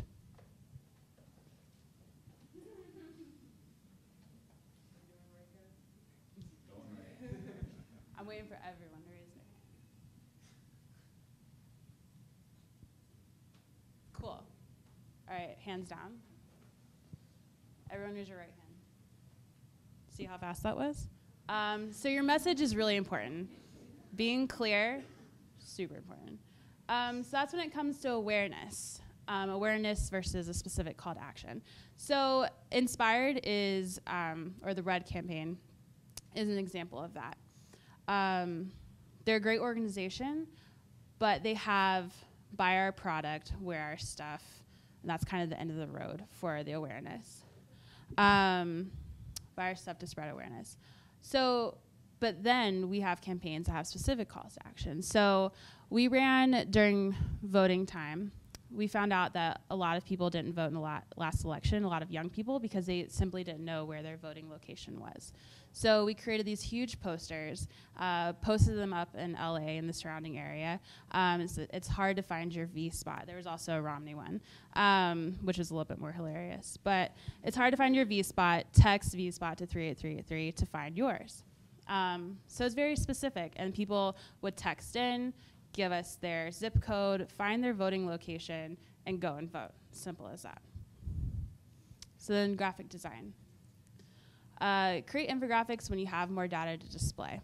So an example of this that my awesome intern did this past few weeks, we had an opportunity to have our users text with the president, which only a few other organizations have had, like Reddit and someone else. So this is an infographic of the top key points that we wanted to display. And this was all originally just in an Excel document. So we're listing the top cities that text in as New York, Chicago, Atlanta, Dallas, and Houston. Majority females asked. Their age range between 17 and 20, so like prime political activation age. We received 54,500 questions. Most of them were focused on student debt, but also is President Obama, what's your favorite color? President Obama, what cereal do you like? So it's pretty cool. And then it was also really interesting to see topics that young people wanted the president to talk about next. And this was just pulled in from, a word cloud.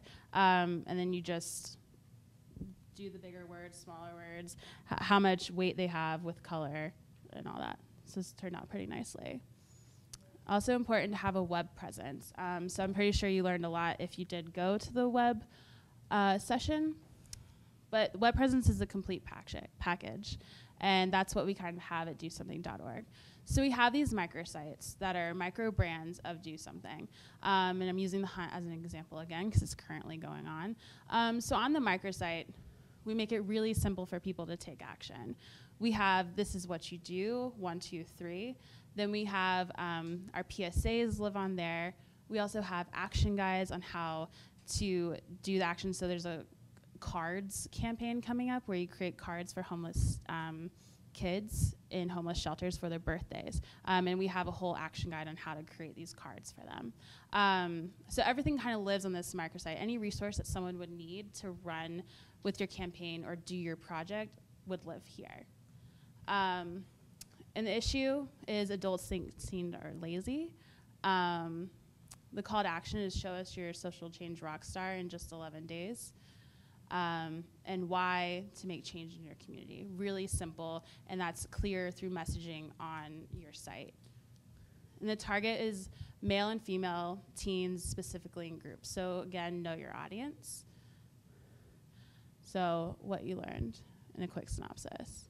A good story evokes emotion and makes the viewer want to be part of a larger movement. A good story has a beginning, middle, and end, and addresses the who, what, and how of the cause or issue. And you need to know your goal and know your audience. And you don't need expensive equipment to produce amazing results. And keep your call to action simple, short, and desirable. And it's important to get others involved in order to spread the word and document everything. Take pictures of everything. You will use it later. And it's important to showcase what you're doing. I have had more on here, but they disappeared. So there's tutorial sites like lynda.com. Has anyone used Lynda? Cool. What do you use it for? I've been using it to teach myself programming. Nice. What about you?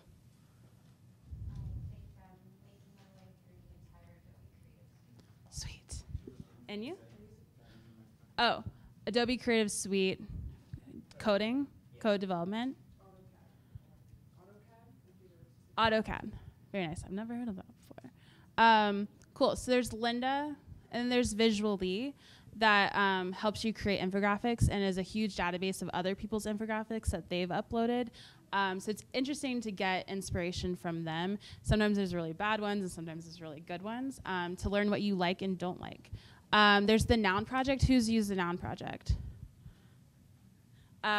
So if you're creating infographics, it's a database, huge database of mostly free Creative Commons icons. So you don't have to create your own. You can search for a light bulb. There's a light bulb. There's 30 different light bulbs that you can use. So it's really exciting. Also, if you just use Behance, Behance is really good for looking at other people's portfolios and getting inspiration, along with Dribbble. There's 3 B's in Dribbble. And then the bestdesigns.com is updated every single day of really awesome websites that you can get like color palette inspirations from, or just like layouts, portfolios, and all that good stuff.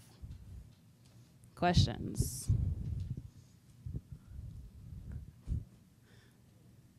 Does anyone have a question? Yes.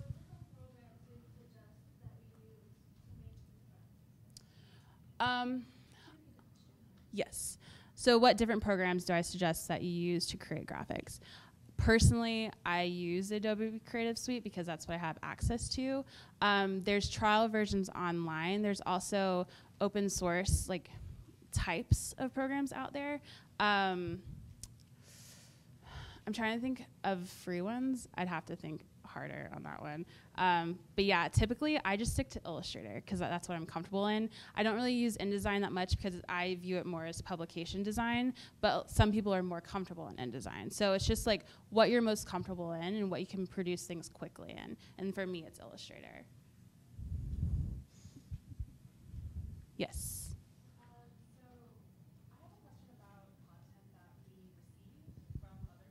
Mm-hmm. I should probably pass the mic back, right?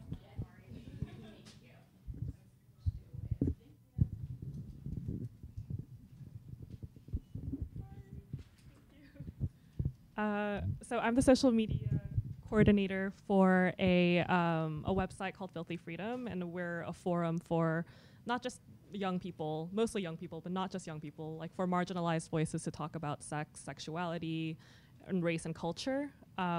So we try to encourage like media pieces, more visual pieces, and we try to encourage that kind of content from people. I think right now we're struggling with, I guess, how to present that content when the design of it like is not in our hands, kind of. So how would you deal with something like that where you don't really have control over like how something is created but might have really compelling issues in it?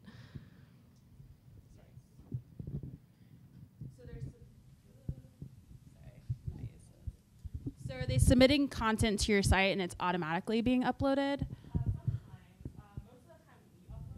Mm-hmm.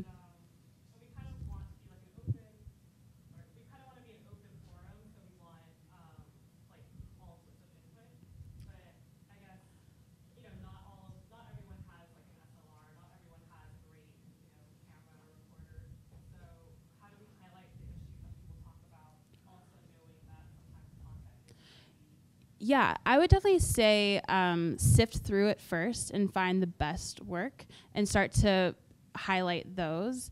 And then once people see what is being posted, and then they'll probably change their habits and their ways of designing. But yeah, definitely showcase what you think is the best. And are you looking for a more cohesive look on all of them, or?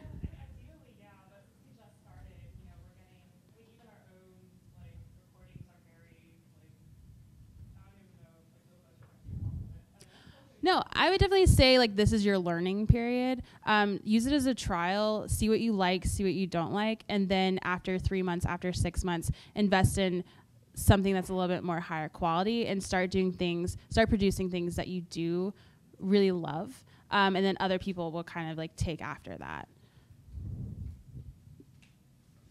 Yes. So like in regards to the infographics and the motion graphics, why if you just have a lot of statistics and information, but you want to concise it into a limited space, but you don't want to take out all that information that you gathered, what would you suggest to like have it there, but I think it'll take away from the visual like aesthetics of it, or would you suggest making it into two different things, or what? Yeah, so an example for this, that's a really good question. You don't have to show all your dirty laundry. That's just not something that people want to see. It might be important to you. But what's really important is the key elements that make your story. So I would definitely suggest if you need to show everything, do it as two separate things. So we ran a bullying survey, and it asked 10 simple questions. Where, when, how do you experience bullying in your school? And we created an infographic just about gender and where they are most likely to get bullied in their school. But we also released the bullying report, which was a more dry version of all of the data that was released in the report. So I definitely say split it up, do something that's beautiful and visually compelling, that tells one quick story to digest, and then release something else that has more of the data involved. Yes, Sam?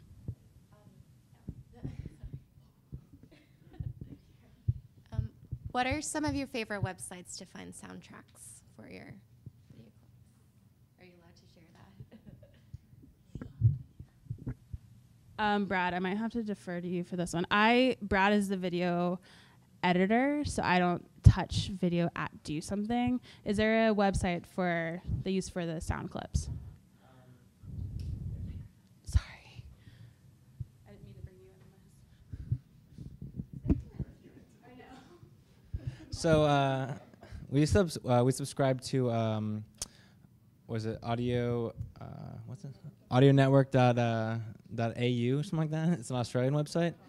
.com. There's an American one too, but that's a subscription. So to get all the stock music that we have, we pay I think it's like $2,000 a year to get access to all the music, which helps because we make like a video every week and we need music every time. And so instead of paying royalties to musicians every time we need to do, we just subscribe to a service. That's good. But if you don't have $2,000, then that's not necessarily something that you're gonna have access to. But in terms of sound effects and sound clips, like in the PSA, the Olivia Munn one, where it's like the when the thumb socks rolled in, there's a great website called freesound.org, and essentially it's just a website where anybody can upload sound effects that they do. So they make sound effects on their own, or they record sound effects off the internet and they post them there, so anyone can have access to them for free. So if you need like a rainstorm in the background for the sound effects, you could download a whole rainstorm for free. It's not a problem. There's tons of different files and tons of different searches you can do. So if you have a budget, subscribe to a music site. If not, you're just going to post a video on YouTube, sometimes you can get away with just ripping somebody else's music off of YouTube. But sometimes they won't allow you to play those. They won't allow you to play that music on your mobile device. So it really depends. But for a while, as long as you're kind of small time and you don't have a budget, you can just rip people's music off of YouTube. I'm on record saying that. That's a little. Thank you so much, Brad. I also remember when I was producing videos, I would just go into GarageBand and grab sound effects. So that's also an option. Any more questions? Yes, ma'am. I'm wondering about like the etiquette of citation. If you take can you use images from Google Images, or do you have when you have your information, are you supposed to cite it or have a bibliography, or how does that work? So the answer is try not to steal things. So because we are a large organization, we have our photos are from ThinkStock or Shutterstock, because we have a subscription. Whenever people our content team pull images from Google Images, I kind of give them a talking to, because it's kind of illegal. But if you are using images, I would definitely source it at the bottom in a corner, something like that. I know Noun Project, if you're using icons of theirs, sometimes you have to source them as well. And if you're using resources, I would definitely do an asterisk at the bottom and say information, data from, sourced by the source. Because it's really important to give people credit for the work that they have done. Anyone else? Cool. So this is my information. Feel free to email me with questions, comments, if you want feedback on your logo or your website or anything that you've created, like marketing assets, you can just let me know. Thank you.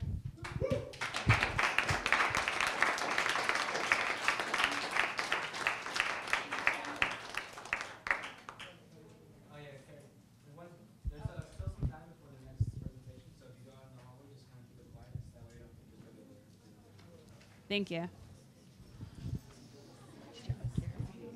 told you I'd let him out early. 88 slides, let him out early. You're great. I just want to make out with you right now. Let's make out. Carrie Goff and I are going to kiss on the lips. Oh, gross. Do it. I can't believe you didn't take that opportunity. You had a chance and you didn't take it. You only get one shot. Is that a song? What? So, is Colleen on her way? We're going to interview someone else who was leading a session that you missed so that you can get caught up on it. Is she on her way, do you know? No, I don't. And that's where we're at boot camp. We don't know anything. I thought that presentation was great. It's stuff that I don't know about. Absolutely. I mean, we are. You should take that. You know that when I was giving interviews during lunch, I was holding on the microphone too much. I was hogging the microphone. You were hogging. Katie? Can we confirm that Bryce was hogging the microphone during the interviews? Wow, look at that. All right. That's terrible. So Bryce, what's been your favorite part of boot camp thus far? Lunch was yummy. The cookie. Yeah, well, the cookie was actually like spectacular, but lunch overall was. I mean, it was fun interviewing people too. I mean, Absolutely. Yeah. Tell us about some of the. Well, I guess we don't have to tell you. You probably saw the interviews. Maybe. Maybe they're just tuning in. Maybe you just got here. It's 2:00 on a Saturday. Maybe you just woke up and you're tuning in to. If you're just tuning in, welcome to the DoSomething.org boot camp. We are here in New York City, and we are hosting a series of panels and seminars and speakers for young social entrepreneurs and activists trying to get their projects and their campaigns for social good off hogging the the ground. microphone. I'm actually going to go see if I can find Colleen. So if you want to say, yeah, that's great. Do that. Okay. Felicia. Okay, bye. Felicia, we need you, please. Do you have a minute? Oh, right now? Okay. I need. While we're waiting for Colleen, we're going to interview some of our incredible DoSomething.org interns. This is Felicia. Hello. And this is Sophie. Hi. And they are. And this is Aaron. Come on, Aaron. Say hey, Aaron. Hey, Aaron. These are DoSomething.org interns, and they are. I almost cursed right there, but they're really awesome.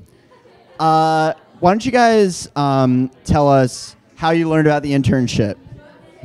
I actually learned about it from you. It's a plug for me. It's a true story.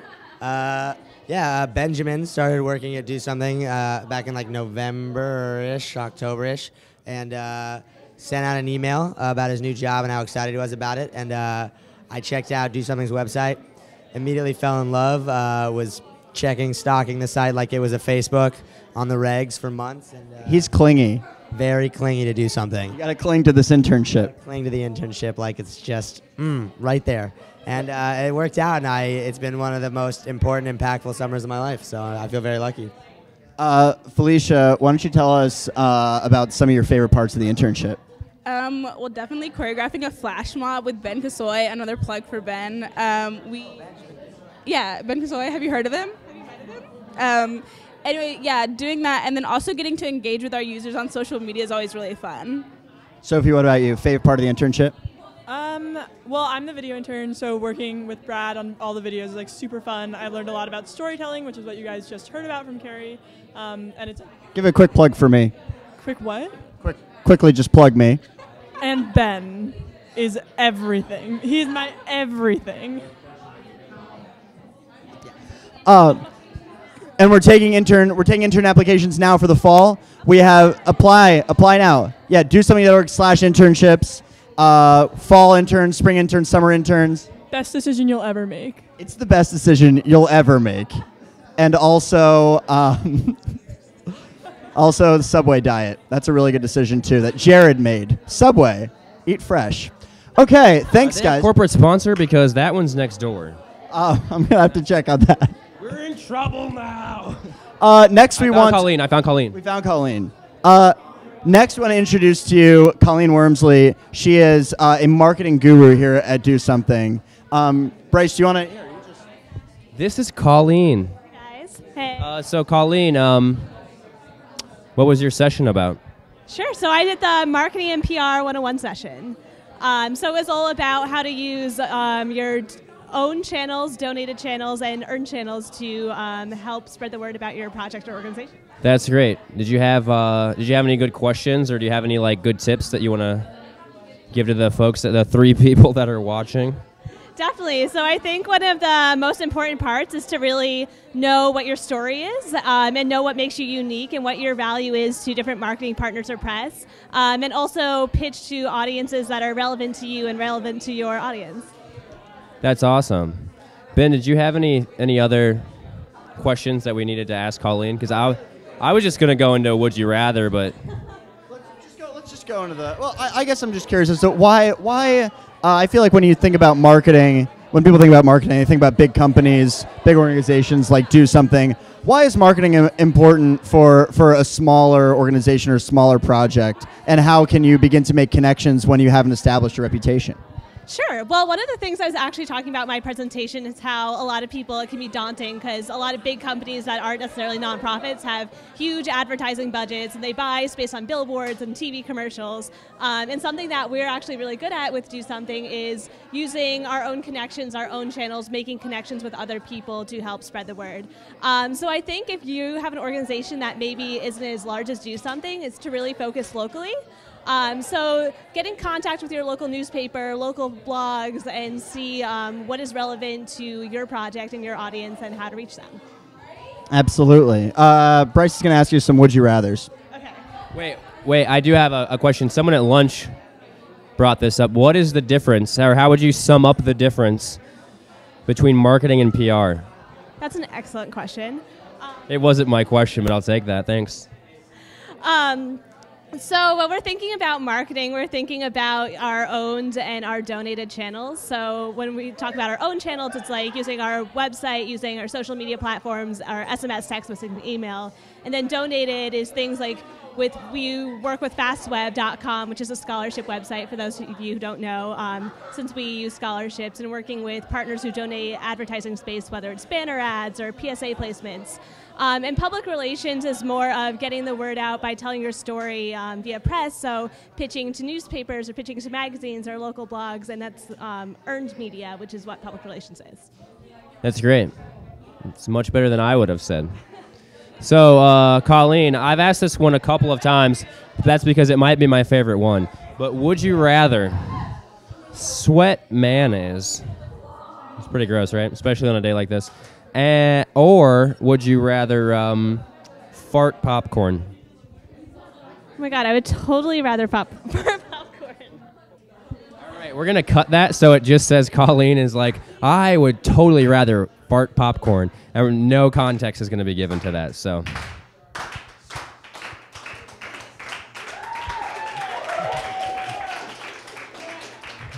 Thank you. That's great. See, before they panned the camera, I was pretending they were clapping at me. But they weren't. So, anything else you want to say, Colleen?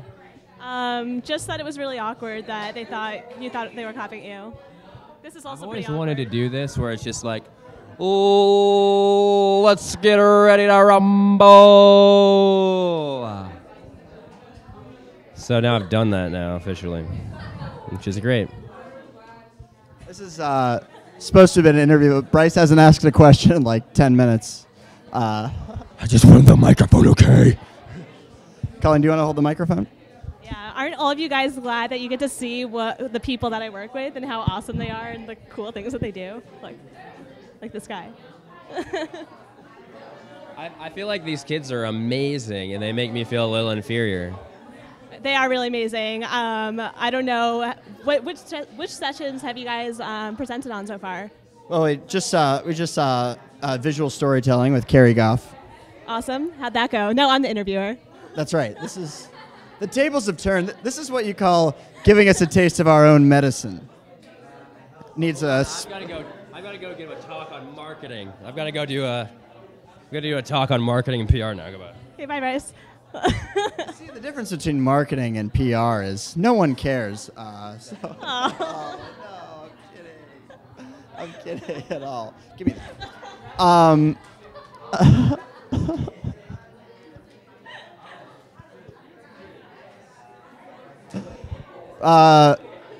Brad, do you want to do an interview? Colleen, thanks so much. Yeah, no problem, Ben. Great. We're going to talk to a little bit to our video producer, Brad Williams, who, despite spending the vast majority of his life behind a camera, looks pretty good in front of it. Brad? Thank you. Brad, tell us a little bit about what you do here at DoSomething.org. Here at DoSomething.org, involved a lot with YouTube.com. It's free. It's a free service where you can upload and watch videos for free. Yeah, it's YouTube.com. It's That's what we do.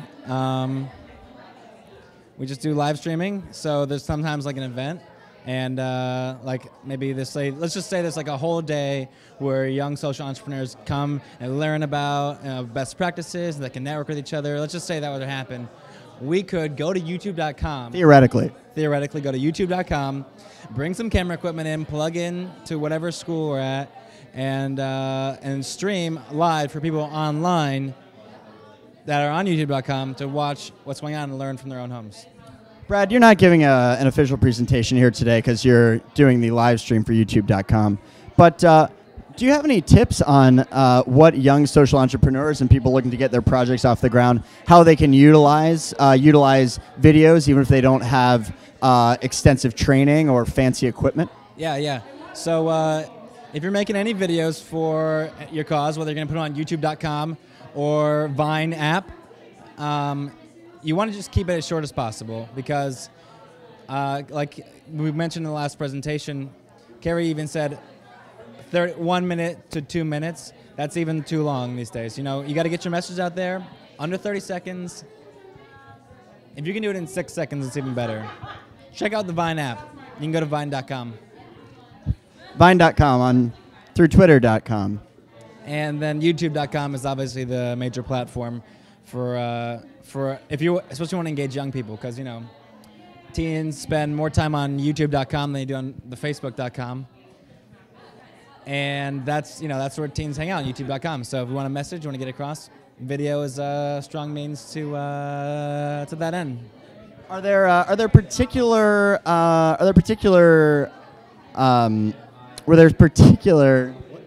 Yep. That's the best way to shoot it. Yeah. Mm-hmm. How did you get into to video and into the nonprofit space? Yeah, well, getting into video was easy. Just just start doing it. You start making videos, and eventually people will start watching them, or you'll get better at them, or everyone will tell you, "Wow, you suck," and then you'll want to stop making videos, and then you'll get out of it. So you just kind of start doing it. What if they're telling you that as because they're also trying to make videos and they're using it like as a reverse psychology thing to push you out of a crowded video space? Has that crossed your mind? That hasn't crossed my mind, but no, yeah, that's actually probably what happened. That's probably, if someone tells you your videos aren't good, it's probably because they're jealous and they're also trying to make videos. Your videos are good. Yeah, your videos are good. Good enough for YouTube.com, that's for sure. Does it cost money to upload a video to YouTube.com? No, YouTube.com is totally free for now. At least free. It's free. It's free. For now. Well, thanks so much, Brad. Gleb, can you do an interview or? Come on, Gleb. Come up here. Thanks, Brad. Next, we're going to have Gleb Bounden.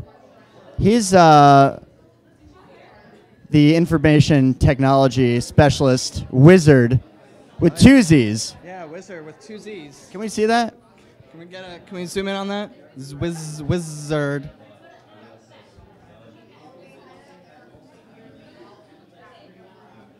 Now, Gleb, obviously for a large organization like DoSomething.org, you need an expert in information technology. Carrie needs her phone. Breaking news, Carrie needs her phone. This just in. All right. Hey, guys, do you need to get by? Yeah, come on. Yeah. Thanks, sorry. All right. There you have it. There you have it. There you have it, folks. Gleb, what kind of information technology advice does someone trying to get their social project off the ground? What kind of equipment and know-how do they need, bare bones, to be able to run an effective organization? You should buy all the computers that you need. You should have them. How many computers does one person need? 5. And there you have it. Gleb doesn't actually work here. Gleb actually works here. He actually has a job doing this stuff. And you heard it that you need 5 computers. Per person. Per month. Per month. So, Gleb, how would you say the live stream's going so far? It's going quite well. Shout out to our 8 viewers. It's really awesome of you to keep watching. You guys are doing great. Doing great. You guys are really in it for the long haul. You know there's no prize for watching this, right? Like, if you're the last one, it's not like Survivor where you win something. Just want to make that clear. Or is there? Have you been to Chipotle recently? I have been to Chipotle recently. 5? Did they just leave? Did 3 leave? You shouldn't have told them that there's no prize. The 5 of you that are left, that much closer to the prize. That much closer. Speaking of prizes, have you been to Chipotle recently? I have. Chipotle.com. Chipotle.com for burritos in your computer. Yep. Did you hear about that scavenger hunt that Chipotle is running? I have heard about that. What's it called? I don't know. I think it's called Adventurita. Is that true? Adventurito? Is it Adventurito? Does anyone know? Has anyone been to the Chipotle Mexican restaurants recently? Yeah? Show of hands if you've been there in the last month. Shelly, great. Has anyone been there today? Okay. Because I was going to say, if you go, grab me some chips and guac, please. I'll pay you back. Does anyone know about the scavenger hunt Chipotle is running? Yes. What's it called? All right. Well, there you have it. It's called Burrito Something. We're ripping off Do Something pretty hard. Burrito Something. Burrito Something. .org. You know that McDonald's thing that's going on? Yeah, it's called Mix Something. I don't know. We don't know. We don't know. Well, Gleb, thanks so much. Oh, if you were on a... your girlfriend isn't here, is she? No, she's not. All right, good. I'm glad she's not womaning the camera. You're on a desert island for a month with a mermaid. It's pretty dope. Do you want... Say dope. No, that's fine. That's fine. You can say dope. Would you rather... This is a question Bryce just asked. Bryce, do you want to pull the trigger on this one? You're on a desert island, Gleb. That sucks. Katie's died. She's not around anymore. She's dead. The camera's running itself. Ben just said she wasn't here. You didn't tell me she was dead. This is hypothetical. So Katie died in a horrific accident. She was mangled. It was gross. Closed casket.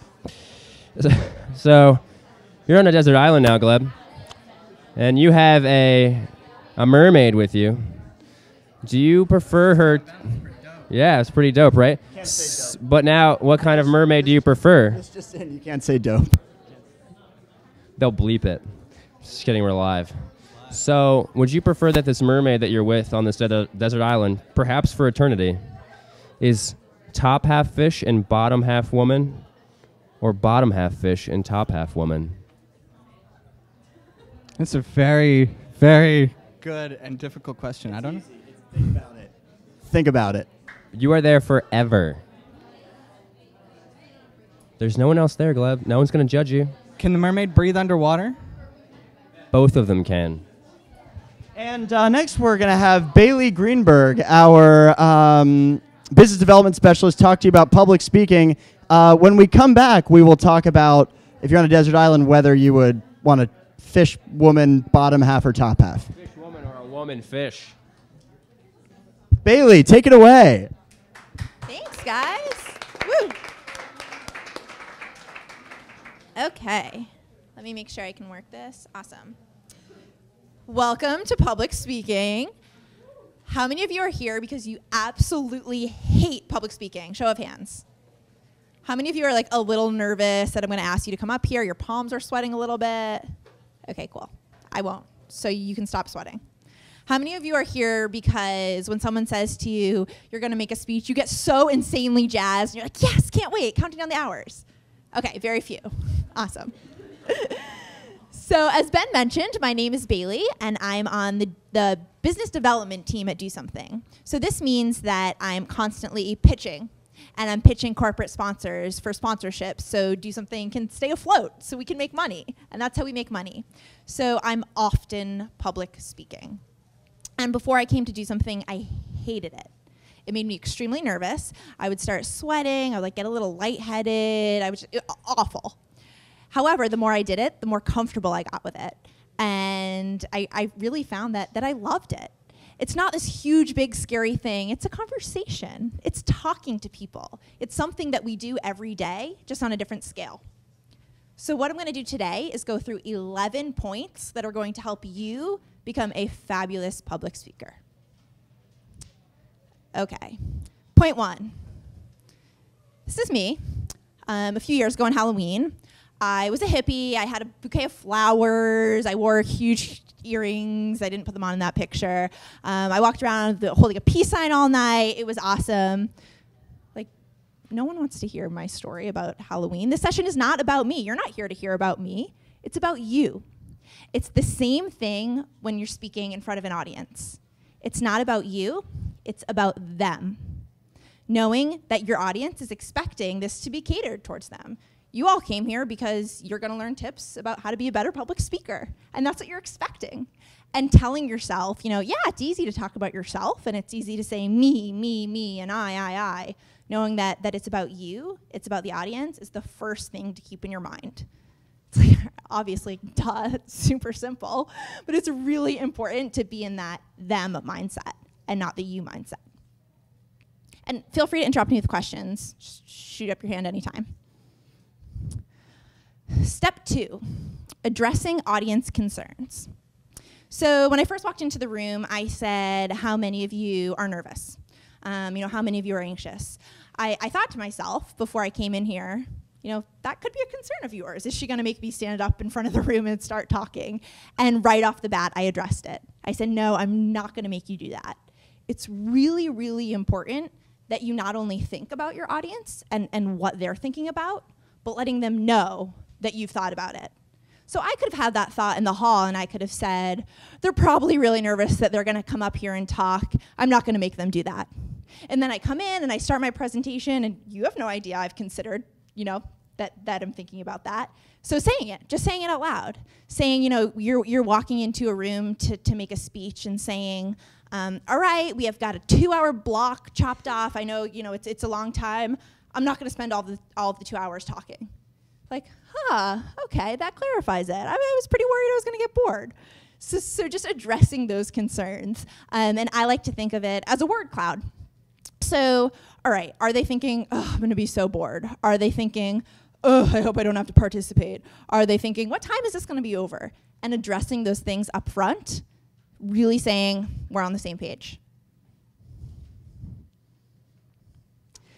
Know your objections. Does anybody know who this is? Seriously? Okay. This is Sally Field. She's an actress. Your parents probably know who she is. In 1985, she was nominated for an award, and she won. And she got up on stage and had this beautiful speech, and it was all planned out. And then she said, and I got this award, and they like me, all of you, you really all like me.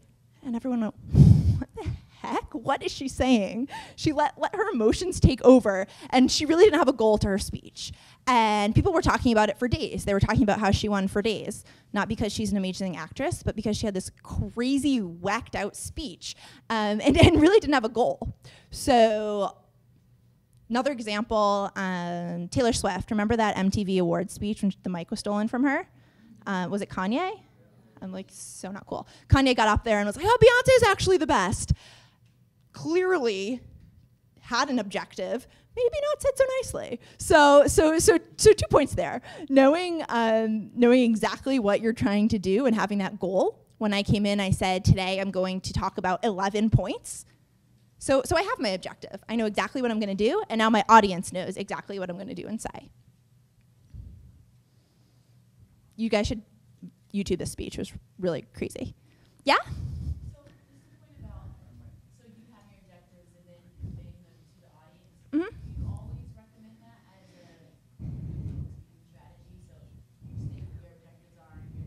Yes. So the question is, you have your objectives. Do you always display those to the audience? The answer is yes.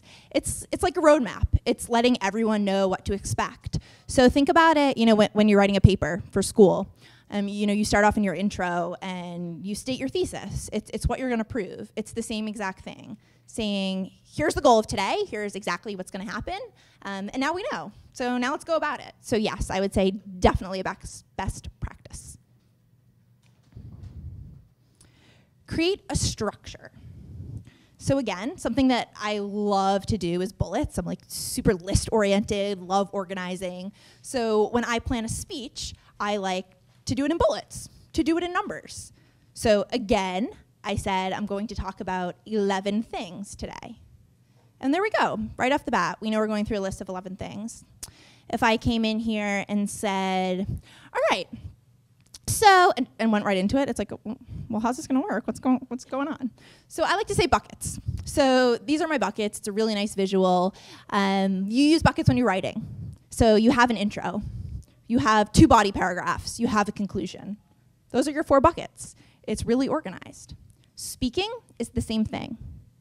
So, you go to stand up in front of your class and you're gonna talk about your organization. It is totally okay to say, here's what's gonna go on. I'm gonna talk about why I got started. I'm gonna talk about exactly what I do, and I'm gonna talk about how you can get involved. It's like, all right, 3 really clear points. Cool, makes sense? Awesome. Practice makes perfect, obviously, but I'd be silly if I didn't say it out loud. So I practiced this morning. I did this exact speech in front of the mirror, and I looked ridiculous. And I also noticed that I made a really funny face, and I kind of twitched my right eye. And so I said to myself, okay, that's how I look when I make this speech. I now know that, and I'm aware of that. So I'm consciously not going to do that. If you see my right eye twitching, totally give me a little shout out. So practicing and knowing what you look like to your audience, and not only practicing in a mirror, so practicing to someone who has no idea what you're freaking talking about to make sure that you make sense. So, maybe it's your little sister, maybe it's your neighbor, maybe it's one of your parents. Parents usually have no idea what you're talking about, and making sure that they can follow along. That way, all right, I got this. I know I'm making sense. Be yourself. So Dennis Rodman, everyone knows him for his wacky hair. Perhaps he was a great basketball player. Perhaps he wasn't. I remember him for his hair because that's who he was. The most important thing you can do when you speak in front of an audience is be yourself. So quick example, last year we had the Do Something Award finalists come into the office for interviews. So one of the finalists who I had been with the week prior, every day would wear jeans and a t-shirt. And that was who he was. He came in for interviews in slacks and a belt that looked really tight and uncomfortable and a button down, all the way buttoned up to his neck. And he went in, he had his first interview, he came out, he said, how was it? He was like, ugh, not good. It's like, all right, it's early in the morning, maybe you're a little nervous, take a deep breath, go into your next interview, and rock it, you can do this. So he takes a deep breath, he goes into his next interview, comes out, I was like, all right, how'd it go? And he was like, And I said, all right, let's see if we can fix this before your 3rd and final interview. What would make you more comfortable? He was like, well, my neck's breaking out in a rash because this thing is really tight and I can barely breathe because this belt's really uncomfortable. I was like, take off the belt. Do you have a shirt underneath? He was like, yeah. And I was like, then take off the button-down shirt. Be yourself. So he went into his 3rd interview and he was wearing a t-shirt with his organization's logo. The t-shirt was short-sleeved so you could see his tattoo on his forearm. His tattoo was his organization's logo. Are you kidding? That's amazing. He's so passionate about his organization that he would tattoo that on his body. Yeah, I want to talk to this kid and learn more about his organization. However, the first 2 interviews, when he had his button-down shirt on, you couldn't see his arms. So the most important thing is to be yourself. I'm not saying you have to dye your hair like Dennis Rodman, but be yourself. I never wear high heels, so today I'm not going to throw on a pair of heels. Did you guys see what I did there? I stopped, and I did 2 things. I looked at the screen, and in looking at the screen, I turned my back. It's kind of sucky to turn your back on your audience, right? If I'm having a one-on-one conversation with you, I wouldn't say, oh, well, I'm going to say my next sentence, 1 minute. So, how was your day yesterday? It's So weird. Who does that? No one. It's the same thing when you're talking, right? Like, what? It's the same thing when you're talking to an audience. And oftentimes, the reason why we turn our backs is because we have a visual aid. So you turn around, you look at your slide, it reminds you what you're going to say. You turn back around, like, what? Now you're doing this little dance. Call it the visual aid dance. And it's not great. So my advice when you're talking to a group is make sure your visual aids are exactly that they're aids. If you know exactly what you're going to say and you don't feel like a chart or a graph or a photo is going to help you make your point, then there's really no need for a PowerPoint and no need for a visual aid. It should truly be there to help you. How many of you sit in class and a peer of yours is giving a presentation and they're reading off a slide? Show of hands. Like, how freaking boring is that, right? You're like, all right, I can read for myself. I know what that says. Like, you don't need to be up there. If the presentation is speaking for itself, it's not a great visual aid. So I have a rule that I follow, and it's two parts. So the first part is that there always has to be a photo of some sort on the screen. And you'll notice that, I had the picture of the mirror. I had the picture of the 4 buckets, a photo of some sort. The second kind of piece of that rule is that if there are words, I allow no more than 8. 8 words max. That way I know that my audience is engaging with me, that they're not staring at the screen, that, okay, they're going to read those 8 words and turn their attention back to me. And if those words don't enhance your presentation, who needs them? Forget about it. Own your physical presence. All right, so a few things here. So usually when you're speaking, you're a teacher, someone will ask you to stand up. And okay, you stand up and you're kind of bouncing on your left foot, and then you switch to your right foot, and you're walking, and then you're bouncing on your left foot, and you're bouncing on your right foot. And in doing so and moving around so much, first of all, if I were kind of doing that bounce dance, you guys would be a little dizzy. Second of all, it's a lot harder to focus on what you're saying and have others focus on what you're saying when you're kind of bouncing around. And walking is great. Taking a few steps forward when you're talking about a really important point, taking a few steps back when you're taking a pause, great. However, you don't really want to be doing the P dance, and you don't want one of your knees pointed. I know I stand like this all the time when I'm having a conversation with someone, but what happens? Okay, my leg with all the weight on it gets kind of tired, so I switch. And then again, I'm doing this. And it's not cute, and it's really distracting. So really owning your physical presence. And it's super awkward when you first do it, but it's really actually the best way to stand when you're speaking. So making sure that, of course, your shoulders are back and that each one of your feet is under your shoulders. That way I have nowhere to shift my weight and I'm comfortable. And when you first do it, it's like, oh, like, all right, stand in front of the room. But the more you do it, the more comfortable it will be, and I'd urge you to try it. Don't be afraid of pauses. So when you guys do some sort of public speaking or do a presentation, how many of you end up talking really, really fast, and then you get out of breath, and you kind of have to take that as you talk, and you, right? So your adrenaline's going, you're really excited, you want to tell your whole story all at once, and you're probably a little bit nervous. And when we're nervous, we talk faster. And when we talk faster, we're a lot harder to understand. There is something so incredibly powerful about pausing. Something they teach interviewers to do is when they ask a question, to wait a few seconds. And if the person doesn't respond, to keep waiting. There is something so insanely, I want to say another word than powerful, attention-getting about a pause. If I pause, oh, why did she stop? Oh, she just said this. And now you're thinking about it. So knowing that it's okay to pause. Not only does it make sure that your audience is engaged, and oh, she stopped talking, why'd she stop talking? Like, oh, maybe I'll pay attention.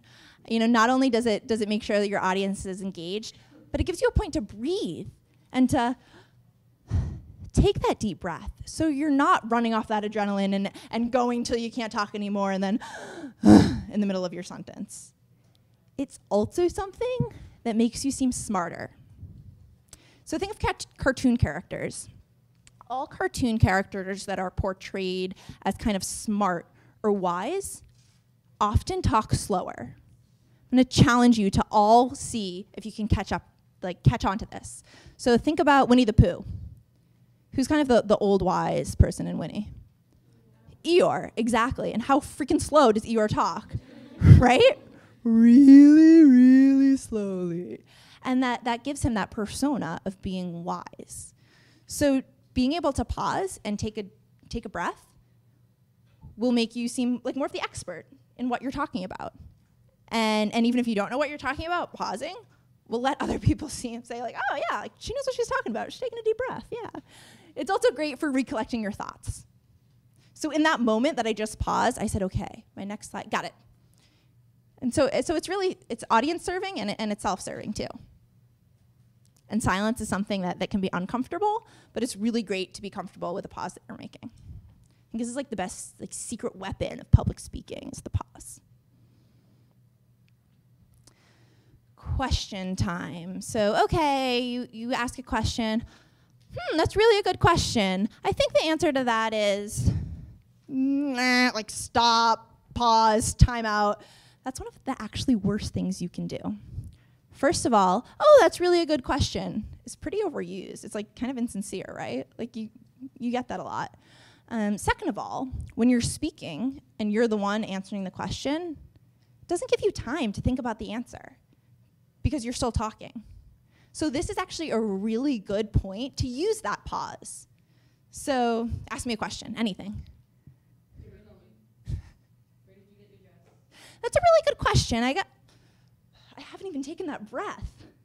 Ask me another question. Anyone? I don't have a middle name. I really don't have a middle name. So that's two things. I've taken a breath, and in taking that breath, I've allowed myself to think of the answer, and I'm not putting words in there that really don't need to be in there, that might make me come across as insincere or having not really listened to your question. What about if people couldn't hear the question about repeating the question for the audience? Is that the same thing, good or bad? If people can't hear the question, how is it to repeat the question for the audience? Is that a good thing or a bad thing?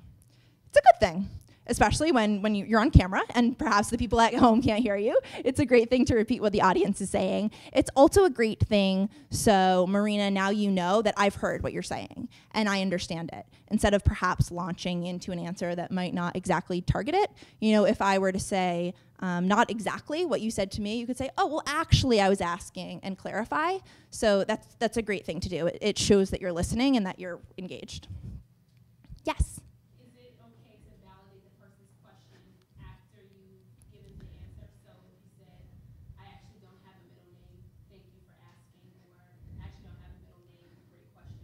Yes, is it okay to validate the question after you've answered it? Absolutely. And if that's something you're going to do in a one-on-one conversation anyway, because you're polite and because you're a caring person, by all means, I think that's a great thing to do. Thank you for asking. End with an action step. How many of you are excited for speed pitching that's going to happen after this? How many of you are like, oh, shit, it's time already? Cool. Something that's really, really important. You have 2 minutes to pitch your idea. Every single ending of those 2 minutes should end with an ask. So this can be something as simple as, what do you think of my project? It could be something more like, do you know somebody who works at XYZ company who'd be willing to talk to me? It could be something as simple as, can I have your business card?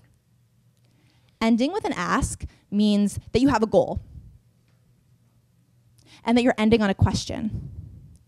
So what happens when I write you an email that says, hey, it's Tuesday today, tomorrow's Wednesday. All right, it's a fact, right? You don't necessarily feel the need to respond. But if I write you an email that says, today's Tuesday, what's tomorrow again? It's like, well, yeah, it's Wednesday, obviously. So you're going to respond. So ending with a request, a question, an action step is going to make sure that there's engagement there. Even if it's a speech in front of 1,000, 2,000 people, it shouldn't be the speaker to the audience. It should be a conversation. So always ending with an action step a question that final goal is really, really critical. Yes?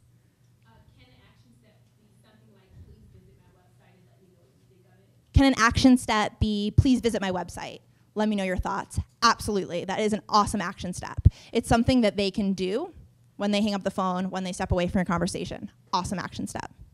Yes?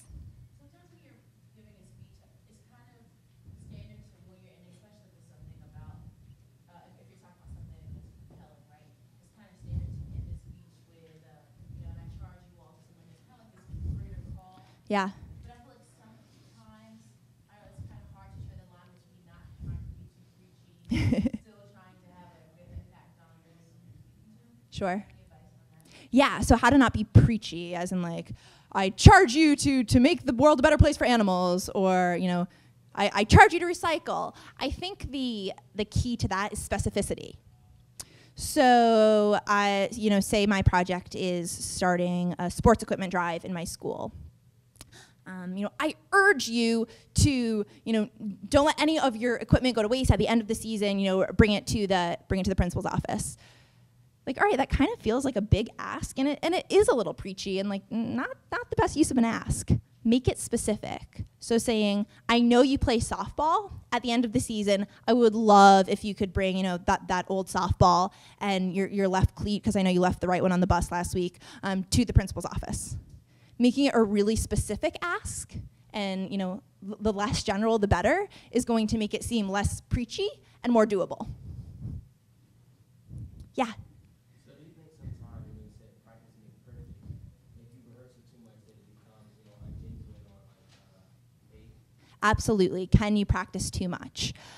I would say yeah. I would say practice to the point where you're comfortable and you feel good about it and you're confident. Practicing to the point where it's rote and you're ready to go and you're talking like this and it's definitely rehearsed and it's all in your head. Like, who wants to listen to that? No one. I think there's a difference between being comfortable and memorizing. And I don't think you should ever memorize a presentation. Having a script is really the wrong way to go. Something that I love to do is having bullet points.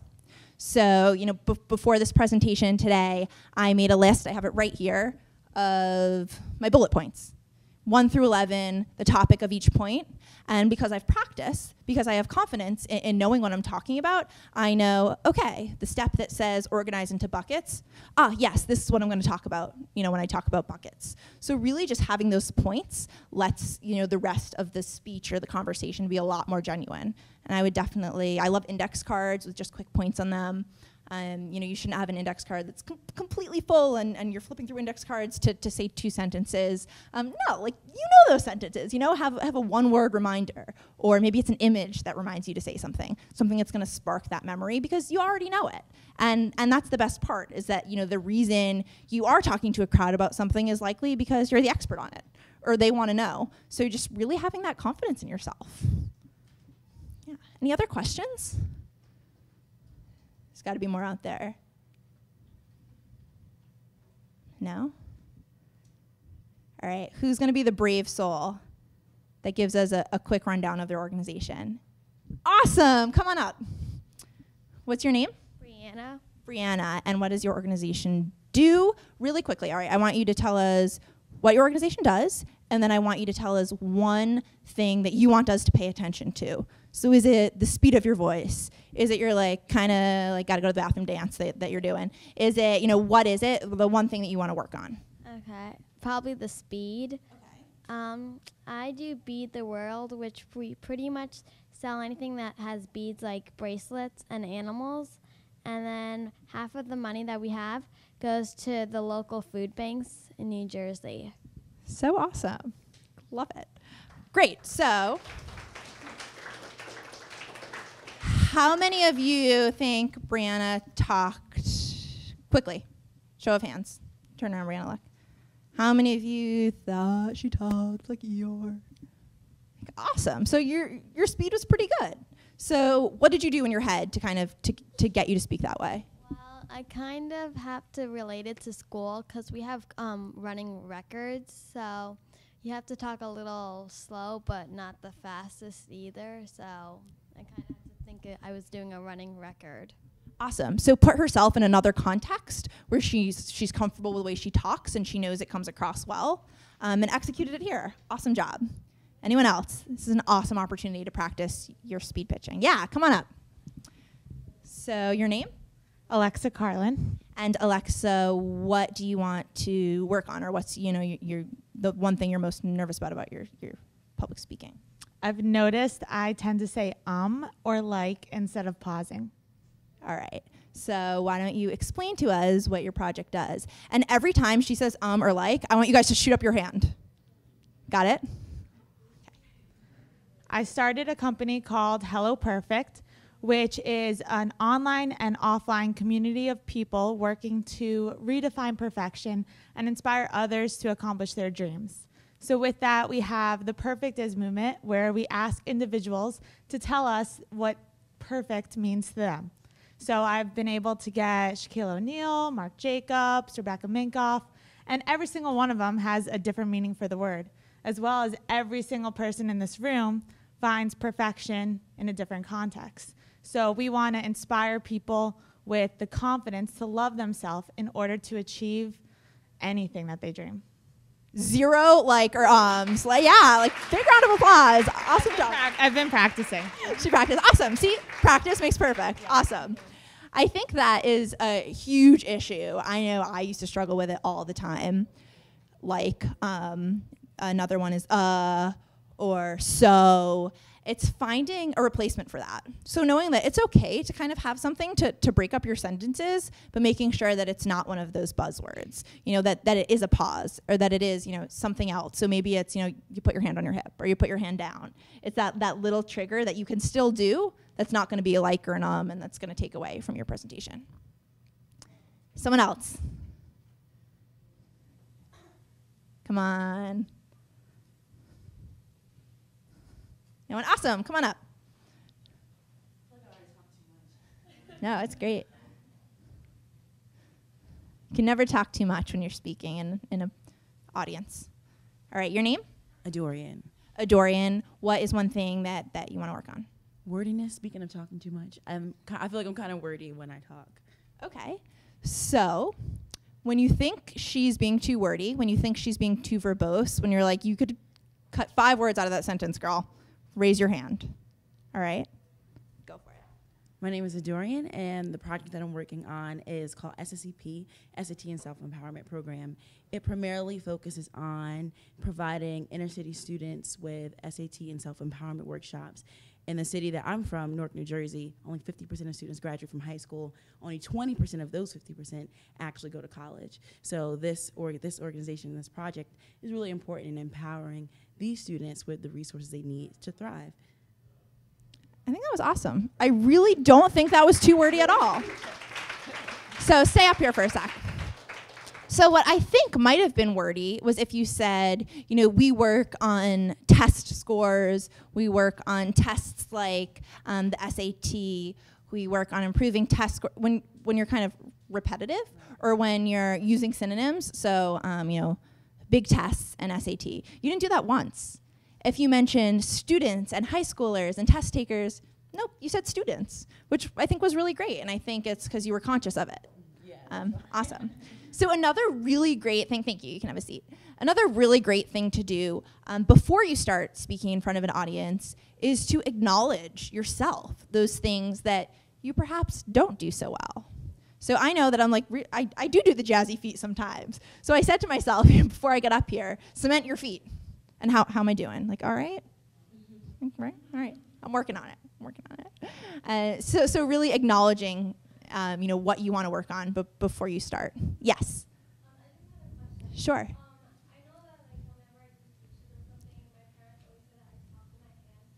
Yes. I think, okay, so her parents say she talks with her hands too much. I don't think you can talk with your hands too much. I think it makes you who you are. So story on that. We have a guy named Mike on staff who, when I tell you he doesn't need words, he just has his hands like seriously mean it. So what we did after 1 year at boot camp was we had Mike on tape, and what we did is we put together this huge collage for him that was just his hand movements, because he has so many. So we have a poster, and it's Mike like this, and it's Mike like this, and it's Mike like this, and it's Mike like this, and we're like, this is you in 20 minutes. And he was like, seriously? We're like, yes, and that's what makes you such a good speaker, because you do have so many hand motions. I would say the only problem with hand motions is if they take away from what you're saying. So if you're talking about something serious and you're like, I don't know, doing a hand motion that's not serious, or if it's extremely distracting, I think that's when it might be too much. And there's so many things you can do to help that. So perhaps it's holding an index card. You might not need that index card to remind you what to say, but it keeps your hands busy. When I talk without a microphone, I usually hold my hands like this, so I'm not, doing crazy things with my fingers. So it's finding something to replacing, kind of substitute. Because if you just tell yourself, to not do anything with your hands, but you're so used to doing something with your hands, and that's who you are, then you're probably going to do it anyway. And I think that's okay. It's a really good question, though, because we definitely all have our little quirks. Anything else? Seriously, guys? Nothing? All right, so what I'm going to ask you to do now is to turn to the person next to you. Awesome. So we're going to do a 2-minute exercise. So what you're going to do at first is you are going to explain who you are and try to turn to someone who you don't know. So if you have to rearrange seating, that's cool. Jump up and sit next to someone who you don't know. And explain. I'm going to give you 1 minute to talk about, not yet. I'm going to give you 1 minute to talk about your project to them. And before you guys start, I also want you to tell them just what we did up here. So what you want to focus on. So, I think I talk way too loudly when I present to a group. And say, okay, the other person who's listening, know that. And then talk. And I'm going to stop you after a minute. Then the other person's going to provide a minute of feedback. All right? So talkers, raise your hand. Who's the first talker in the group? Awesome. Go for it. 1 minute.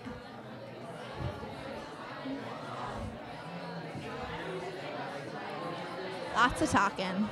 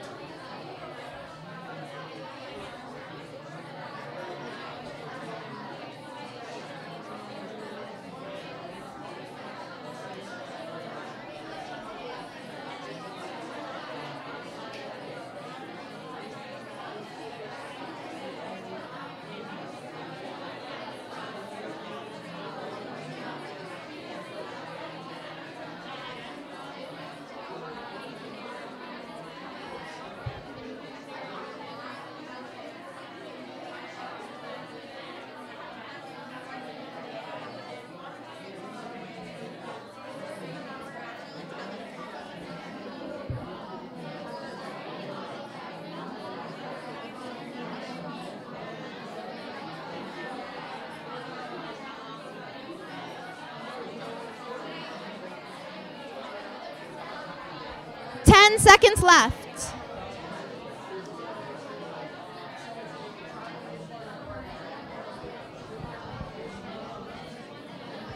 Okay, wrap it up.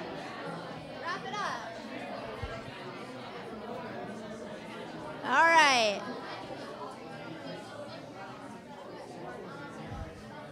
Awesome. Okay, so somebody who was a talker. Somebody who was a talker, raise your hand. Awesome. So tell us, what was the one thing that you pointed out as something you wanted to work on? I wanted to work on speed and wordiness. Speed and wordiness. How many other of you wanted to work on speed? Raise your hand. And how many of you wanted to work on wordiness? He's like, look around the room. You guys have some similar anxieties about this. So definitely a great thing to talk about with each other. And how do you think she did? 100% honesty. She was fine. She was fine. All right. What's one thing that she did really, really well relating to speed or wordiness? She wasn't too wordy. She basically got to the point so I understood what she was saying, and she didn't give too much information that made me like lose my attention. Okay, she got to the point. Awesome. What's one thing that you think she could work on, or there's room for improvement? It's not going to hurt her feelings. It's constructive criticism. It's good feedback. No, she was fine. Okay. All right. So it's fine. So there's room to be great. Awesome. Someone else who wants to share? Come on, you guys. Is this like the afternoon slump? What is this? Awesome. Okay. What I was working on was I tend to get nervous and run out of ideas, so I repeat myself. Okay. And I also talk really quickly, and then I'm kind of getting worried about what I'm saying. Okay, so lots of worrying and repetition. How many of you asked your partner to watch your repetition? All right. I feel like I'm repetitive, so I would have asked my partner to do that. And who is your partner? How'd you do? When she wasn't completely conscious of what she was doing and just speaking in a manner of this is what I'm passionate about, it was really great. But then like I could see her catch herself and then be like, oh snap, wait, I shouldn't have said that. Okay, wait, no, stop. So you can watch the wheels turning. Awesome. So what do you think she could do to improve that? I think she just needs a bit more confidence. Like you're good at public speaking. It's not like it's something that's you're completely inept at. It's just a bit gathering your thoughts and everything. And here's the awesome thing is that so you're an expert on your cause. Do you work in the same cause space as her? Okay, so that's kind of awesome. So here's the other thing is that you could have said to her something that was like kind of true, or not your best story, or not your best fact. She would have had no idea. So really maintaining that confidence, and if it's something that you have to slip in there, then it's something that you slip in there, and you maintain your persona, and you maintain your confidence. And I'm not saying lie. I'm not saying tell a lie, but I'm saying that you are the expert on what you're talking about, and you should have confidence in that. Awesome, great job. One more. Yes, back here. Okay, so before I started, I told her that one of my problems was eye contact. Like if I'm talking to one person, because sometimes I feel like it just gets like really awkward and like just staring into their soul. So that's like one of my problems. And then also I tend to just like babble without having a specific point. I'll go off on tangents, and so that's something else that I kind of do when I'm speaking. Okay. So what's one thing that Caitlin did really well? Well, my soul is intact. So the eye contact, it was not seen. So yes, the eye contact was good. It wasn't odd or anything. It was actually really helpful, kept me engaged. And she was also very concise. So it wasn't wordy at all. It was good. Awesome. So what's one thing that you think has room for improvement? Oh man, does it have to be I honestly can't even think of one. The smallest thing. My soul? I don't know. I'm like really trying to. All right, think about it and promise me that you'll tell Caitlin before you walk out of the room. Okay, awesome. So really great point, eye contact. So eye contact with a group of people can be a little awkward, but it can also be really easy if you figure out the way to do it right. So here's something that I do. So in a room full of people, you want everyone to feel engaged, and it's impossible to look at every single person at once. So what I do is I segment my sentences based on different people. Like, what the heck is she talking about? So if I start a sentence and I start over here, I'll say the second part of the sentence looking at a new group of people. And that way, everyone in the room feels like they're engaged, and I'm talking to them the whole time. See what I did there? So I covered 5 different sections of the room, 4, can't count and talk at the same time, different sections of the room. But was that engaging? Did you feel like I was talking to you? Yeah, because like it's the worst when someone's talking and you're like, hi, I'm over here, I'm in the audience too, I'm listening just as much as they are. So I think the eye contact point is a great one, and it's making sure that you're engaging everyone in the room. And it's also something that does take practice, and that's definitely something that I think everyone can work on. There's always room for improvement. And it's nice too to make a specific point looking at one person. It really kind of drives it home. Awesome. Any other questions? Great. Oh, yeah. Just wondering if you had any tips for people who have nerves and like shaky voices, and once you get started, it's hard to take the time to get that out of your voice. So. Yeah, so you start talking, and you continue talking, and you're nervous, so your voice starts to shake, and it goes higher, and then it breaks, and like, no one wants that. I would say the first thing you can do is to not start that. So just start by taking a deep breath before you do anything else, and that will set the stage. And perhaps it's every time you start talking faster, you have a key for yourself. So it's every time you start talking faster, I don't know, I tap my wrist and then I know, okay, time to slow down. Or every time I start talking a little faster. And it's just really being conscious of what you're doing. Another great thing to do, it's like kind of weird, but it's been really helpful for me personally, is to tape yourself talking. How many of you get so uncomfortable watching yourself on tape? I do. It's like the weirdest thing. You don't sound the same. You're like, oh, really? That's how I looked that day? It's like kind of weird, right? It's also really, really helpful. It's helpful because then you're aware of how you look to other people, and more importantly, how you sound. So forget that your voice sounds like someone else. Like I think we all have that. Pay attention to the speed of your voice, and if you're getting that kind of shakiness and realizing when you need to pause. Really, really helpful. Yes? How to present in an entertaining way? Absolutely. I think the first is let your passion come through. Public speaking is something that, public speaking, it's serious and it's staunch, and no, it's really a conversation. So I think one, start by thinking that it is a conversation. Two, make sure your visuals, if you have them and you feel like they're necessary, play into it. So I think this is a pretty funny picture. It also gets my point across. So I think visuals can be a really good aid with that.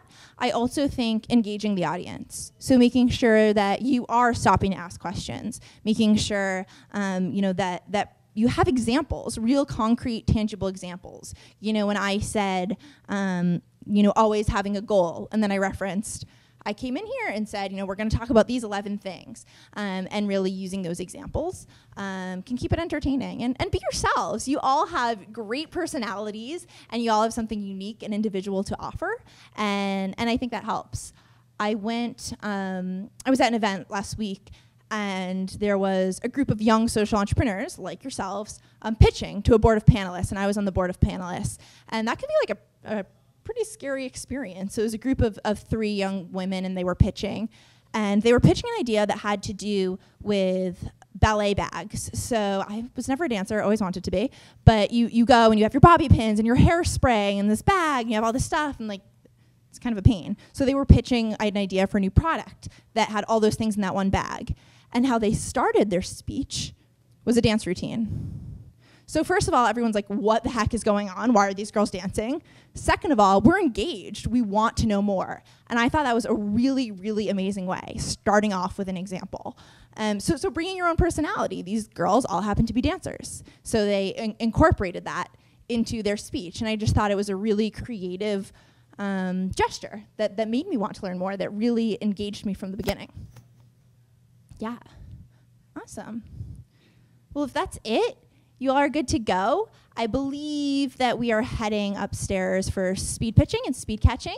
So you can wait right outside the gym on the 10th floor and take your deep breaths and remember everything we talked about and speak slowly and pause. And remember to end with an ask. This is a really awesome opportunity. Thanks, guys.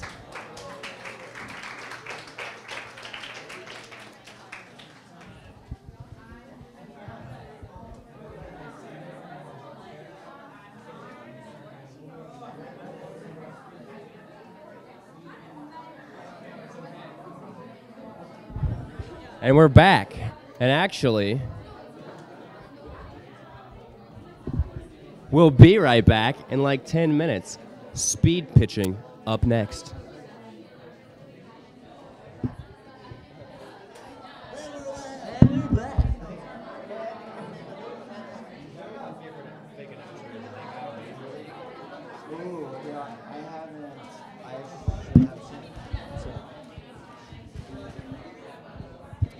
We're through.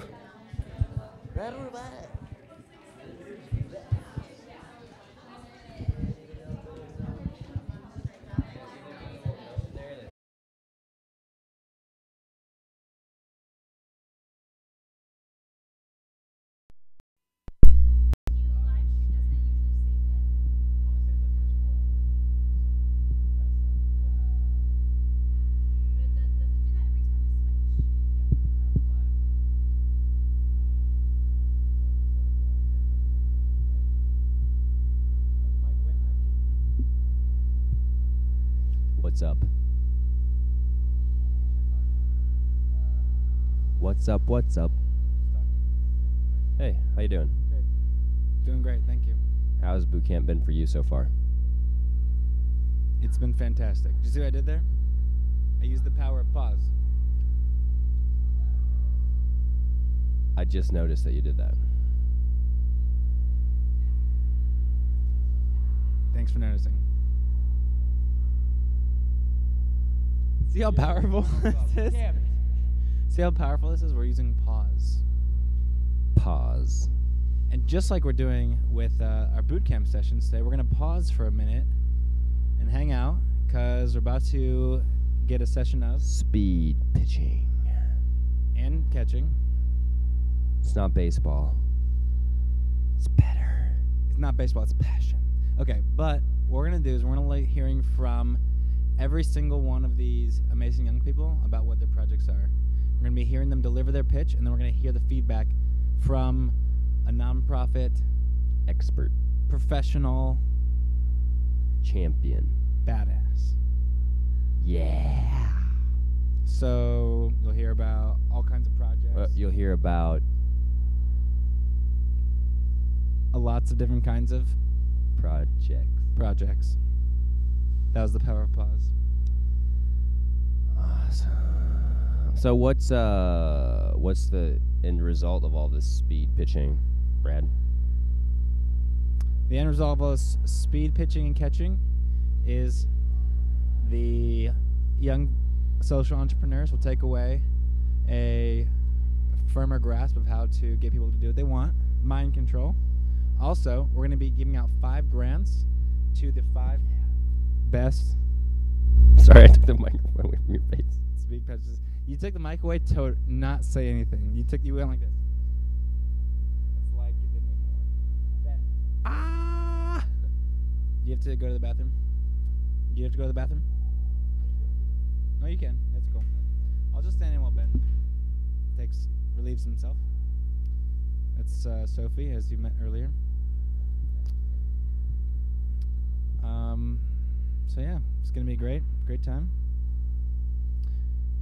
Bryce, so what's your 3 guiding life principles? 1 is drink a lot of lemonade. You know, I interviewed a girl earlier who's her whole project is selling lemonade, and then it's like they're planting trees and stuff, rebuilding areas. Lemon trees? I don't think lemon trees. That would make sense. But I think it's just like any kind of beautiful tree. They're like rebuilding areas around like that have been like affected by Sandy and stuff. Tell me more about that. Oops, sorry. No, it was cool. So what are my other 2 guiding life principles? Drink a lot of lemonade. What else? There's 3 people watching. Never fall in love with a stripper. One of them is us. You're a stripper? No, one of the people watching is us. Oh, so there's 2 people watching. It's probably my mom. My mom too, probably. Oh my gosh. My moms are the best. The best. Thanks for the pumpkin cookies. I didn't get any pumpkin cookies. I got a cookie here though. I was excited. Yeah, it's not vegan though. What are your 3 guiding life? I only got to 2, which was drink a lot of lemonade and never fall in love with a stripper. It's good. And 3, the Bible. The Bible, yeah. That'd be no whining. That's my first Okay, one. no whining. No whining. 2, pause a lot. The power of pause. That's my second one. That's your second one. And also the power of pause, like puppy paws. So strong. Those little paws. They're so strong. Yeah. Strong with cuteness. Cuteness Everdeen. That was my first screen name, by the way. Cuteness Everdeen. Was your first screen name ever? Yep. Wasn't the Hunger Games published like a couple years ago? Late to the game. It's your AOL Instant Messenger name? Yeah, my first one was actually I Am Really Asian. So. Are you really Asian? By the transitive property of friendship, yes.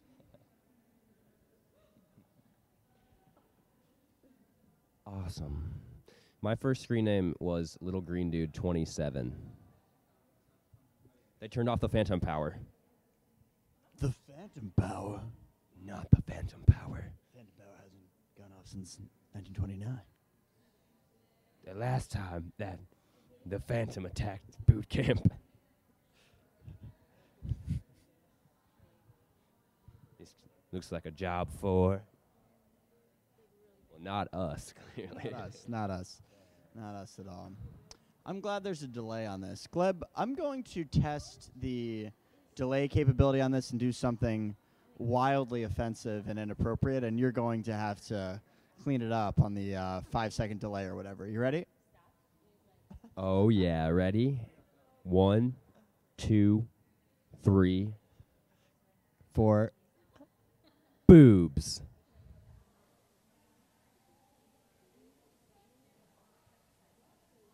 Did you get it? Because if you didn't, that's going to be terrible. You didn't get it? You didn't stop it? You didn't stop it. Gleb, please tell me that you stopped it. Gleb, please tell me that you stopped that. Gleb, we counted to 4, Gleb. The power of pause, Gleb. Gleb. No. You just ruined boot camp. I just ruined boot camp. Broke boot camp. No, you know what broke boot camp was when we turned off the phantom power. No one cares anymore because I ruined boot camp. Sophie? Sophie, what do you have to say? You're like that kid on Hey Arnold. I was going to like, psh. Yeah, that's what you were going for. That's great.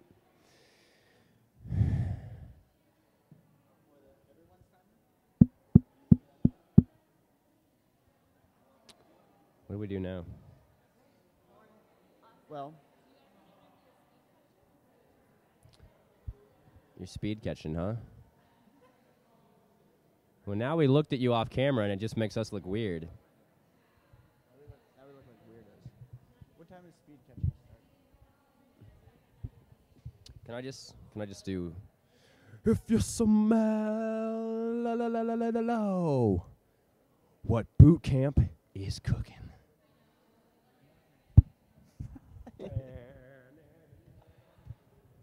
That was an homage to Dwayne "The Rock" Johnson, pre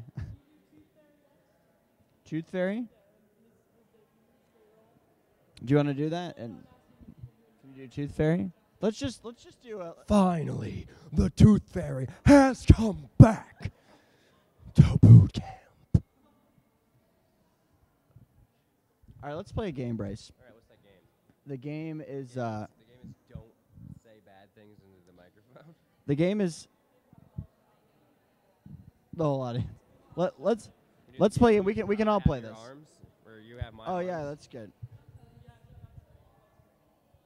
There's not a whole lot we can do with this though, because one hand has to have the microphone.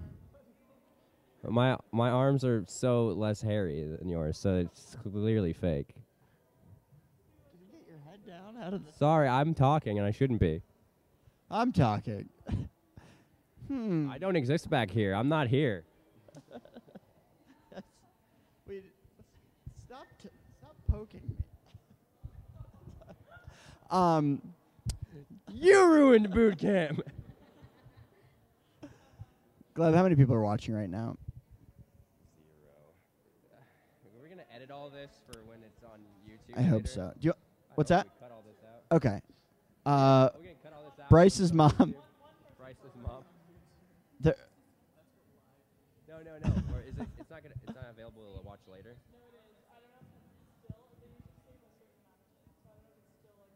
Good. Then that part will be gone forever. All right, Sophie, let's play a game. Stand up. Let's play a game. Okay. All right. This game is called. Do you want to play, Carrie? Play a game. Gleb, you want to play? Okay. All right. This game is called. I like that. Believe that. All right. This game is called Trees, types of trees, and so you just name types of things with trees. Okay. Do bushes count? No. Wait, so like oak or like something with the word tree? You'll see. All of the above. Okay. Weeping willow. Oak. Tree house. Pine. Evergreen, right? Maple. Int. Like in Lord of the Rings? Is fern a tree or a plant? That's a plant. Fern is a plant. Look, judges? Yeah, fern's a plant. It's a plant. I got it. I can say words that have tree in it though. Okay. Tree. Bulls. Triples, but misspelled. That's Anybody? No. Judges? Petrie. Pantry. Disgusting. Petrie from. No. From the Land no. Before Time. From the Land Before Time. Petrie. Christmas. Tree. Oh, I said pantry. I meant treaty. Yeah. Apple tree. Orange tree.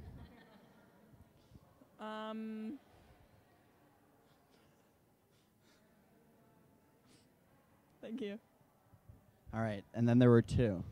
A coconut tree.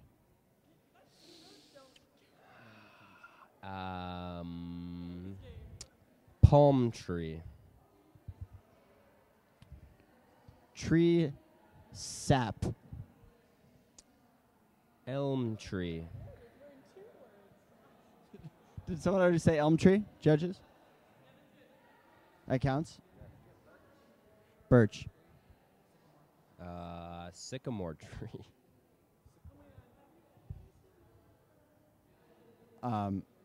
Richard Roundtree. The original Shaft. Bleep that out. It was a TV show in the 70s, kids. I think my time's up, right? I lost. The Giving Tree. The tree in the StubHub commercials. The Tree of Life, that stupid movie from like 3 years ago. The tree of life in the book of Genesis. Treesus, the new Kanye album. Magna Carta Holy Tree, the new Jay-Z album. The Tree album by the Beatles. Triage. All right, let's play a new game. Sophie, you're back in. This game is called Hillary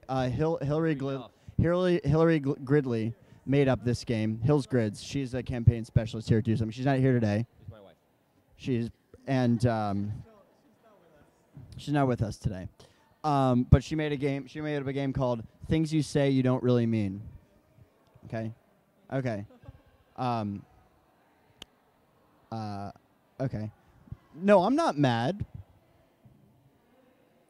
Nothing. I'm fine. Yeah, my phone died.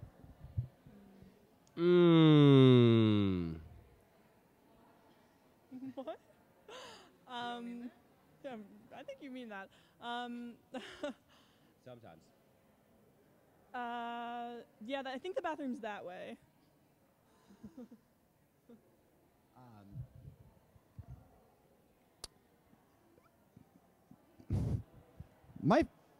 Your shoes look great. I am your father.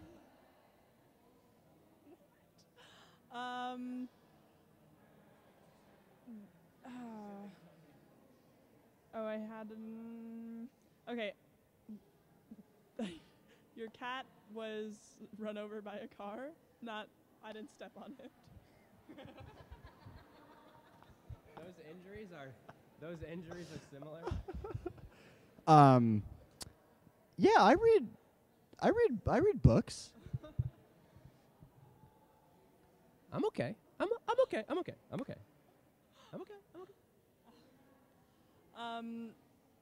I love that TV show. Congratulations. It's a boy. Okay.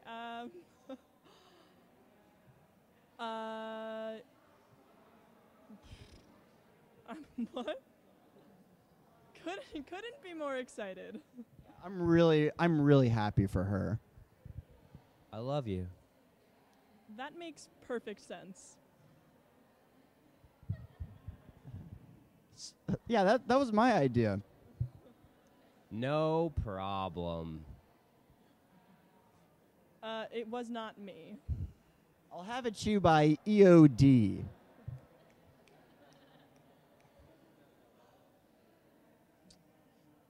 I lost. I think we all lost. We've all lost something, everyone. It's a matter of how you react. And I'm really sorry. This portion is brought to you by MailChimp. All right, let's play another game. Should we play another game? I mean, yeah, I guess we're gonna have to. All right. All right. One person. Condiments. Or one. Honey mustard. Oh, yeah, we did this. Who run the world? Us. Who run the world? Us. Who run this boot camp? Us. Who run this boot camp? Us. All right. So condiments, honey mustard. Ketchup. Wait, what are we doing? Just listing condiments? Well,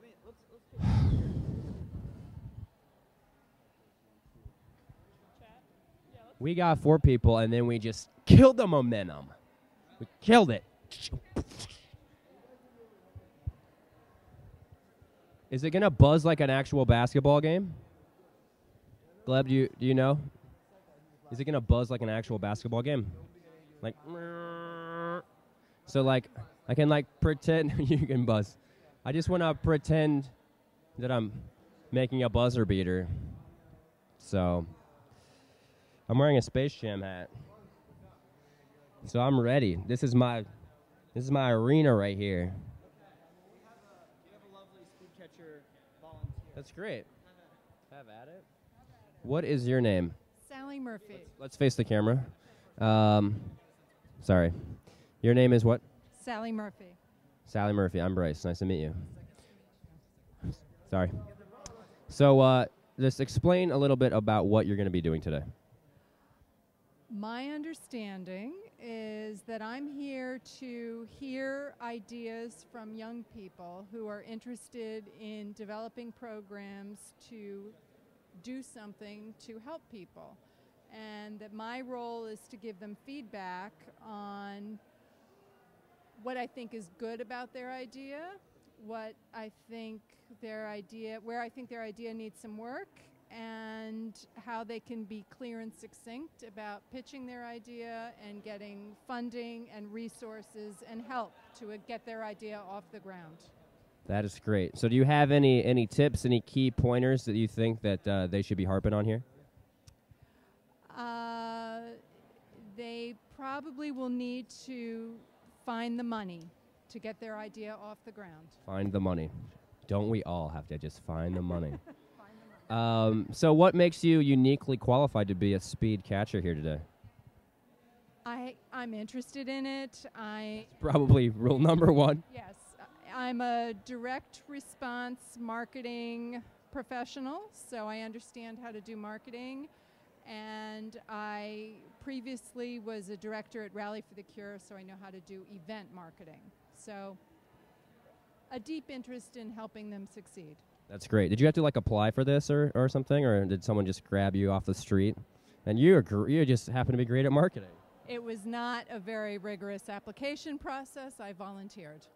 Oh, okay. I applied and they didn't let me, but I didn't put I was like, I'm good at Mario Kart, and they were like, no, we don't want you. Have you been to any sessions today? I have not. Just got here. You just got here. Okay. We've had a fun day. You're going to be amazed by some of these young people. Have you met any of them yet? I have not met any of the young people. I can't wait. They're gonna rock your socks. Yeah. Is that it? I mean, we have so much time to fill. Let's just name condiments. Honey mustard. Tofu. You just won. I think that was the shortest game that we've played today, and you won. Brad, the video guy, is vegan too, so yeah. So is Sophie. Sorry. Was the first word that popped into my head. It was the championship word. It's like we were playing Password and you got it immediately. So, well, thank you, Sally. I appreciate it, and I hope you have fun during the speed pitching, speed catching rounds. Looking forward to it. Rock and roll. And now it's back to me. All by myself. Don't wanna be. Is Ben getting something? No, he's texting. Ben is texting. I thought he was grabbing someone else to interview. Here he comes. Here he comes. Hi, what's up? That was great. Riveting for you guys, huh? It's okay. What do you do here? I'm the event manager at Like, it's just not on the camera, but whatever. Hey, flying by the seat of our pants here, folks. What's happening? Oh, all right. We're gonna have Ben interview someone named Jen. Be excited. It's going to be real. You ready? Oh, we're on. We're live. We're live. Jen, why don't you introduce yourself? Oh, you want to hold the mic? Yeah. Oh, yeah. Might as well, right? Sit down. Hi, my name is Jen. I heard about this opportunity through a coworker at Google, which is where I work. And I'm looking forward to hearing about, all these great plans that they're going to pitch, and hopefully I can help some way. Well done. Is that okay? Yeah. Do I get to hold the mic? Do you want to interview me? You look like it's my first time doing anything. You're like, great. No, I like that. I like that. So you work at Google, and what do you do there? I am in the let's see, what do I do there? I'm in the I don't know. the sales marketing role, but it's also a creative type of role. So I do sort of creative sales. Let's put it that way. With AdWords? Not so much with AdWords, more YouTube. Actually, everything. AdWords, YouTube, Google Display Network, whatever we can sell and ideate around, that's what I do. What are your expectations for today? I mean, what do you think is this your first time speed pitching? Yes, it is my first time speed pitching. So I think, one, it'll just be interesting to hear about all the different programs and ideas that people have, and then see if anything from my experience can help them with theirs. So that's what I'm looking forward to. What do you have experience in the nonprofit and social action world, or more in business? It's definitely more in business. I volunteer kind of, here and there. So actually, another thing that I'd be looking forward to is seeing if there's any opportunity to get more involved in this type of organization. So it's definitely been more business though than pro-social, more so than I want. Yeah, but that's, so I guess, and this is kind of a general question, I know, but I feel like a lot of people think the nonprofit world and the business world, are completely separate, right? Are there things about the business world, about the tech world, et cetera, that you feel like young people can apply to their projects for social good? For sure. And for me, since my role is definitely more on the marketing side, I think there's a lot of things that you can take from marketing, whether it's through social media, how do you get your name out there, how do you build a following. So I think that sort of thing could definitely help in the nonprofit world. And then also just from like a resource standpoint, there's so many tools out there that people can use from, not to plug my own products, but, Plug away. If you have a website, google.com, do you know it? Okay. All the Gmail, Google Drive, Google Plus, all these different types of things that are free, they can use to their advantage, and use it to help grow their name, grow their business. So that's I think that's a really good point, because I feel like for a lot of older people, they see sort of technology and sort of productivity and change being mutually exclusive, right? But for this generation, for millennials and 13, 25-year-olds who are in our age group, it's like they're already familiar with the technology and all the social media platforms. So, a lot of it's about how can they leverage the places that they're already interacting, to accelerate and then just get their name out there. I mean, it's already a part of like our innate behavior. So again, like you said, like why not tap into that to put it to some sort of good. So.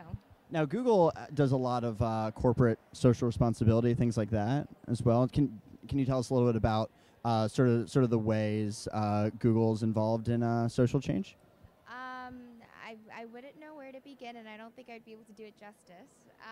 But I think from a technological standpoint, things like whenever there's some sort of natural disaster, being able to use Google technologies to find people, to get the word out. to help, find resources or shelters and things like that. So from a technological standpoint, they've been able to do that. And then just from I think like as a philanthropist, what's the word I'm trying to look for? Being able to donate our funds, donate our technology, it's that sort of thing. So there's like a donation aspect, and then being able to use our technology that I think Google's been really good at. So, but again, I'm not doing it justice. I'm sure that there's a lot more that they're doing that I'm not speaking to. But yeah, and they actually, another great thing is that with their employees, they do encourage us to go out there and volunteer, and they'll do things like count it towards, our working hours, count it to, give us options to donate things like our vacation days for volunteering efforts. So that's I think that's how they're kind of encouraging us to get out there and do good for the world.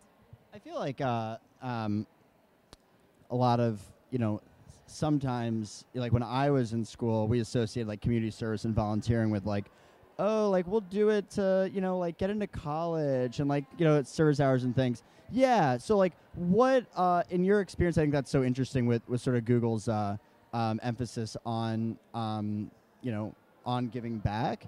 How have you seen volunteerism and kind of work in the space of social good really manifest itself in, you talked about it a little bit already, but in the professional world, in the adult world?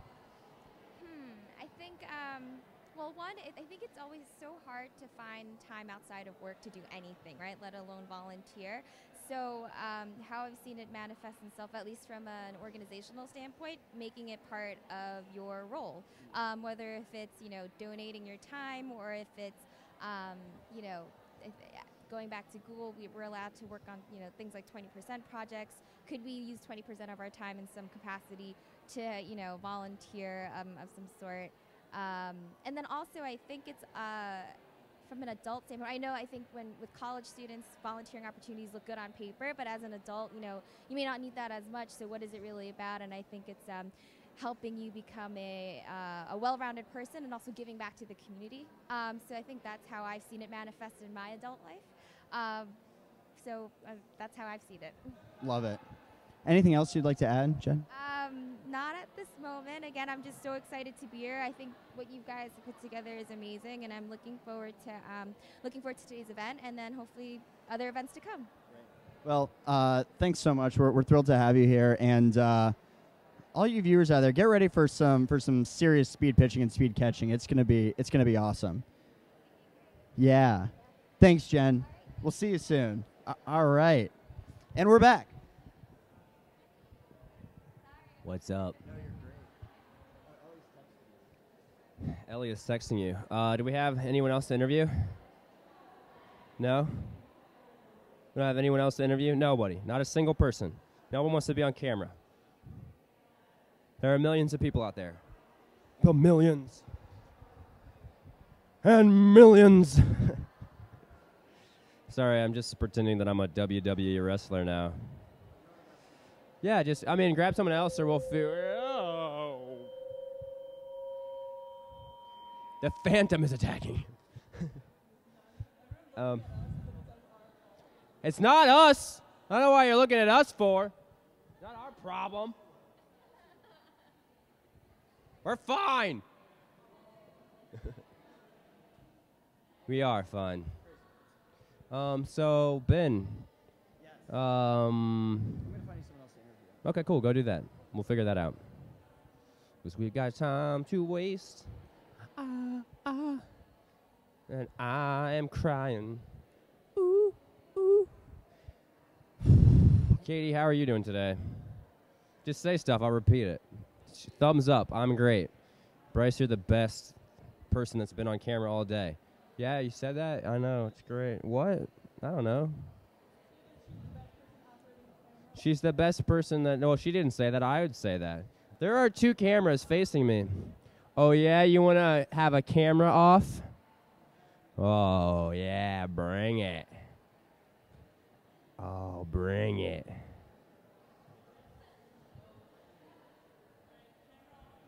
Boom, boom. Boom, boom.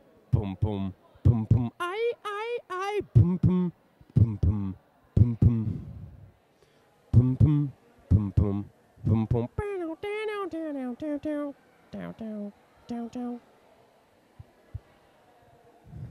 Wow. Is that your? That's great. All right, ready? My turn. Yeah. We're having a camera off. We're gonna do something productive again. Yay. Do you want to do this, or am I gonna do this, or? What is your name? Yeah, I already talked to your agent. He said it was fine. I had to give him a kickback, but you know, gotta do what you gotta do. So you are Gary. I just looked at your name tag and you told me. So, double trouble. Turn this way. Sorry. Yeah, we got it. We got it working. So, Gary, tell me what you're about to do here today. What we're about to do is interview some wonderful kids about their plans for the future. That is awesome. What makes you uniquely qualified to be a quote-unquote speed catcher? Excessively old. Right. That's why I wasn't allowed to do it, I think. Yeah. Yes. So the qualification is life experience. It's like one box and it says old, and you checked it and they were like, get in here, Gary. It's a very large box. It's a very large box. Yes. Yes. It's gray. It's gray. It's gray. And it's just not even a box, it's just on the sides. It's just on the, it's not on that. There's no box part on the top, it's just on the sides. Yeah, so they let a few of us hobble in. All right. Excellent. So, trying to think of a serious question. Would you rather sweat mayonnaise or fart popcorn? Mayonnaise. Mayonnaise, really? Because it's a hot day, though. You'd be like on the train, you're like, mayonnaise everywhere. It's not something old people. It's not honey mustard. It's No. That's a uniquely youthful problem. We have larger issues than that. Right. Bigger problems than just mayonnaise coming out of your sweat glands. So, what's up with like the grants? I don't think we've talked about that, or maybe Ben has, but I was sitting down doing nothing. So, what about the grants? They're going to be getting out some grants today, or? I believe they are. Okay, cool. So, is it like the 5 best? How's that go? I'm not quite sure how that works, but okay. Sorry that I asked you. Whoever wins will be quite happy, I'm sure. Right, exactly. So, do you have any like tips for the kids that are going to be pitching you? What are your standards here? What are you going to be judging them on? Talk loud so I can hear them. It's a big din in here. Second, speak clearly so I can understand them. But third, I hope they speak briefly so we only have 2 minutes or 2.5 minutes, and we have to use that time wisely. Right. So hopefully we'll be able to do things in a way that is very helpful to the kids. So loud, clear, concise. For those of you at home that may be wanting to do some speed pitching. I got one more question for you, Gary. You may or may not know this, but is there going to actually be a buzzer? Is it going to sound like the basketball buzzer in the NBA here? Something equivalent to that. Something equivalent. Yeah, a gong equivalent. A gong. Thank you, Gary. I really appreciate it. So wait, I thought that was someone else. Say something. Something.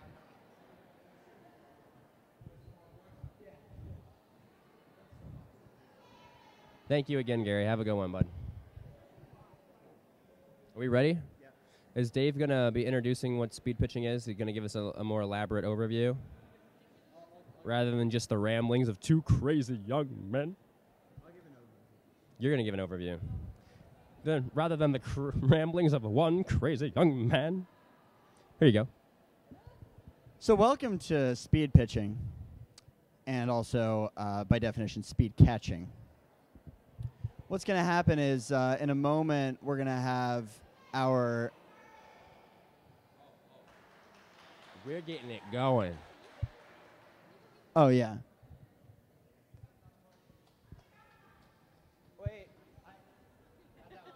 Don't worry about that. We're just going to throw in some speed.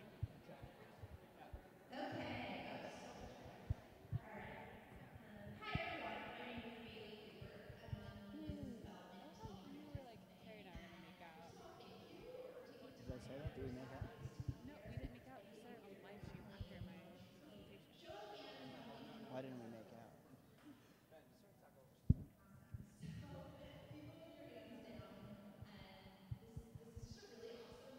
So basically what's happening right now is we are briefing the speed catchers on what's going to happen during speed pitching and speed catching. Since this morning, as you know, our 13 to 25-year-old Do Something members have been learning about all different aspects of getting their social project or their nonprofit off the ground. And they've been hearing seminars, they've been going to speeches. And basically what they're going to do now is they're going to come into a room. I don't know if you can see, there are 2 circles happening. What's going to happen is the attendees are going to come out. They're going to sit on the outside circle, and they are going to give 2-minute pitches of their idea for their social project or their nonprofit. Sitting across from them is speed catchers, who are adults, over 25-year-olds, and experts and authorities in different spaces. So some of them are in the nonprofit space, some of them are in business, some of them are in advertising, film, whatever it is. These are adults who have insight on different industries and will be able to provide feedback on different aspects of our attendees' pitches. So our attendees are going to say what their idea is, and then the speed catchers are going to provide feedback. They're going to rotate around, and basically what is going to happen is that through getting the speed catchers' feedback, the speed pitchers are going to perfect their pitches, and by the end come up with an amazing 2-minute summary of what they're doing, why they're doing it, and how other people can get involved. I just got word that we are both speed catching now. Bryce and I are both speed catching, which is terrifying thought. So that's what's like the Johnny Bench of speed catching. Oh, you're great. No one's watching. The Johnny Bench of speed catching. I'm gonna be the. I feel like I'm gonna be the Al Gore. The Al Gore. You're going for catchers, but I was going for going for speed. I was going for speed. I was going for speed. So I feel like I'm more of like a Sandy Alomar. Or Sandy Alomar Jr. Yes. Both. You heard it here, folks. Sandy Alomar and Sandy Alomar Jr. I'm a Ken Griffey and a Ken Griffey Jr. then. I'm a Barry Bonds and a Barry Bonds Jr. I am. Bobby Bonds. I am a Anakin Skywalker and a Luke Skywalker. Now we're going to bring on Crystal Bell. Crystal is a member strategist here at Do Something, and she's... Push me out of the way. You just pushed me out of my own hosting job. Shut up, Bryce. Oh. Bryce, you're so loud. I'm sorry. Crystal, how many boot camps have you been to? This is my second one. Great. And can you tell us a little bit about what goes into a good speed pitch? Sure, yeah. I think one of the main things is to really explain yourself well, and in a lot of our sessions we went through explicitly what that looks like. You should definitely start off with a statistic as a really powerful way to start. Explain how you're addressing the problem, and then also ending with an ask, which is something that I think most people, their go-to is like, I need money, for sure. But really specifying like precisely a way that the other person can help you. So I was just talking to a few friends of mine who are going to be speed catching. One's a designer and the other one's a translator and videographer, and saying if they ask you for money, maybe explain to them that you could provide your services in kind by providing like posters or flyers or translation or something like that, so that they can think about other ways that people can like be providing besides just money. What do you think are aside from immediately jumping to money? What are some easy mistakes, some common mistakes that speed pitchers are prone to making? Well, it's really scary. So I think a lot of people like are just nervous and don't know how to explicitly explain their point. So I think just like saying it 100 times to yourself in the shower is good in various different ways. So that way, if you do get flustered, you can piece it together somehow. So practice is good, and this is an opportunity to do that. So what are some of the ways that people go wrong? That's your question, right? I don't know. I mean, I don't think you can go that wrong unless you've missed the opportunity to say how you're addressing the problem. I think maybe the worst thing that you could do is not sound passionate enough, because I think that the passion translates even if you are completely, like, you don't get anything out. Just make sure it's apparent that you're passionate. Absolutely, absolutely. Crystal, now you gave a session today at boot camp, correct? What was your session called? It was called Ideas into Action. And how did it go? It went great, hopefully. I think if anyone's been watching all day, they had the opportunity to see it. They would know. They would know what's up. They would know. I was mostly asking rhetorically, like, hey, remember that awesome thing that happened? And you're just supposed to go like, It was awesome. what are you up to tonight? I haven't made any decisions on that yet. What are we doing? I don't know. I was thinking about after this maybe going to get a sandwich. Okay. Is there ice cream after the sandwich? An ice cream sandwich. Sounds perfect. All right. Crystal, thanks so much. The lovely Crystal Bell. God, she's such a doll. So, Bryce,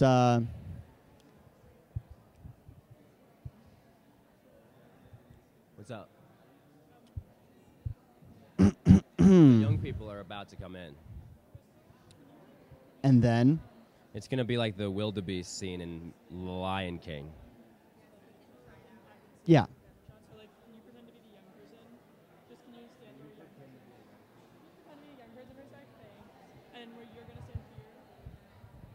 Oh, wait.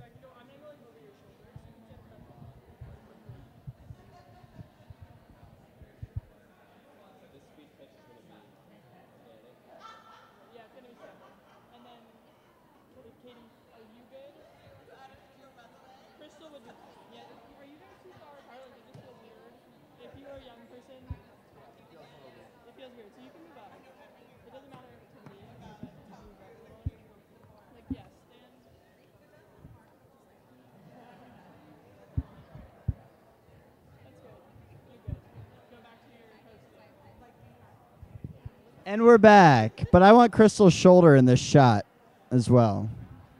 Can we get some hair in there? All right. Bryce is going to do a little bit of his stand-up routine. No, you got to pay for that. 2-drink minimum. I did. Two drink minimum. I said 2-drink minimum. That's an inside comedy joke. Only people in the biz would get it. Only people in the biz. I only perform when there's a 2-drink minimum, and I brought 10 of my friends. All right. Yeah. From Times Square, you got comedy show. So, Ben, if you were to have given a session today, what would it have been on? It would have been called Milk and How It Does the Body Good. Would you have had a slideshow? It would have been a slip and slide show. Just a series of photos of me on a slip and slide of milk. That's amazing. This just in. Sorry. We just got word we're going to be interviewing Darren Mastropolo. Here we go. Darren Master. Is that right? I don't know if he's going to fit. Darren, if we were a basketball team, it would be like, wait, I got this. It would be Luke Longley and Horace Grant and Ron Harper. That's pretty solid threesome right there. I think we could do some damage in a 3-on-3 tournament. Thanks, Darren. And he's Horace Grant. That's good. Not to be confused with Harvey Grant, his evil twin stepsister. Right, the worst. Dr. Grant from Jurassic Park. All right, let's play a quick game. Okay. Grants. So, grants. There are grants. Oh, so there are these grants. So there's these grants. The correct answer is Ulysses S. Grant. Correct. That's what we were looking for. Correct. Darren, why don't you introduce yourself? Tell everyone who you are and what you do. I am Darren Mastropolo. I am Master Polo. Right. Oh, God, I'm sorry. You were closer than most, though, so I appreciate that. I'm on the I'm on the BizDev team at DoSomething.org. I'm the newest member of the team, so this is my first boot camp, but it has been an awesome day. We're sad that you guys couldn't join us. Oh, hey, D. Sorry, I didn't realize you were talking. Sorry.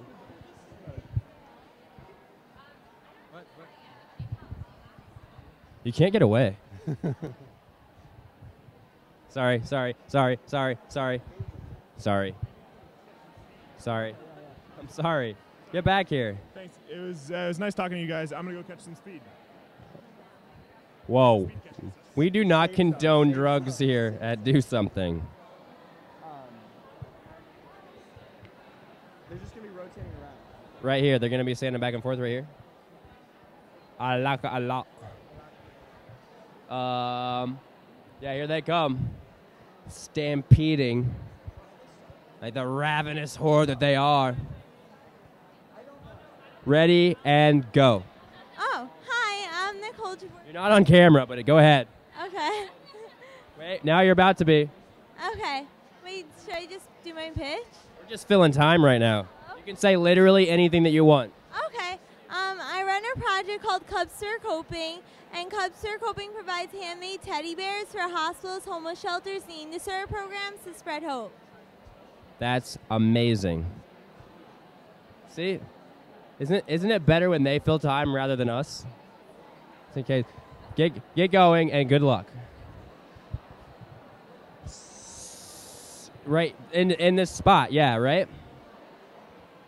But we need a speed catcher as well. I mean, I think I'm speed catching, but I don't have a form. I'm not official. I have my speed catching jersey on, my certificate. I know. We're trying to get someone. We're working on it, folks. We're working on it. Nobody's perfect, okay? We're working on it.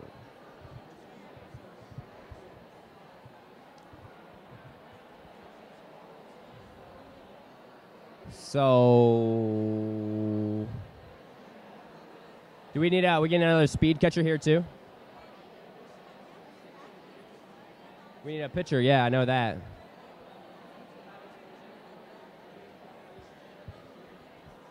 Liz, tell us about your. Do your speed pitching. Wait, I don't know what you just said. If you were gonna speed pitch me something, ready, go. I don't want to be put on the spot. It's too bad you are. Now you're just looking embarrassing. You're just embarrassing everything. I am embarrassing everyone. Oops. Wait, Liz, did you give a session today? What was your session on? It was on managing a board of directors. And can you give us a little summary? It was extremely hot in the room. So Wow, great summary. That is the summary. No, it was a lot of me running around explaining how to create a board and then manage it. Everything from selecting your board members to being able to have a mutually beneficial relationship, and then continuing that relationship. That's great. That's amazing. Did you attend any other sessions today? I mean, I know you had to prepare for your own, but did you attend any other ones? I wasn't able to, unfortunately. All right. Well, there goes that question to fill time. Jeez, Liz, Addy. So you're speed catching today, right? If I'm needed, yes, but it's pretty crowded in here, so. Right. Yeah. It's pretty crazy. Assuming that you are speed catching, what would be your standards? What are you going to be judging them on? I think effectiveness in actually explaining what your purpose is very quickly, and I actually talked about that in my session about being able to explain yourself in 1 or 2 sentences. So. Comprehensive. Thank you, Liz. I think we're about to get started, and good luck with your speed catching. Yes. Anyway. Whoa.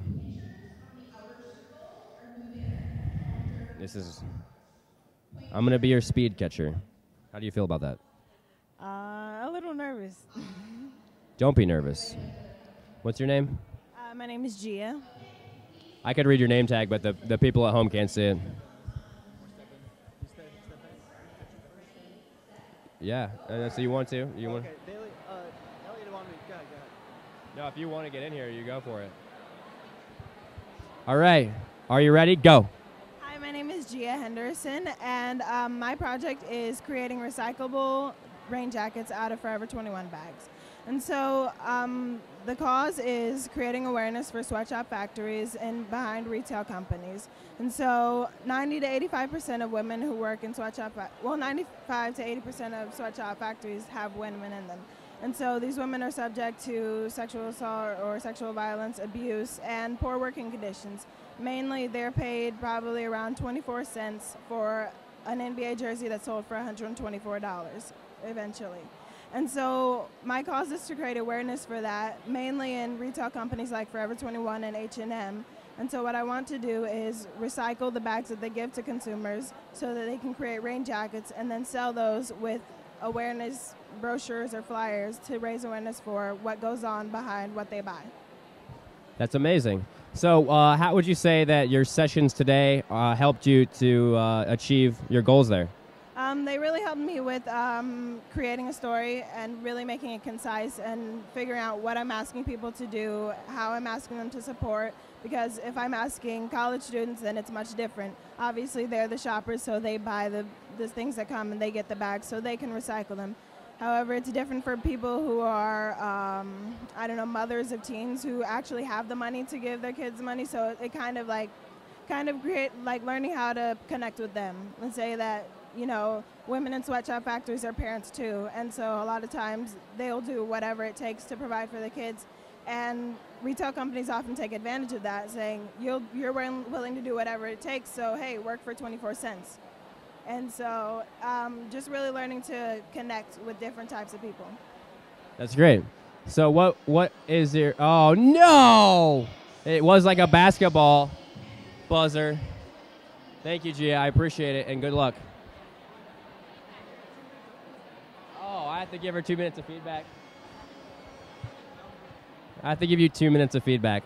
I'm wildly unqualified to do this, but I'm gonna. So I feel like as far as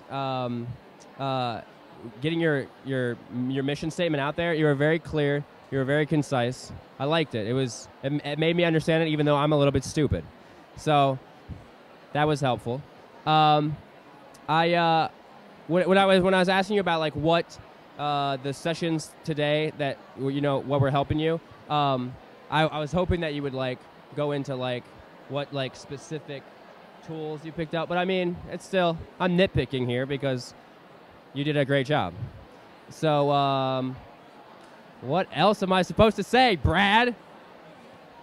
She did an awesome job. I don't have a form to fill out.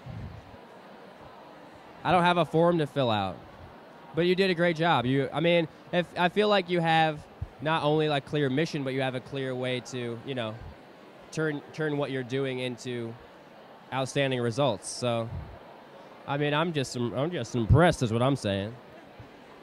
What else? I think your idea is really cool. I was in one of the sessions earlier. Were you at like turning ideas into action, or which one? Visual storytelling, maybe? Something. Is that okay? Or Sarah, I think. Oh, okay, yeah. So that one was the how to run an outstanding cause campaign. Right. Because I remember you stood up and you kind of explained it. We were all kind of like in the back, like, ooh, I like that idea. Because I mean, seriously, who thinks of that? That's amazing. That's a great way to impact your community. So it's not just the way that you're doing it, but just the creative nature of it. You know what I mean? It's a really cool, unique thing that you're doing. So I think if I was going to give you some advice for the rest of this, is that uniqueness is what's really really pops.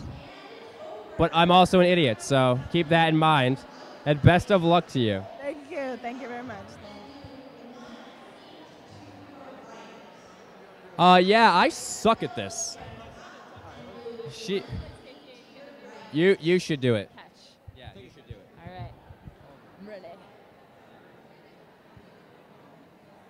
Do I look like a news anchor? Hello, world. Hi. I know you. How are you? Are we supposed to be starting? Give it 1 second. What do you have there? Okay. All right. You want to go first then? Okay. Hi, I'm Nicole Jaworski, and I run a project called Cubs for Coping. Awesome. Okay, so give me your pitch. Okay.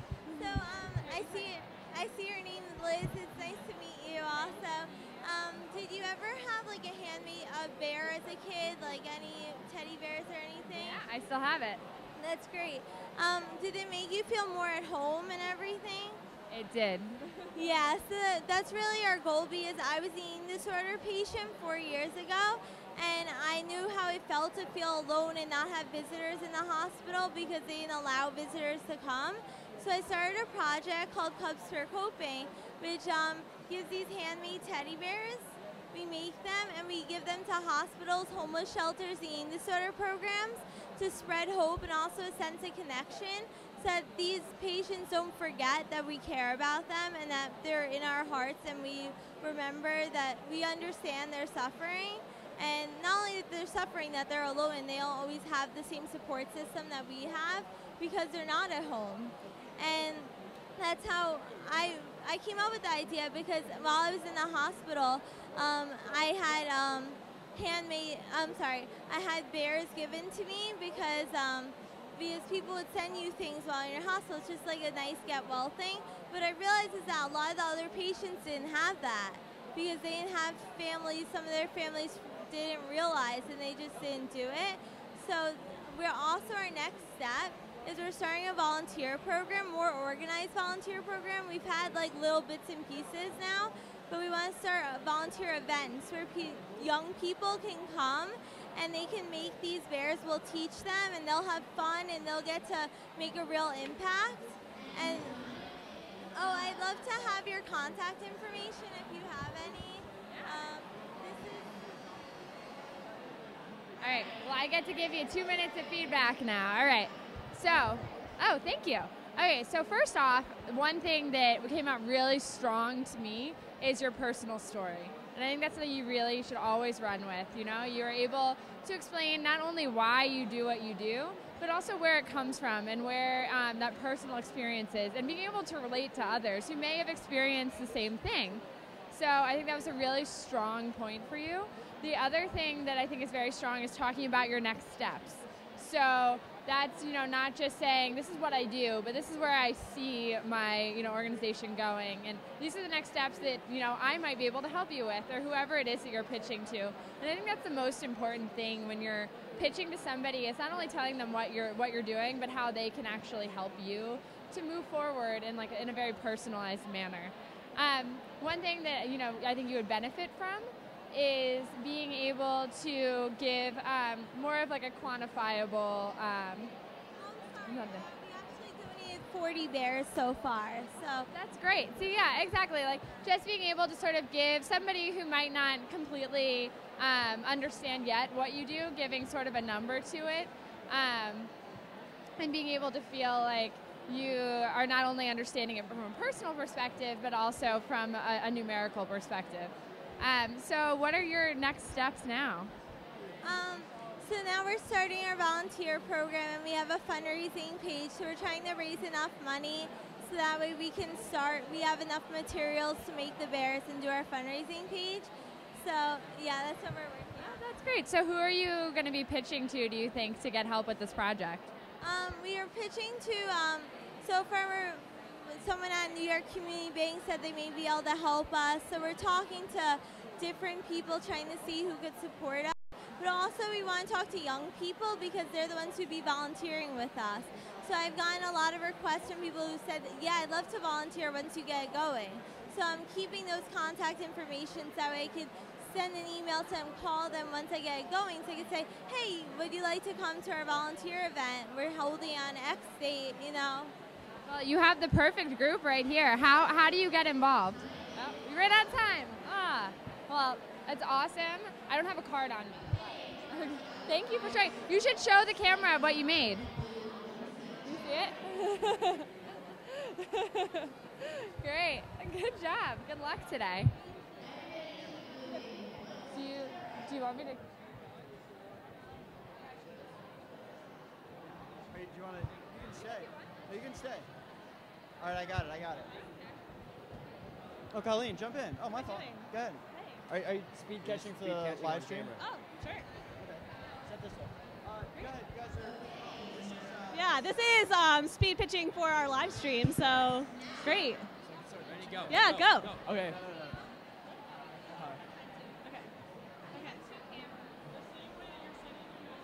Okay. Hi, my name is Neil Anparo, and I'm from the College of New Jersey. I'm Delta Epsilon Psi Fraternity Incorporated. And you know, TCNJ, when I first went there, I saw the stark contrast between our college community and the outside Trenton neighborhood.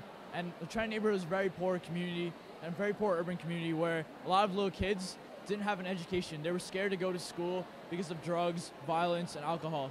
And we really saw that poverty was the main problem, and we felt that education was the most fundamental way to solve this issue, because we felt that through education, they'd be able to be self-sustainable for a lifetime. So in order to get these students educated and excited about education, we have an event on campus called Project Come Together. And through this event, we contact local organizations on our campus to come out for one day, and we contact local schools and local YMCAs to bring little kids to our campus. And at our campus, we have kind of carnival funding games where it's also educational, like the different booths. Have you heard of the game Operation? Yes. Yeah. So at one of our booths, we have Operation, and these students play the game. If they win, they get candy. But we also kind of teach them about the body, like the human body. And one of the greatest feelings is when a student plays that game, they're excited about biology. They're excited about anatomy. They love biology, and a lot of students are like, I want to be a doctor when I grow up. For me, and personally, I'm pre-med. So that really inspires me, to keep continuing to get these students excited about pre-med. And also, keeps me going, And we really want to expand this. For our first year, 2 years ago, we had around 100 students come out, and we had around 15 organizations on our campus come out to help us at these booths. And in our second year, last spring, actually, we had over 200 students come out and over 20 organizations. So we're really excited that we're expanding and reaching out to more students. And what we want people to do is really hopefully come out to like what a lot of students could do is come out to one of our booths, host one of our booths, and also... Time, no problem. Okay, great. So now it's time for feedback. First of all, I just want to say thank you. You did a really great job. I think you were really good about explaining what exactly you guys do, where it's based, and why you do it. I also thought it was really great how you tied in so education is obviously an important issue for you, and what makes you guys unique is the carnival and how it's educational, and you used a specific example about playing the Operation game and getting young people involved. Just great. I think that one thing maybe to improve upon would be, so people who aren't in Trenton, New Jersey necessarily, so when you're doing your pitch, you want to make sure you have an ask for someone. So people who may necessarily not be in Trenton, New Jersey, what would you want them to do? And how can somebody outside of Trenton, where you go to school, how can they help you out? So I think that's something maybe to think about, but I think you were clear, I think you were concise, and you definitely delivered your message well. Also, another thing I would maybe say is just I know you were put on the spot on camera and you were unexpecting this, but just to be confident, because obviously this is something that you're really passionate about, and so just to make sure that you're really confident and sell your Come Together event. And it sounds like you guys are doing amazing work, and really excited to hear more about it growing and everything. Appreciate it, thank you. So this is actually our live stream right now to our viewers on the site. So do you have anything else you'd like to say to them about what your experience has been like speed pitching or at boot camp? Right, so it's been a long day, but really fun, and really I've learned a lot throughout the day, throughout the 4 sessions, about sponsorships, about pitching, just about public speaking in general. And also it's been great to really talk to other people who've come to this this day, and to learn about what they're doing, really kind of form connections with them, because we can really help each other a lot of the times. And it's really interesting and really uplifting to see how much great people could do. So I'm really excited about the future through DoSomething. Awesome. Well, thanks so much. Really appreciate it. Thanks. All right. So, hey, Alyssa, do you want to do the next one? Where do you want? Yeah, you're going to come right here and we're going to chat. So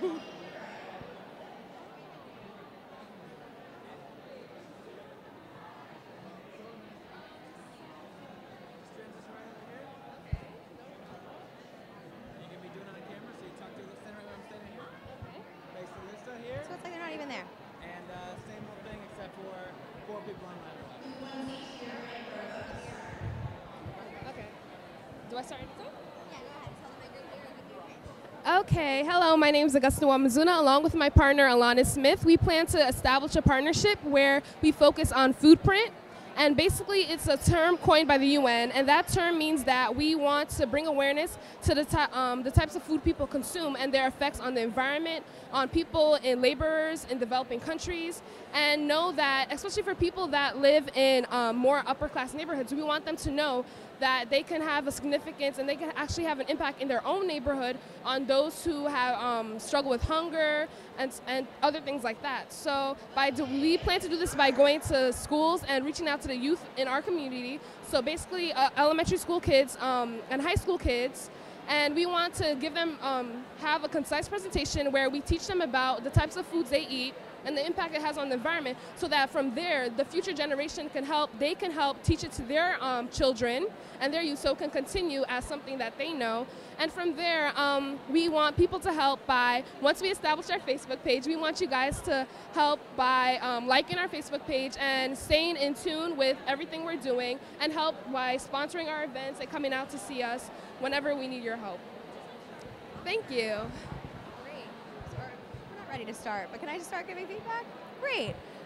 So really great job. I mean, your poise was wonderful. You maintained really good eye contact. It was nice that you sort of developed very quickly who your audience was. I knew exactly who it was that you were serving. A couple of things that I might work on for next time are a little bit more of an emotional hook. So, well, 2 things. Actually, they're the opposites of each other. So stats are really powerful. So to be able to say to me, you know, when you mentioned the upper middle class communities, maybe to point one out and say, in this community, there 60% of people X, Y, and Z. So to be able to sort of localize it a little bit, but to use a stat to really highlight what the issue is. And then also to bring that emotional element into it, because hunger is something that affects more people than most know. So most people probably know somebody who's experienced the issue. So to sort of bring in some of that human element, and talk a little bit about maybe personal struggle and be able to story tell a little bit. So you make the issue a little bit more personal, and you kind of put a face to it, you kind of put a story to it. So that's really what I want to work on. You really gave nice takeaways. So I knew that as soon as you guys got your Facebook page up, I was meant to like it. I was meant to stay up to date with what you guys are doing next. So that was really, really great for me to be able to walk away knowing exactly what it is that you were asking of me. Do you want to maybe give it another shot with that information in mind? For the statistics, should it be for my local community? For the statistics, should it be about the community I'm focusing on, or any community that relates to my issue? Sure. It's a really good question. I think it could be either. So if you don't have the stats for that particular community, I think doing some research and finding a comparable community. So you might not be able to find the information on Simsbury, Connecticut, but if you know that whatever town in Wisconsin has X% of people experiencing this issue, and it's a comparable town, they're both upper middle class, they're both have a lot of similarities, I think it's easy to paint that picture without actually having to talk directly about the community that you're serving. So I know you might not have those stats right off the bat, which is fine. But do you want to just give it a shot and maybe talk a little bit about, you don't have to do the whole thing over, but maybe a little bit about what that personal element would be? Along with one of my best close friends that I'm actually starting this organization with, we would notice that our fellow peers, like, they seem to not give concern to other things, and they're only worried about themselves. And I understand people have those feelings, but it's good to think about other stuff. And we especially wanted to do the food print because knowing that my community is not specifically struggling, we know that since they're not struggling, that they'll be able to relate to it and be like, okay, I could just do this, and it will have an impact on our environment, on hunger, even though they're not specifically like donating to organization that focuses on world hunger and other things like that. So yeah, that's basically it. Yeah, I think it's great to talk in I's and me's and we's and be able to tell your story as this is how I saw it, this is where I saw the issue, and this is why I'm acting. I think it makes it a little bit more powerful to be able to point directly to that and give the person that you're pitching your reason for wanting to take action around this thing. Okay. Awesome. One person's going to stay on this, and then like the rest of us are going to sit down and catch. Do you want to? I don't know that I'm the best person to do this. I'm not convinced I'm the best person, but I'll do it. So I guess I'll take this then if you want to speed test like elsewhere. Okay. Okay. Cool.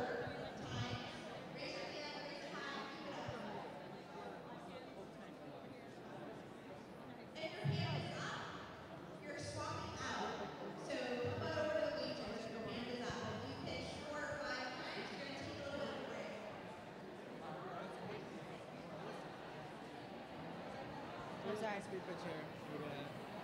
Okay. You can do side by side. I think Ben and I are swapping out. Okay, so Ben, you're gonna do it? Come over here, Ben. Not that I wouldn't love to speak to you. Are we good? I'll give this to you. Should I sit down? Is that easier? Yeah.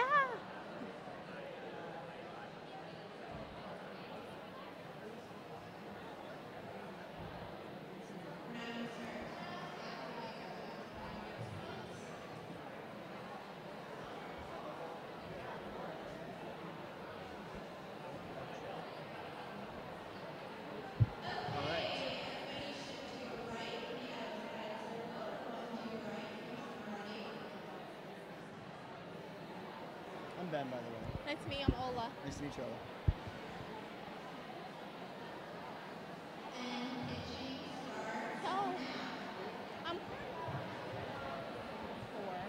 The forms, I believe, are to be turned in at the end to determine grant winners.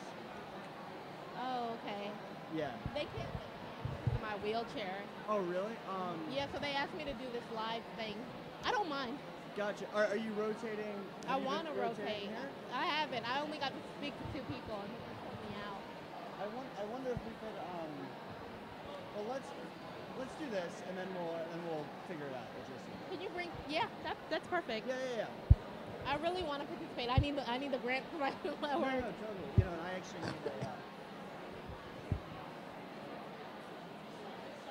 Okay, go ahead. Our time has started, so go for it. Hi, my name is Ola Jawumi. Okay, what do I do? So basically, you're just giving me a 2-minute pitch of your organization and why you're doing what you do, and then you end like with an ask, like so something that you would want me as a person that you're pitching to do to be able to help your organization. Okay. All right, well, my name is Ola Jawumi, and I'm the founder and director of Project Ascend, a women's scholarship program providing college scholarships to low-income teens in the D.C. metro area. I started this organization after having a heart and kidney transplant because I wanted to truly make a difference in my community. And thus far, we've been able to raise over $13,000, and we've been able to sponsor a teen camp reaching over 100 low-income girls in the D.C. metro area. So I would love to do nothing more than to partner with DoSomething to join our campaign to create equal education for women. And what we would love to do is to join DoSomething and for Project Ascend so we can continue to provide college scholarships for low-income students in D.C. This is near and dear to my heart because I wouldn't have been able to attend college or even be here today without the help of a scholarship. So thank you so much. Great. I'm sorry you got cut off there. I'm sorry. Okay, so I'm gonna, yeah, so now I give 2 minutes of feedback to your estimate. Got it. So first of all, I think it's really clear that you have a really strong idea of who you are and what your organization does and why. And I think you articulated that very clearly. In order to hook people in, I think the fact that you have such an emotional and compelling story I think it might be effective for you to start with your, with your experience, and then talk about kind of the origin story of what you experienced and kind of how that inspired you to start the organization. Do you know what I mean? It also might be worthwhile to talk. Can you talk a little bit more specifically about what the organization does? Because I was just trying to get a more focused sense of what you do. All right. Project Ascend is a grant and scholarship program. We provide college scholarships to low-income young girls, but we also provide grants to community organizations. And how do you go about determining who's eligible for a scholarship or a grant? We go out into our community and we seek advice from community leaders like politicians. This program is doing X amount for teens in this area. You should reach out to them. It's usually word of mouth. Got it. Very good. Very good. And in terms of an SMS campaign, what would that look like in an ideal world? In an ideal world, if you text Girl Talk to our phone number, our SMS system, you would donate $1 to the Project Ascend scholarship program, enhancing women's education in the D.C. metropolitan area. And hopefully with those funds, we can expand nationally.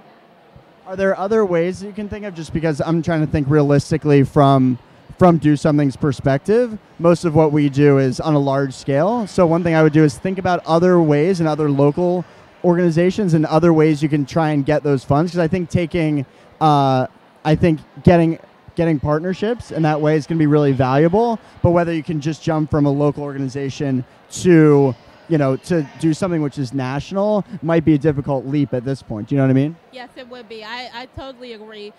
We have reached out to our community, and we do have community partners, including Reading Drive and the Lovely Ladies of Laurel Mentoring Group. Okay, let's figure out. Here's what we're going to do. Hold on. So, actually, I'm going to steal you for a live stream interview. Do you want to we'll just move this chair and you'll slide in here, and you can just slide down? Does that sound good? Oops, sorry.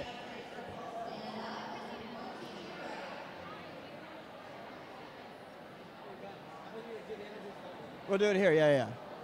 Over here. Cool. What's that? Oh, you can hold it or put it down, whatever you'd like. So, yeah, we're live streaming. No, we're good.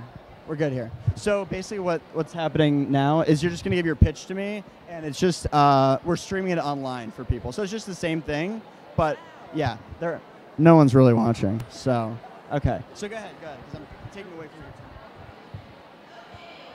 Okay, so basically my name is Jasmine. I'm part of Rockaway Youth Task Force, and basically we're a youth-led organization based in the Rockaways, and we look to spark social change in the community through youth. And basically we do civic engagement, personal development, mentoring, and stuff like that.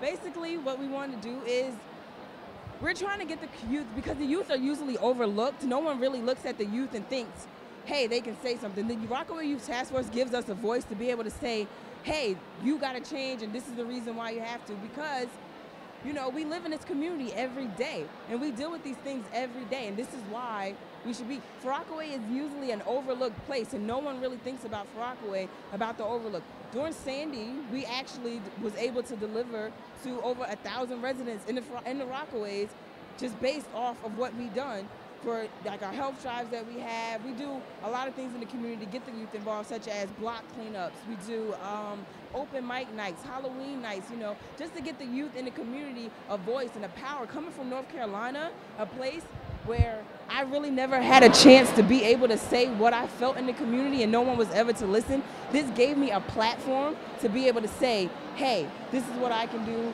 and this is why you guys need to listen. And this gave me a reason and a passion to want to do something like this, because I never had the chance to do this. So being able to speak on behalf of other youth in the community was really a great opportunity. It's changed me, because I have grown so much from being I've only been here 4 months and I've grown so much. I have a resume already. I'm learning office skills. Like, this place has been a really great opportunity for us, and we get people to volunteer with us as well. Like, you can visit our website at rytf.org, and we have a Twitter page, Rockaway Youth Task Force, and we basically, we communicate through that. We communicate through social networks, Facebook, Twitter, and basically getting out there talking to people, letting them know who we are and what Rockaway is. Like, basically, that's what we do.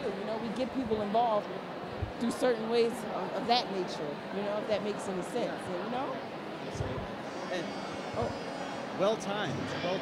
So I take this now, and I'm going to give you some feedback on what you do. Tell me your name again, by the way. Jasmine, Ben. Yeah. So first of all, I'm fortunate because I know Rockaway Youth Task Force, and I know Milan, and I know who you guys are and what you do, and it's awesome. And I think that a lot of the people here, some of the people here will know you guys, and some people won't. So I think you have to think about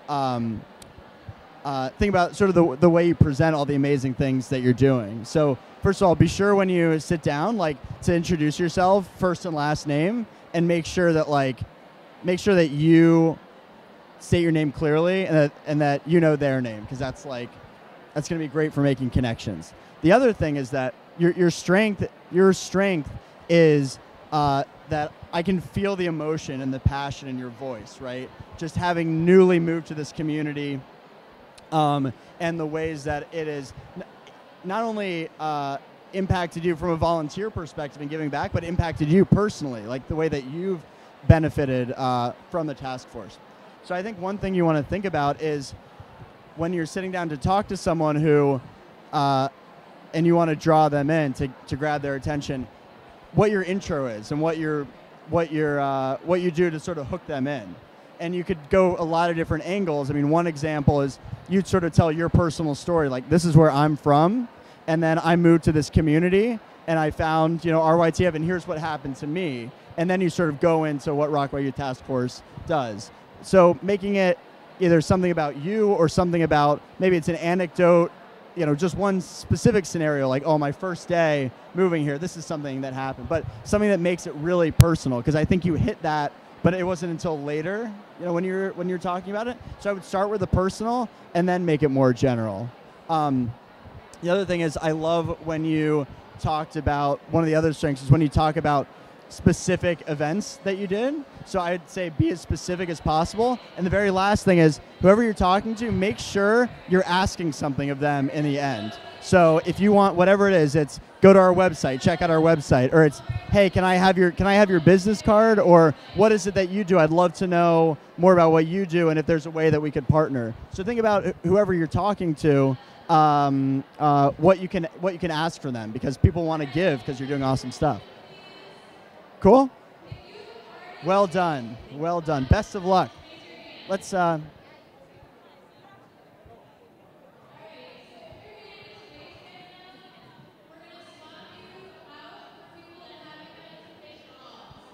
you up, Liam? All right, let's do it. Hi, I'm Ben. Sorry? Ben. Ben, Liam. Liam, nice to meet you. All right. So basically, I'm from Chicago. I'm with the ACT UP program. And this past semester, my friend and I, who's a Plastic Scholar at Connecticut College, like I am, we were awarded the Davis Projects for Peace grant, and we were given the opportunity to implement a summer social justice and community organization summer program for high school youth and underclassmen in college.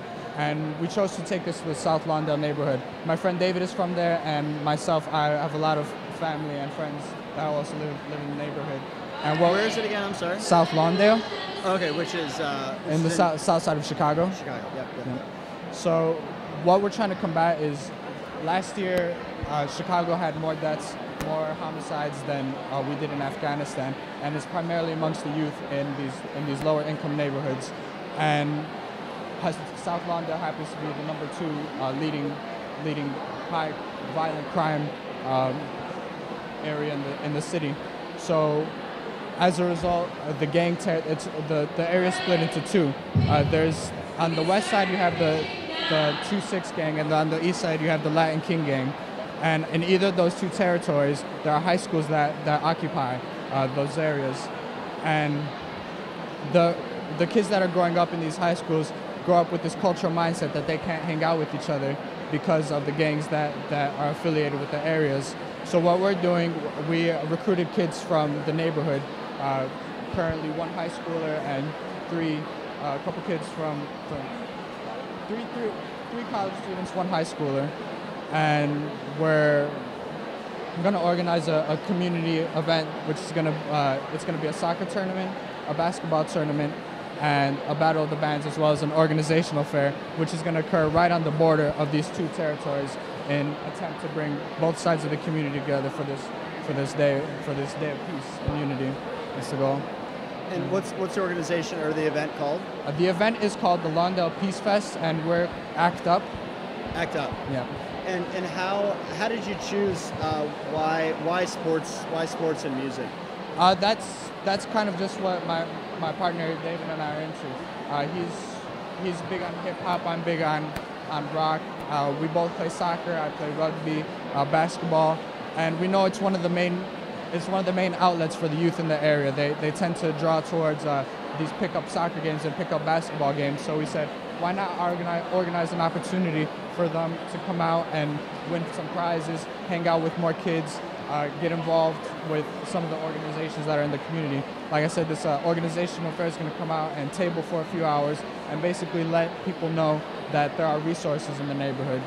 And what do you envision the impact being? Well, we have a few long-term goals. This event is really important because there's going to be a lot of fundraising to go along with it. And what we want to do is establish a scholarship fund in order for these kids who participate to volunteer to organize the event and take part in the summer camp, that we can fund their schooling. And because one of the problems is that there are a lot of programs to help the at-risk youth in the area, but there aren't a lot of programs to help the kids who are on track. So what happens is these kids go off to college for a semester and they end up dropping out because they can't afford it, because it's too far, because they're not motivated. So we want to show them that there are avenues to continue education. Got it. Well, first of all, I think it's a great mission, and it sounds like you. It's just a wonderful idea. I mean, because a lot of these community problems in terms of gang violence, in terms of education and dropping out, these are really hard things to combat. I would say in terms of telling your story, the part that really hooked me in was when you talked, were the statistics, right? About, there were more deaths in Chicago last year than in Afghanistan. There were, and that this neighborhood is number 2 in all of Chicago. If I were you, I would start off your whole pitch with that, because you're going to say that and people are going to be like, whoa. Like when you said that, I was like, that's crazy. Like that's when I really started to focus in. And so I think if you can do that to sort of not only establish like legitimacy and introduce the problem, but also do it in a provocative way, that's really going to draw people in. And so now also in doing that, you've established what the problem is. And then I think what you want to do is tell this stat and then give a little bit more context about the community, right? So giving background about this is Lawndale and these are the specific problems happening, and here's what we want to address. And then I think you sort of start, once you've given all the background and the context, then you go into, hey, like, we know that these are the issues, and we think an event like this or these types of events could be really effective in that sense. I think so. Explain to me a little more, because I think another thing you want to do is really focus. So are you focusing on the violence, or are you focusing on the education, like the education dropout in the community? Well, what happens is when these kids aren't going to school, then they end up on the streets. So the way we see it is the more kids we put in school, the less they're going to be on the streets. So we're trying to kill 2 birds with 1 stone. Great. The last thing I'll say is end with an ask. So try and when you're doing these, you can even ask in the middle, like, ask what the other person does and ask what they do, and then depending on what you're looking for from them, see if there's something that you can get from them. And so if it's visit our website, if it's, hey, do you know anyone in Chicago, or whatever applies to the organization. So do you know anyone in Chicago? I don't, but listen, let me give you, my cards are all messed up, but let me give you my card. So I'm a writer at DoSomething, and but we have our campaign specialists in violence and in education. So shoot me an email and I'll get you in touch with them. That'd be great. Cool. All right, thanks a lot, Ben. My pleasure. Keep up the good work. All right, come on over.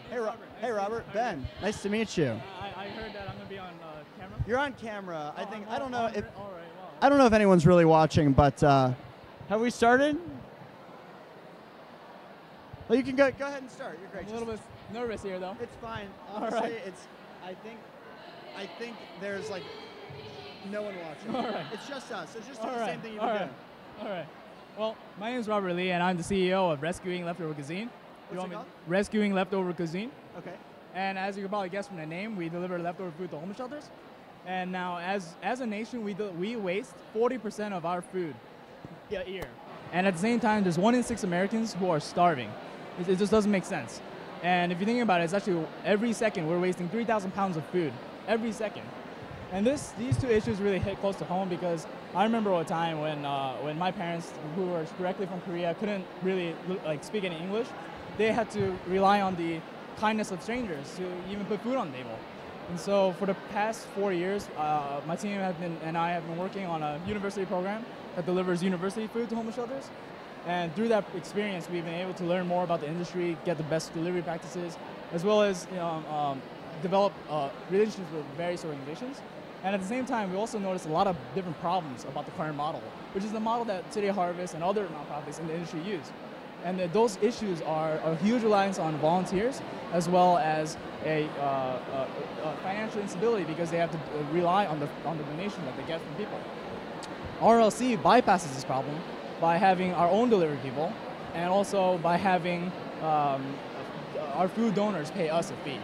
Now, why would they pay us a fee? It just seems weird, right? But basically, they are associated us with the green mission. They also have reduced food trash costs, as well as having enhanced tax deduction. So every time they donate food, they get money in their pocket that they never had before. And all that we ask for is a small percentage of that tax savings.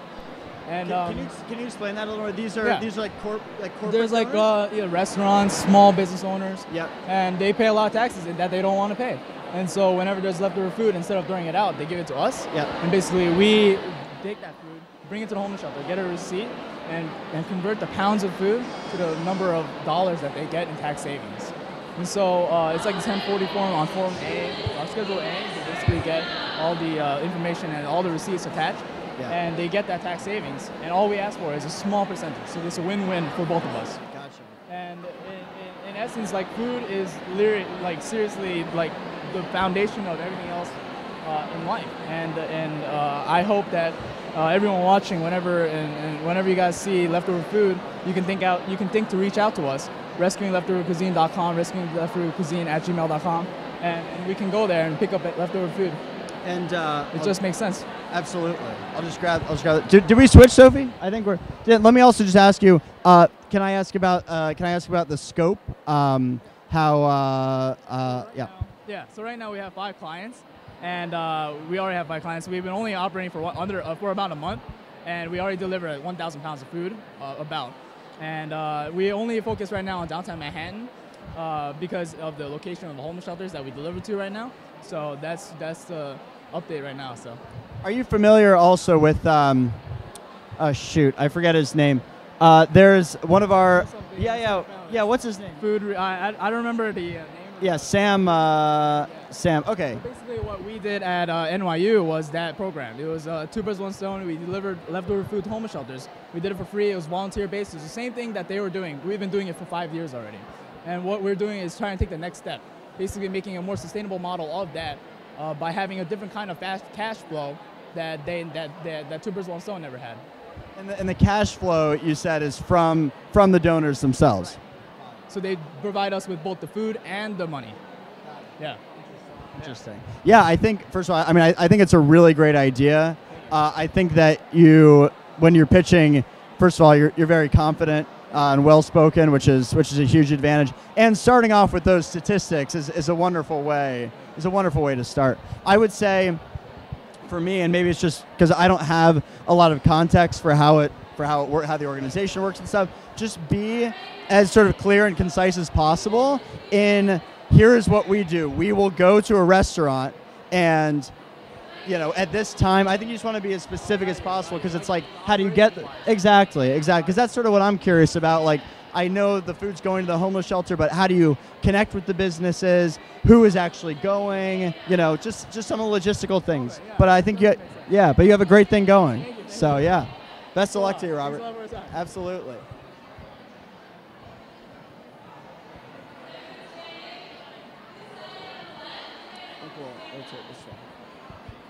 Yeah, I think we're ready. All right, let's do it. So this is on the live stream. So some people are watching online, but don't worry about them. First of all, I think there are like 3 of them, and also just do what you've been doing, but into the microphone. Got it? Yeah. Cool. So hi, my name is Emmanuel, and I'm part of the Rockaway Youth Task Force, and our mission is to empower the youth in the Rockaways through political, civic engagement, and volunteer opportunities. And we seek to spark social changes in the Rockaways through youth leadership and getting the youth involved in community service. The reason why we started our organization is because there's like a lot of issues in the Rockaways that people aren't really tackling. So, and like during the Hurricane Sandy that happened, we felt kind of abandoned because it was we felt like we aren't getting enough help. So we started like an event where we the Rockaway Task Force, we started an event where we give out free eaters to people who don't have it because it was very cold, and people came to us for eaters, for blank shit and food. So we also started like we created an event called Open Mic, where we get to use together to be involved, to be more involved, so there can be more community spirit. And we also did rallies like the Stop and Frisk and the gun violence, because there's a lot of gun violence in the Rockaways. That's why we started the organization in the first place, because of the gun violence. We don't like what we see, so we started the organization so there can be more changes in the Rockaways. Yeah. Yeah. Great. And what? So I'm a writer for Do Something. I work for Do Something, and you're going to meet a lot of different people in a lot of different industries here today. What specifically, like why are you here? What are you looking for that you can gain from everyone that you're going to talk to help you and help the organization? Oh, well, we would like you to visit our website, which is ROYTF.org. There's a donation page if you can maybe donate like a little, because we need help too. We are a non-profit organization, and we need help as much as we need. Yeah. So I would like you to visit our website, which is ROYTF.org. Cool. Yeah. Great. Well, I think I'm just going to steal this so when I talk they can hear me. So I was telling I was talking to another RYTF girl, and I don't know where she ran off to. In any case, I know Milan and stuff, so I know RYTF, which is great. And I think the strength that you guys have is sort of the amount of the number of different hats you can wear, right? So the number of different issues you seek to face, right? Whether it's Sandy, or whether it's job preparedness, or whether it's violence, things like that.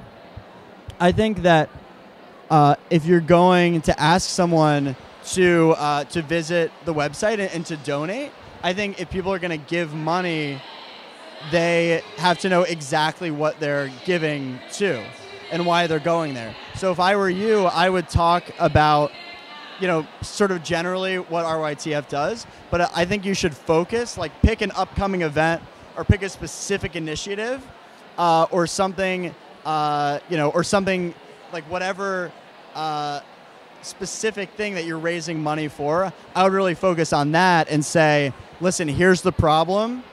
Here is this event we're running.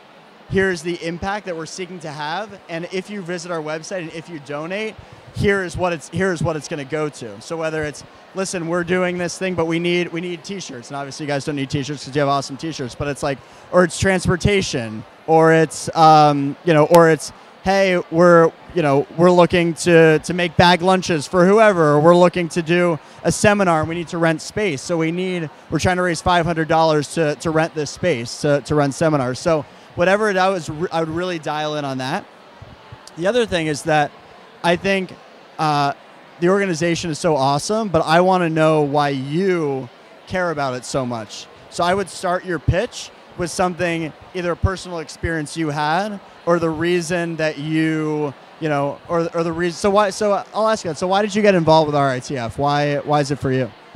Well, the reason why I was involved with RITF is because, well, I have a classmate who shot someone, and that's to think about it is crazy, because how did he have the gun in the first place? So that shows that there's like a lot of guns in the walkways, and so the reason why I joined is to maybe I can help a little to get the guns out of the walkways, and so there can be more of a friendly community, and the youths aren't really getting involved in the walkways. So me joining can give the other youths like an opportunity to say that it's easy joining, I would like to join too. So that's the reason why I joined. And I think that's a really compelling story, and I think that could be a really great way to start your pitch. Be like, listen, this thing happened to my friend, this is my life. It hit really close to home, and talk about how that made you feel, and talk about exactly what you said, that listen, this is something that's in your community and in your life, and so you join RITF to do something about it. So cool. Well, great job. Best of luck to you.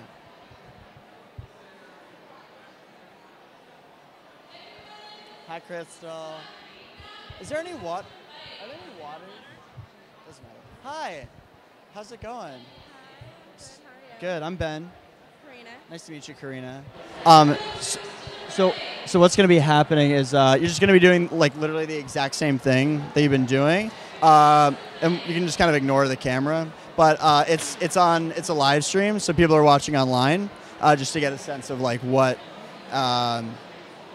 speed pitching is. Okay. So, and not that many people are watching, so it's not a big deal. But like I said, just do the same thing and just talking to the mic so we can pick it up on the camera. Okay. Cool? Okay, so I'll give that to you.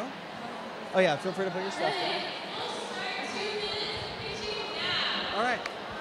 So my name is Karina Rao, and I run Beat the World. Basically, I make beaded animals that I sell. Yes, you could take a look at them.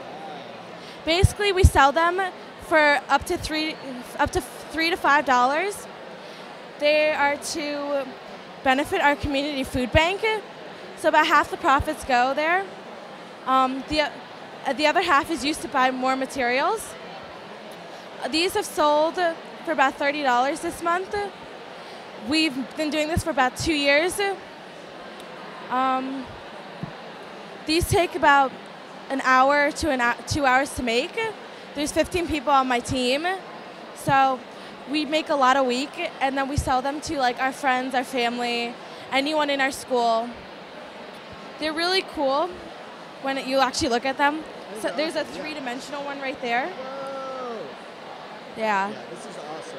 So they're not real animals. Yeah. But no, but they're adorable. Yeah. They're obviously animals, and they look amazing. This one's actually really. Oh, whoa!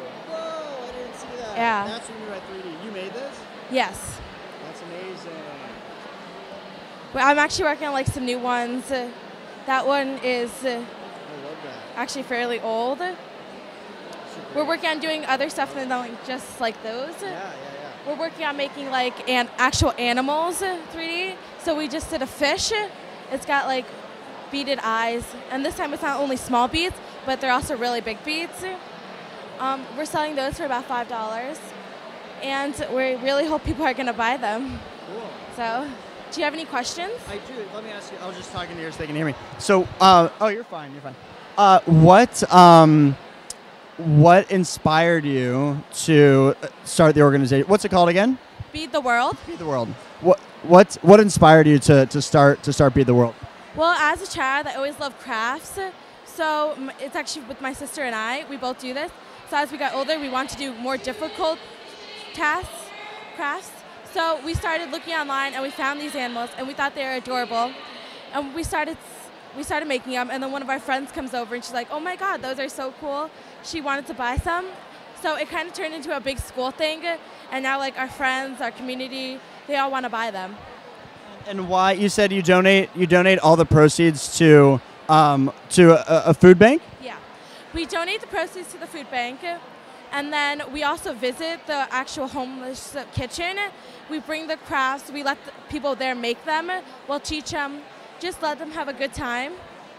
That's amazing. Now, and how did you choose the food bank? Well, we see a lot of homeless people every day, and I think that that's a really big thing in our world. More than 50% of people live on less than $2 a day. So just being able to give back to my community feels really good inside. And where are you from? Somerset, New Jersey. Great. Well, first of all, these are amazing, and I think it's so cool that you're taking like something that you're really talented at and something that you like to do and doing it for good, which is you totally have that on track. I think you have the chance to make a really compelling pitch to people, and I think that you should just give some thought as to the way to structure that. So maybe you start as, listen, you have this statistic about 50% of people in the world live on less than $2 a day, or you talk about an anecdote, a story like, hey, in my community, I see X number of homeless people a day, or I know that homelessness is a huge problem in my community because, and so you make that personal. And then you kind of say separately, and so you see that this is a huge problem, there's something you want to do about it. And then you say, and for my whole life, I've loved crafting, I've loved art, and me and my friends, we love to make these little animals. And so I thought to myself, wow, here's something I really want to make a difference about, and here's something that I love to do. So why don't I start making these to impact the community? And then you talk about, and then you actually bring them out. Don't show them at first. Then be like, and here are the things that I make. And then people go, oh my God, you're making those. They're amazing, and they're helping people in shelters. And then you talk about how you make them and the impact. And I think going to these shelters and things, that's such a huge thing. So you have all the elements. I think it's just about organizing them in the right way. Do you know what I mean? Cool. Absolutely. Thank you. Best of luck. All right. Good. Did I let you go early? Oh, no, we're good. Come on over. Hey, I'm Ben. I'm Isaiah, nice to meet you. So basically, we're going to be doing the same thing that you've been doing the whole time. The only difference is that we're live streaming this to online. Okay. So you can honestly, no one's really watching anyway. So you can really just ignore the camera and just give the same pitch. Yeah. So I'll give that to you. All right. The only difference is you have to talk into the mic so they can hear. Okay.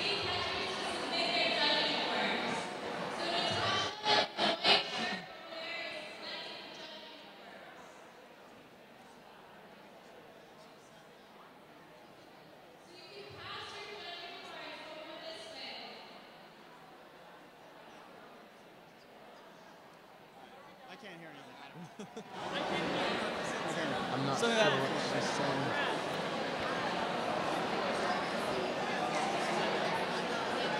You can go ahead and start. What's that?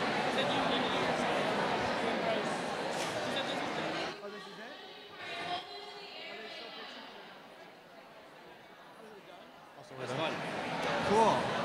Isaiah, I guess the last one was the last one. Why don't you tell me about it anyway? I want to hear about it. Well, I'll just paint you a picture real quick. Great. Plainfield, New Jersey is where me and my friends are from. It was 2010, and our town was stricken with so much violence. The children were involved in crime, and the local government literally was doing nothing about it. They were full of gridlock, throwing names at each other, throwing stats at each other, and we were fed up with it. So we started our organization, Youth Organization for Unity, or YOU. And what we decided was we have to get the youth engaged, and they need to be connected with the community. So our first step was getting events. We've thrown events since our inception in 2010 every week. Our major event is our Youth Summit, which last year we had 1,000 teens from 13 to 18 come in Plainfield. We had workshops like civic engagement, sex ed, things that they can use in their professional and the rest of their lives. We had speaker Baruti Kafele, he's a prominent educator, he came and spoke. So we did that. The second thing we do is also try to provide them with opportunities for employment and also like in betterment. We've actually have a internship this summer where we have 5 interns right now with our local television, PCTV, and they're working there and learning the craft, something they can use for the rest of their lives also. We also have them with Pat with an online newspaper where they're doing an internship. Great. Oh, I guess this is happening. Listen, Yeah. I thought you killed it though. Do you feel like you've been killing it today? I hope so. Cool. I mean, I care about it. Yeah, you It's sound what I great. like doing. Oh, we have to do the sign off. Okay, cool. Isaiah, Okay. All right. thanks so It was a much. pleasure meeting you. I appreciate it. Thank Best of you. luck to you, all right? Thank you. Okay. Well, everyone, it's been a heck of a day. I went speed catching. It's true. It's true. And thanks so much for coming out. This video will be posted on YouTube at some point next week. So if Hopefully edited down a little bit. edited down for the inappropriate parts, etc. But definitely come back and check us out at DoSomething.org. We have new campaigns running all the time. And I hope today was helpful for you guys in terms of getting your projects off the ground. So do something. Here she is, Miss America. Don't know the rest of the words of that song because I only watched it when I was like 11 with my grandma. See you guys. Thanks for tuning in.